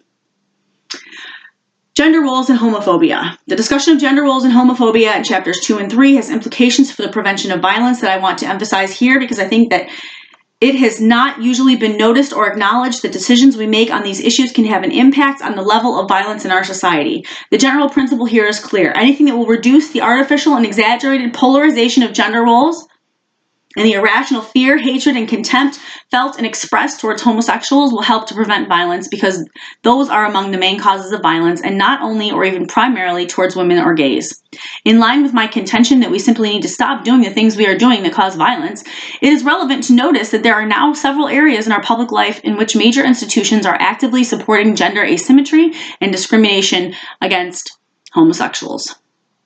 The military still has arbitrary rules that vary people's access to military roles based on their gender or sexual orientation, rather than the basis of their individual abilities and wishes. These rules are made by governments, which in a democracy means all of us collectively, and can be repealed by governments. Traditionally, only men were conscripted against their will into the military, and even after women were allowed to join the military voluntarily, participation in combat was restricted more or less exclusively to men. Both these practices help to maintain the traditional gender role asymmetries that stimulate and perpetuate violence in society. Some religious sects restrict access to membership in the clergy, and in some cases to membership in the congregation based on gender or sexual orientation. While it is not appropriate for the government to repeal these rules, the religious bodies themselves can. Nothing could give more support to the commandment, "Thou shalt not kill." In debates over these issues, it is seldom noticed that they are relevant to the issue of preventing violence. In my discussion of these issues, I am attempting to focus on actions that could be taken, or rather violence-provoking policies that could be discontinued, by people in positions of power, in the government, the military, the churches, and the synagogues and mosques, and so on. I'm trying to find the strategic levers in society that influence people's attitudes on a mass scale. The major public institutions of our society serve as the moral teachers of the public. The values that they express through their rules and behaviors cannot help but influence the private behavior of the millions of people who respect those institutions and look to them for guidance as to how to live with other people. And this is where white supremacy and the framework of white supremacy and the acknowledgement and awareness of the framework of white supremacy in our society is so powerful and important to understand. And I'm going to read this again for that very reason. The major public institutions of our society serve as the moral teachers of the public. The values that they express through their rules and behaviors cannot help but influence the private behavior of the millions of people who respect those institutions and look to them for guidance as to how to live with other people. And this is whether consciously or unconsciously, because these are things that are conditioned into us from birth. They are conditioned by our parents, our friends, our schools, our general public where we go out to shop, commercials. I mean, it's built into everything. And that's why this has been such a huge issue. And it does need to be changed. It absolutely needs to be changed. But it doesn't need to be changed while pointing fingers at other people as individuals and saying, you are the cause of this. Because we are not, as individuals, the cause of it. If you're growing up in a collective society, you're going to have influences. And those influences are going to affect you whether you want them to affect you or not. The only difference is if your awareness level is higher, if you've educated yourself, if you've done research, if you've said to yourself, you know, this doesn't really feel right, or I don't really like the way this is going, and you start to question this framework and these conditioned practices in our society. And you start to pick it apart and start to say, okay, this has been affecting me and this has been affecting everybody, whether or not we even knew that we were being affected by it. You know, you're brought into these systems, you're born into these systems without having any control over changing them. And that only happens as you become an adult. And by that time, people are pointing the finger at you saying, this is your fault. It is not your fault, okay? It is the fault of our collective society, and especially of the government, which is holding these things into place and continuing to perpetuate them. But the average individual who is not an abject racist is not responsible. What they are responsible for is their level of awareness, the research that they do to gain more awareness, and the choices that they make from that point on. So, and then this is why when we're dealing with children especially, we say, racism isn't something that you're born feeling. It's something that you're taught. Violence toward children. Among other policies that would prevent violence in which it is in the power of governments to adopt, eliminating legally permitted or even mandated violence toward children would be high on my list. It is time for every country on earth to follow Sweden and the other northern European countries in declaring it illegal for an adult to strike a child. Children sometimes need to be physically restrained, and this is part of what our society is fucked up with, because you're not allowed to restrain a child, but you're allowed to spank a child, when actual restraint would be a better, wiser choice. Children sometimes need to be physically restrained, for example, if they're running into traffic, assaulting another child, or will not respond to words alone. But one never needs to strike a child in order to restrain him or for any other reason. We know that the more children are hit, the more they hit others, and we know that the more they are disciplined with love-oriented techniques and verbal reasoning, the less violently they themselves behave, both as children and as adults. And this is science that's backing this up. So there's what works and there's what doesn't work. And there's what works in the moment and what feels like it's working in the moment, but what actually ends up causing more problems later on. Naturally, it goes without saying that even more extreme forms of physical violence toward children, such as genital mutilation and capital punishment, or charging children as adults, they are not. Their brains are not finished developing. They are subjected to influences and forces in the adult world that they do not understand. And to punish a child as an adult is just wrong. It is wrong. Which is why juvenile lifers are considered unconstitutional in the state of Michigan, for example.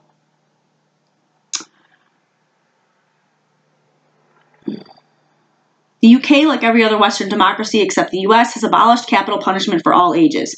Many other countries prescribe the death penalty for adults, but the US is one of only 6 nations on earth today that still executes children as young as 16. Clearly, discontinuing this policy would end one practice that is a statement to every parent and child in the country that it is morally and legally permissible to express disapproval of children by killing them.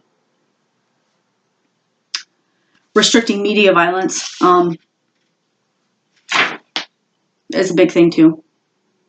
One paradox in current censorship is that we are much more active about restricting access to sexual content than to depictions of violence. Apparently, there's a consensus that it is acceptable to allow children to see people murdering or assaulting each other in the most brutal fashion on a daily basis, whereas it would be morally shocking and unacceptable to allow them to see 2 people making love. I'm not arguing that either kind of program or film is appropriate for a child, but the distinction we are making here seems to say that murder as entertainment is acceptable, but sex is not. Why should we allow children to watch violence when we do not allow them to watch erotica?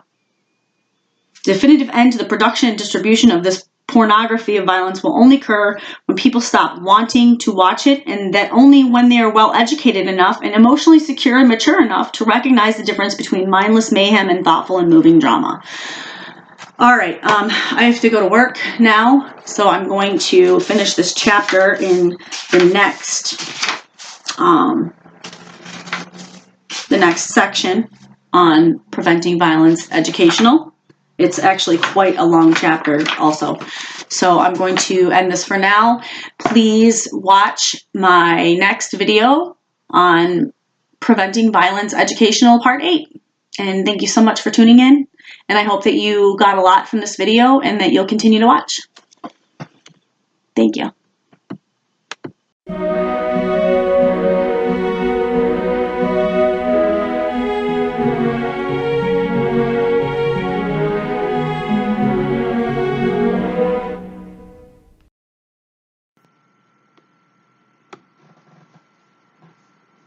All right, this is Violence Prevention Part 8.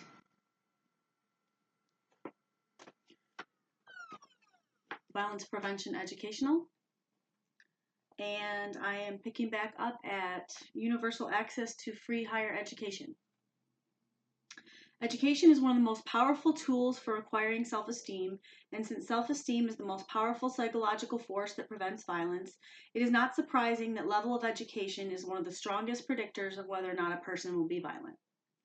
A few years ago, my colleagues and I conducted a study to determine what programs in the Massachusetts prison system were most effective in preventing recidivism or reoffending among prisoners after they are discharged and returned to the community. The only one that we found to have been 100% successful up to that time was a program of free higher education that enabled prisoners to acquire a college degree. Over a 25-year period, more than 200 inmates, most of whom were serving time for the most serious violent crimes, including murder, rape, and armed robbery, had received a college degree and then left prison, and not one had been returned for a new crime. At first, I thought we had made a mistake and missed someone. Then I discovered that the state of Indiana had found exactly the same result, and so had Folsom State Prison in California. Not one prisoner who had acquired a college degree while in prison had been reincarcerated for a new crime. Now, nothing is 100% forever or under all circumstances, and the success rate for such programs is not that high everywhere. But many surveys have been done throughout the U.S. that have confirmed that higher education reduces rates of recidivism far more than could be due to chance, and far more effectively than any other single program. As a follow-up to our own study, we discovered that finally, some 30 years after the first inmates were graduated, 2 have been returned to prison. That is less than a 1% recidivism rate over a 30-year period, which compares to national recidivism rates of 65% within 3 years of leaving prison. Strictly speaking, free higher education for inmates is an example of what would be called tertiary, not primary, prevention of violence. But I'm discussing it in this chapter because I believe the principle it illustrates is relevant to the entire population, not just those who have already become violent. Where do we go from here? A century and a half ago, we discovered that cleaning up the water supply in the sewer system was far more effective in preventing physical disease than all the doctors, medicines, and hospitals in the world. What we need to learn during the coming century is that cleaning up our social and economic system by reducing the shame-provoking inequities in social and economic status will do far more to prevent physical violence than all the police, prisons, and punishments, and may I add, tanks, guns, and LRADs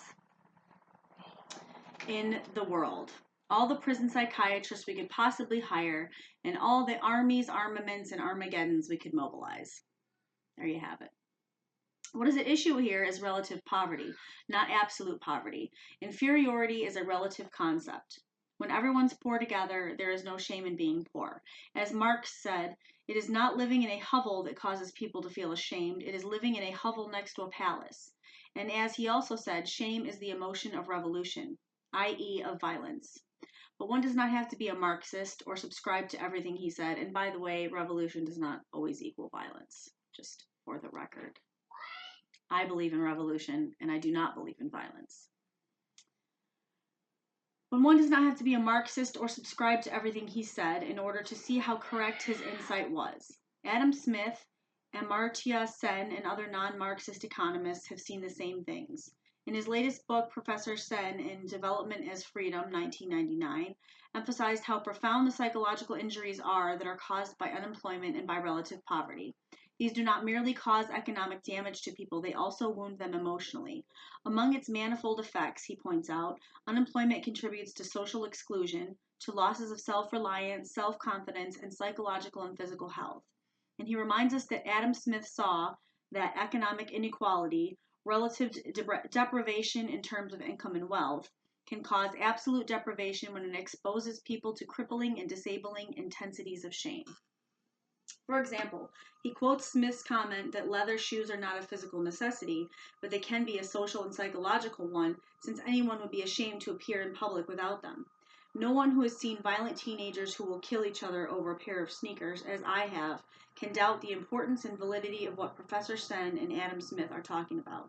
Shakespeare also saw the difference between absolute and relative deprivation, and how devastating the latter can be to a person's sense of his basic human dignity when he has Lear cry, "Oh, reason not the need, our basest beggars are in the poorest thing superfluous, allow not nature more than nature needs, man's life is cheap as beasts." But how can we go about eliminating relative poverty? Clearly, education is relevant and important, and making it freely available to everyone can only help. But that alone will not solve the problem.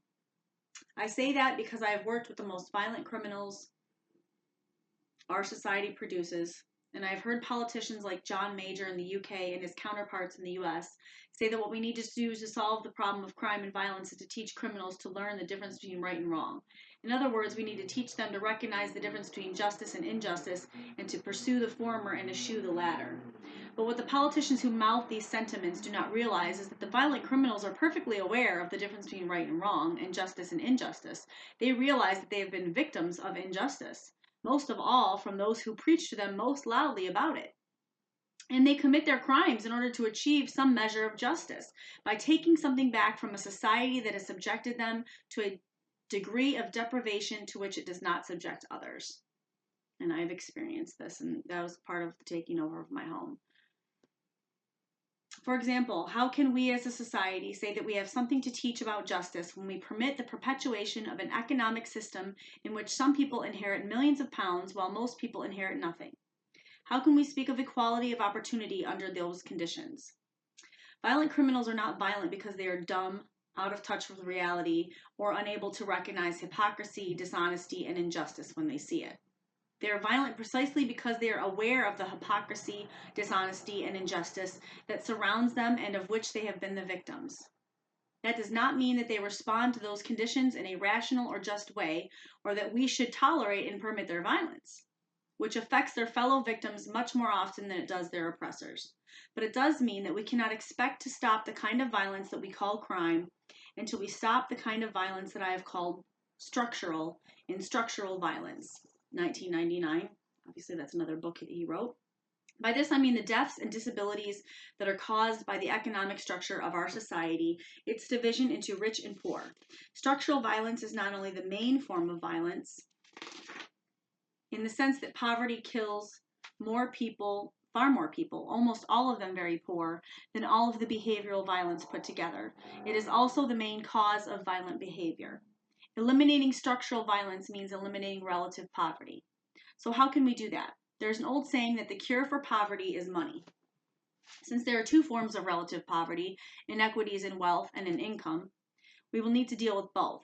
Inequities in wealth can be dealt with during the lifetimes of the wealthy by means of a wealth tax, and after their lifetimes by means of an inheritance or estate tax, with the proceeds in either case distributed to those with less wealth.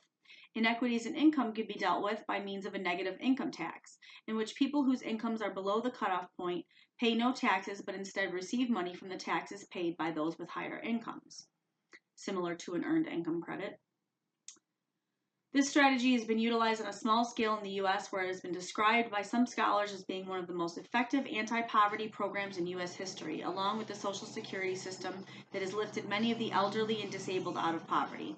It has several advantages over more traditional welfare systems, of which the one most relevant to our discussion is that it spares the recipients from the humiliation often attendant on visits to welfare offices. My point here is not that those are the only or even necessarily the best ways to alleviate the inequities in income and wealth that create feelings of injustice, envy, inferiority, and hostility, but simply to point out that there are ways to do it. They have been tried, and some of them seem to work. In principle, there is no limit to the degree to which income and wealth could be equalized. The degree to which we choose to equalize them could be decided on in part by another principle, which is that the more they were equalized, the lower the level of violence we would expect as a result. Ultimately, then, we would be left with the same question with which we started this discussion. How seriously and completely do we want to prevent violence? And how high a price are we willing to pay in order to do so? The choice is ours. There would, of course, be many objections to such a plan, especially from the wealthy.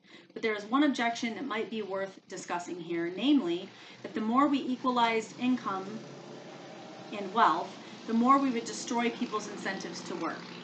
That is an argument which, if you examine it more closely, is applied only to the poor, not to the rich. The traditional defense of class stratification and the existence of a leisure class, ever since the rise of civilization, from both Plato and Aristotle, as well as from the more recent social thinkers, is that a leisure class is needed in order to have the time and energy for the specialized intellectual development and technological skills that are necessary preconditions for civilization. And leisure class has always meant a group with a guaranteed income, i.e., those who did not have to work for a living. Then you see this in the fact that when we're stuck in survival mode, we're literally stuck in the reptilian brain, which is a block to higher thinking.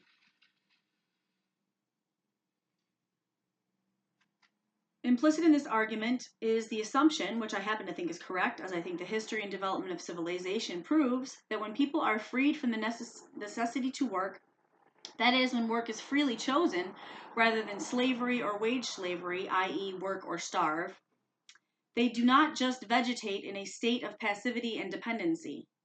Rather, they engage in much more creative work. So it's not that everyone would just become lazy and lay around. It would be that they would actually have access to do things that they really would like to do as work. And of course, they'd apply themselves much more thoroughly and passionately because they would be doing something that they really wanted to do.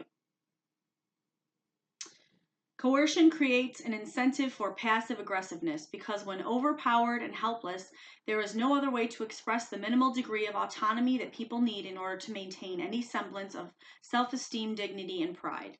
Furthermore, when work is a means to an end, working in order to eat, then it is, in Marxist terms, alienated labor. Labor can only be liberated from alienation when work is an end in itself, entered into freely as the expression of spontaneous and voluntary creativity, curiosity, playfulness, initiative, and sociability. That is, the sense of solidarity with the community, the fulfillment of one's true and essential human nature as social and political animals, to be fulfilled and made human by their full participation in a culture. So to be able to contribute in the way that you feel passionate about contributing is so important. In short, the contradiction in the old defense of class stratification is that it defends leisure for the leisure class, but not for the underclass. With reference to the underclass, leisure is said to destroy the incentive to work, leads to slothfulness and self-indulgence, and retards cognitive and moral development, which is a load of crap. When applied to the leisure class, the concept evokes an image of Plato and Aristotle, whose leisure was based on slave labor, creating the intellectual foundations of Western civilization. Or patrician slave owners like Washington and Jefferson laying the foundations of American civilization, or creative aristocrats like Count Leo Tolstoy or Bertrand Earl Russell, or even closer to home, of our own sons and daughters, or of ourselves when we were young adults, being freed from the stultifying tasks of earning a living until well into our adult years so that we could study in expensive universities to gain specialized knowledge and skills. As we enter the new millennium, perhaps it is worth reflecting on the fact that this could be a turning point in the evolution of civilization, for our technologies have evolved to the point where there is no longer a need for an underclass of slave serfs and wage slaves. This division of society into a hierarchical order of upper and lower social classes did not exist until civilization was invented. The low level of technological development made this necessary to allow a class of specialists, mathematicians, inventors, poets, scientists, philosophers, the leisure for the creative work that is a prerequisite for the creation, maintenance, and further development of civilization. But slaves and underclasses are no longer needed in order to free up enough leisure time and energy for the elite to do work that is creative rather than alienated. Therefore, we no longer need social classes and their concomitant relative poverty and economic inequality and their concomitant violence. If we permit ourselves, and by ourselves I mean all of us, all human beings, to enjoy the fruits of the creative labor that has preceded us, we could create a society that would no longer need violence as the only means of rescuing self-esteem. Implicit in this argument is the idea that money is neither a necessary incentive, tongue-tied, sorry, a necessary incentive for creative work, nor the main incentive. The play that infants and children engage in is clearly an inborn, inherent trait of human beings. Play has been called the work that children do, the means by which they acquire the skills and knowledge that enable them to develop and mature into adults. Play has also been described, when applied to adults, as simply another name for work that one enjoys. We could use the word to refer to unalienated labor, creative work, work that is an end in itself. I believe that the wish and the need to engage in this creative work play is only conditioned out of human beings by the alienating conditions to which the underclass and even the middle class in our society are subjected. There's a large body of empirical research that is relevant to this.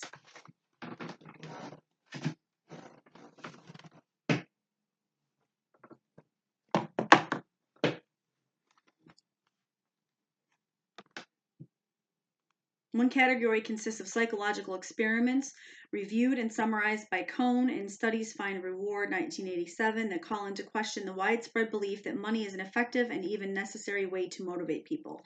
Consensus has emerged from major psychology departments throughout the U.S.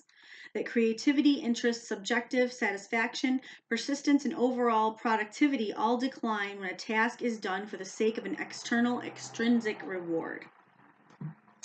The only sphere in which material rewards do seem to be necessary is that of the dull jobs that make very little use of their abilities. But that is precisely the type of work that is much less necessary now that technology has created robots and servo mechanisms. The time may have come to ask whether the price we pay in violence and unhappiness is worth the reward of keeping some groups of people in menial jobs that we could easily do without. Another relevant research program consists of studies investigating the degree of satisfaction or happiness that whole groups of people experience under differing conditions of income distribution. The consensus is that people located at every point on the status scale in the unequal income communities, whether at, above, or below the average, reported less personal happiness and subjective satisfaction than those in communities in which income was distributed equally. A third field of research has compared productivity in the U.S. with the relatively egalitarian welfare states of Western Europe. The consensus has been that productivity growth since World War II has been much faster in Europe than in the United States. But since someone dismissed this finding as showing that it is easier to increase productivity when you start from a lower base, as did Europe after the devastation of the war, it should also be noted that more recent data show that several European countries, including France, Germany, the Netherlands, and Belgium, have matched or even exceeded the United States productivity levels. Wow. And among the OECD nations as a whole, Glynn and Miliband in Paying for Inequality 1994 have reported that those with the fastest increases in productivity tend to be those with narrower income differences. If all we were concerned about was preventing violence, it would not matter whether productivity diminished as wealth and income equalized. We would feel that preventing violence was so important that it was worth the sacrifice of some growth in overall gross domestic product. At least we would all be poor together and suffer less shame and less violence. But it is relevant in the real world to ask how high the price will be to society if we become more egalitarian. Violence is not all that people care about, though if it increases as much in the next century as it did in the last, preventing violence will turn out to be so important as to make all other considerations irrelevant. And as I read this, Trump is sending troops to Detroit to crack down on crime. So there's going to be a lot more people sitting in cells in the next weeks to come. Thank you. The most extreme evidence for that might be the experience of the third world countries. So as not to shame these states, they are now conventionally referred to as developing countries rather than undeveloped ones. This is little more than a cruel euphemism for many of them. The sad reality is not only that they are not developing but are actually underdeveloping, getting poorer. Is that because they are too egalitarian? On the contrary, by far the greatest degree of both economic inequity and violence in the world is found in the third world countries, whose populations typically consist of a tiny oligarchy of extremely wealthy rulers, a vast majority of starving peasants, and no middle class. In comparison, even the United States looks like a peaceful social democracy. If economic inequity were a prerequisite for economic growth, one would expect these countries to be growing by leaps and bounds. Instead, they are regressing, and that is because our country sets up puppet dictators, and the people are forced to work for slave wages in order for riches to be sent to our country and resources. And the people who live over there, their property is held carrot and stick from them. And how are they supposed to get it back? By being slave wage servants? No, it's not right. If we look at the group as a whole, we would have to conclude that the higher the degree of economic inequity in a society, the lower its productivity and rate of overall economic growth. Unequal societies are not only the most violent, they are also the least productive. Chapter 6, Secondary Prevention, Early Intervention. The secondary prevention of physical illness consists of identifying the individuals who are at increased risk of becoming ill, such as those with high blood pressure or elevated serum cholesterol levels, and intervening to remove, diminish, or neutralize the risk factor before they become ill. Exactly the same principles apply to the secondary prevention of violence. In this chapter, I will briefly summarize a variety of such programs that have been adopted and found to be effective. Secondary prevention, like primary, is more effective in absolute terms and also more cost effective, more benefits per money spent than punishment after people have already committed an act of serious violence. Even more importantly, the most significant help we can give victims is to prevent their being victimized in the first place. This is partly why it is so, in other words, if everybody wasn't so desperate and they had the basic things they needed, they wouldn't probably feel the need to stick anybody up for their life. This is partly why it is so important to shift the emphasis of our public investments concerning violence away from the current wasteful and ineffective overemphasis on police, prisons, and punishments, and toward early intervention before people have become violent. Some of the most rigorous research on the secondary prevention of violence has been conducted by the RAND Corporation of California. And the reference is Diverting Children from a Life of Crime, written in 1996. For example, they have been able to document the effectiveness of 2 programs designed to prevent the development of future violence in a demographic group that was statistically at increased risk, children of mothers who were young, single, and poor. The first program consisted of training for parents and psychotherapy for families with young children who have shown aggressive behavior in school. The second was a program of providing cash and other incentives to induce disadvantaged high school students to graduate. They then compared the arrest rates of these children over the years as they grew up with those of control groups that had the same demographic characteristics in order to calculate how many crimes the interventions had succeeded in averting. Finally, they compared the effectiveness of these programs with that of the 3 strikes law in California, which mandates a life sentence in prison for anyone who is convicted of a 3rd felony. What they concluded was that the 2 prevention programs reduced the crime rate by approximately the same amount that the 3 strikes law had, about 20%, but at only about 1/6 of the cost, and of course without having to imprison anyone. That brings us to another extremely important method of secondary prevention, governmentally provided support for parents with young children. One of the most powerful reasons that being born to a single mother in the United States leads to higher arrest rates later in life is because that family situation is so likely to be associated with poverty. For example, in the U.S. in 1994, 59% of children in single-parent families were living and all too often dying in relative poverty, as compared with only 13% of those living with 2 parents. Relative poverty is defined in this study as having 50% or less of the national median adjusted disposable personal income, which includes the benefits received from government welfare programs. That neither of those levels of child poverty is necessary can be seen by the fact that the U.S. rate of poverty among single-parent children is exactly twice as high as the average among 14 countries of Western Europe, including the UK, where it is at 29%. For that matter, the U.S. rate of poverty among 2-parent families is also almost twice as high as it is in Western Europe, 13% versus 7.5%. Why is this? One major reason is because virtually every Western European country provides family allowances for families with children, whether they have 1 or 2 parents. The effect of this policy and of all the other governmental redistribution programs is that the European social democracies succeed in reducing the rates of relative poverty among children by an average of 48% from what it would be without these programs, whereas the U.S. reduces child poverty rates by only 13%. Preschool educational programs such as Head Start and the Perry Preschool program have also been shown to reduce later delinquency and crime, as well as having many other desirable effects. Some studies have indicated that taxpayers save $4 for everyone spent on such programs because of the rates of future arrests, imprisonment, unemployment, welfare dependency, and so on are so much lower among those who have attended preschool programs. Aww. They make them into good tools for the state. Good followers. Pardon me. Education's a good thing. Once children are in school, programs teaching them how to resolve conflicts peacefully appear to reduce the rate of future violence. And despite the fact that some politicians apparently believed that the high-risk youths who live in the poverty-stricken inner-city ghettos were beyond salvation, and therefore ridiculed the provision of supervised after-school recreational activities as so much midnight basketball, implying that they were a waste of taxpayers' money, the fact is that such programs have been among the most dramatically successful in reducing the rates of teenage crime and violence. Most criminal behavior among school-age youth occurs, not surprisingly, in the hours following the end of the school day, from 3 p.m. on.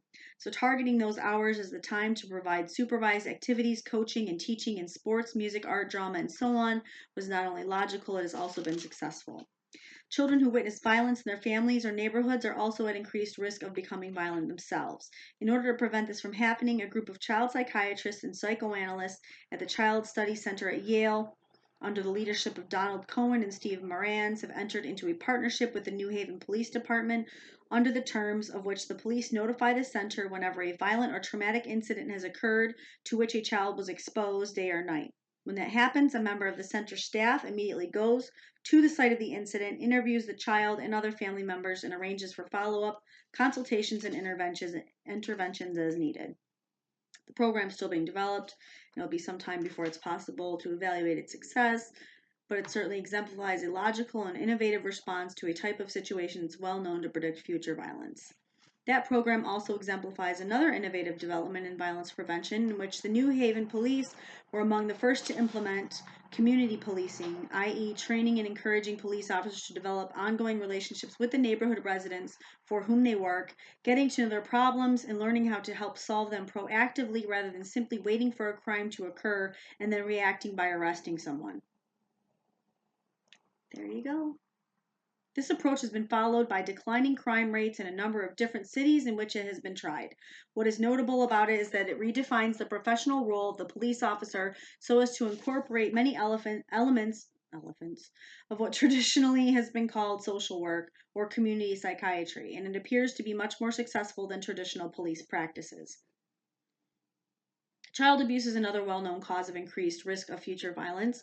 Two responses are important in order to reduce this risk: preventing the child abuse itself, and where that has not been possible, intervening so as to help children exposed to this type of trauma recover from it without going on to become violent themselves. Most developed nations have a child abuse notification system that mandates reporting to a central registry whenever doctors, teachers, or other adults become aware of a case of child abuse or have reason to suspect it. While child abuse itself has not disappeared as a result, on the contrary, the number of reported and substantiated cases has increased over the years, at least in the United States. The number of cases of fatal child abuse have declined by 50%. So it seems that the system is helping, at least in that important respect. In fact, both the reporting system and the widespread public education that is part of it have probably played a major part in that decline. But of course, merely reporting child abuse after it has occurred is not as desirable as preventing it. In that regard, it is relevant to know that fatal child abuse is 60 times more common in families with incomes under $15,000 than it is in those with incomes over $30,000. In other words, the more poor that you are, the more likely you are to be a victim of child abuse when you were a child. And virtually every other variety of child abuse appears to be much more common in the poorer families than in the more affluent. So in this context also, diminishing the inequity in incomes could be one of the most powerful means of preventing violence. providing home visits from nurses, social workers, etc., to mothers who are at increased risk of abusing their children, single, poor teenage mothers, to help them learn how to understand and raise their children, has also been shown to bring about significant decreases in the rate of child abuse. Mothers who have been abused in the past or are currently being beaten by their husbands or boyfriends are also at an increased risk of abusing their children. Therefore, providing them with counseling, psychotherapy, treatment for post-traumatic stress, or access to a shelter for battered women can help mother and also decrease the likelihood of her becoming violent towards her child. Drugs and violence.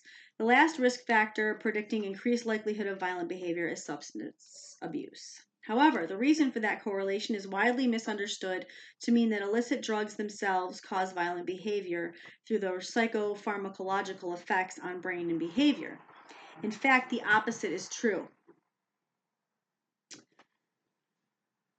The source: Alcohol, Drugs of Abuse, Aggression, and Violence, and Understanding and Preventing Violence, 1994, Rice and Roth. Two of the most widely used illicit drugs actually inhibit or prevent violence. Their names are marijuana and heroin, and other opiates. People under the influence of these drugs are actually less likely to engage in violent behavior or otherwise identical conditions than people who are not under their influence. The effect of stimulant drugs, cocaine and the amphetamines, and crack on violent behavior is more complicated, but can be summed up by saying that they stimulate violence in some people, especially those with pre-existing borderline psychotic personality disorders who may become paranoid under the influence of these drugs. Inhibit it in others, such as children and young people with attention deficit disorder with hyperactivity and other problems, and have no discernible effect one way or the other on violent behavior for most people.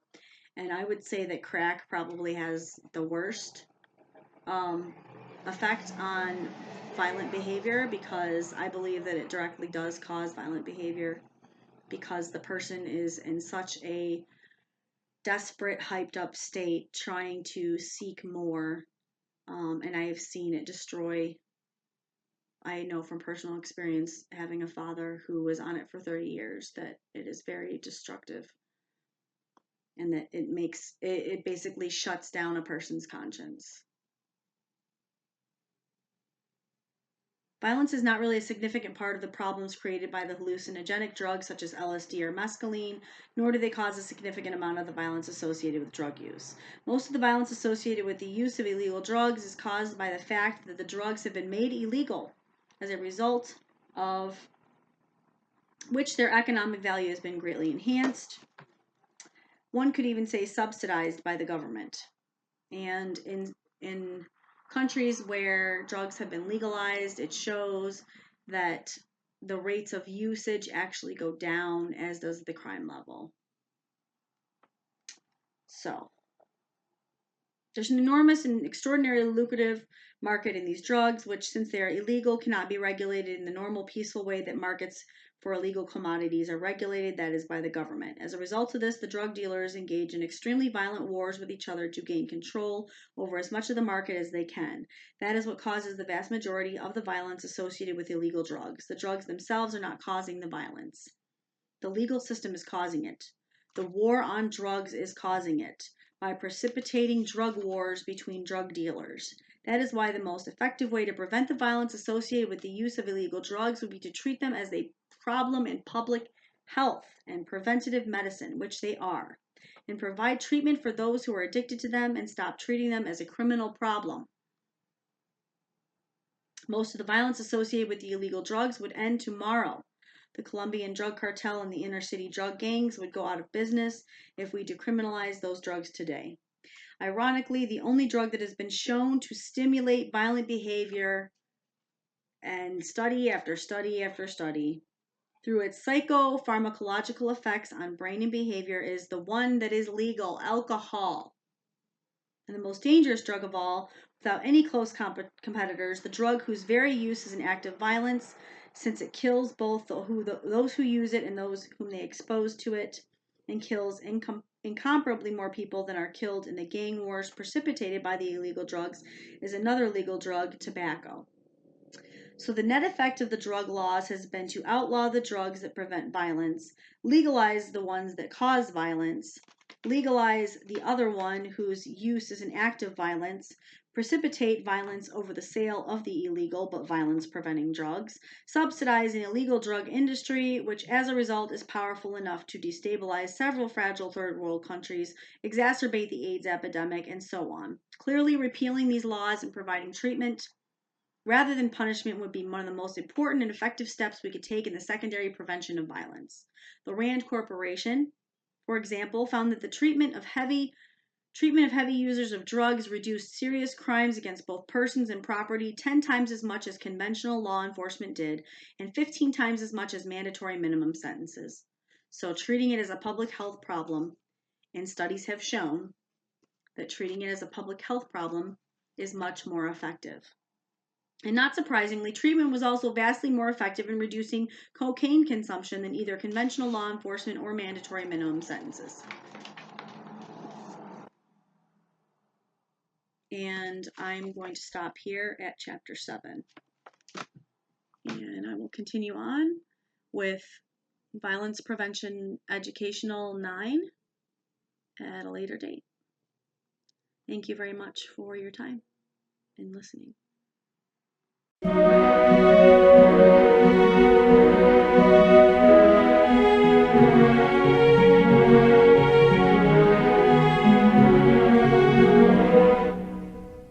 Imagine there's no heaven. It's easy if you try. No hell below us, above us only sky. Imagine all the people living for today.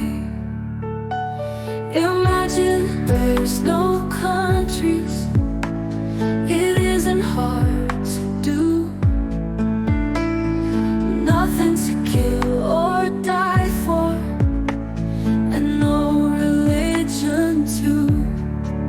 Imagine all the people living life in peace.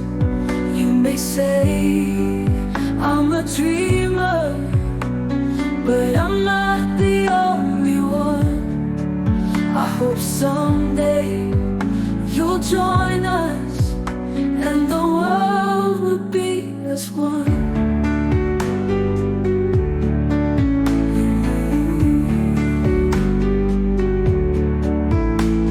Imagine no possessions.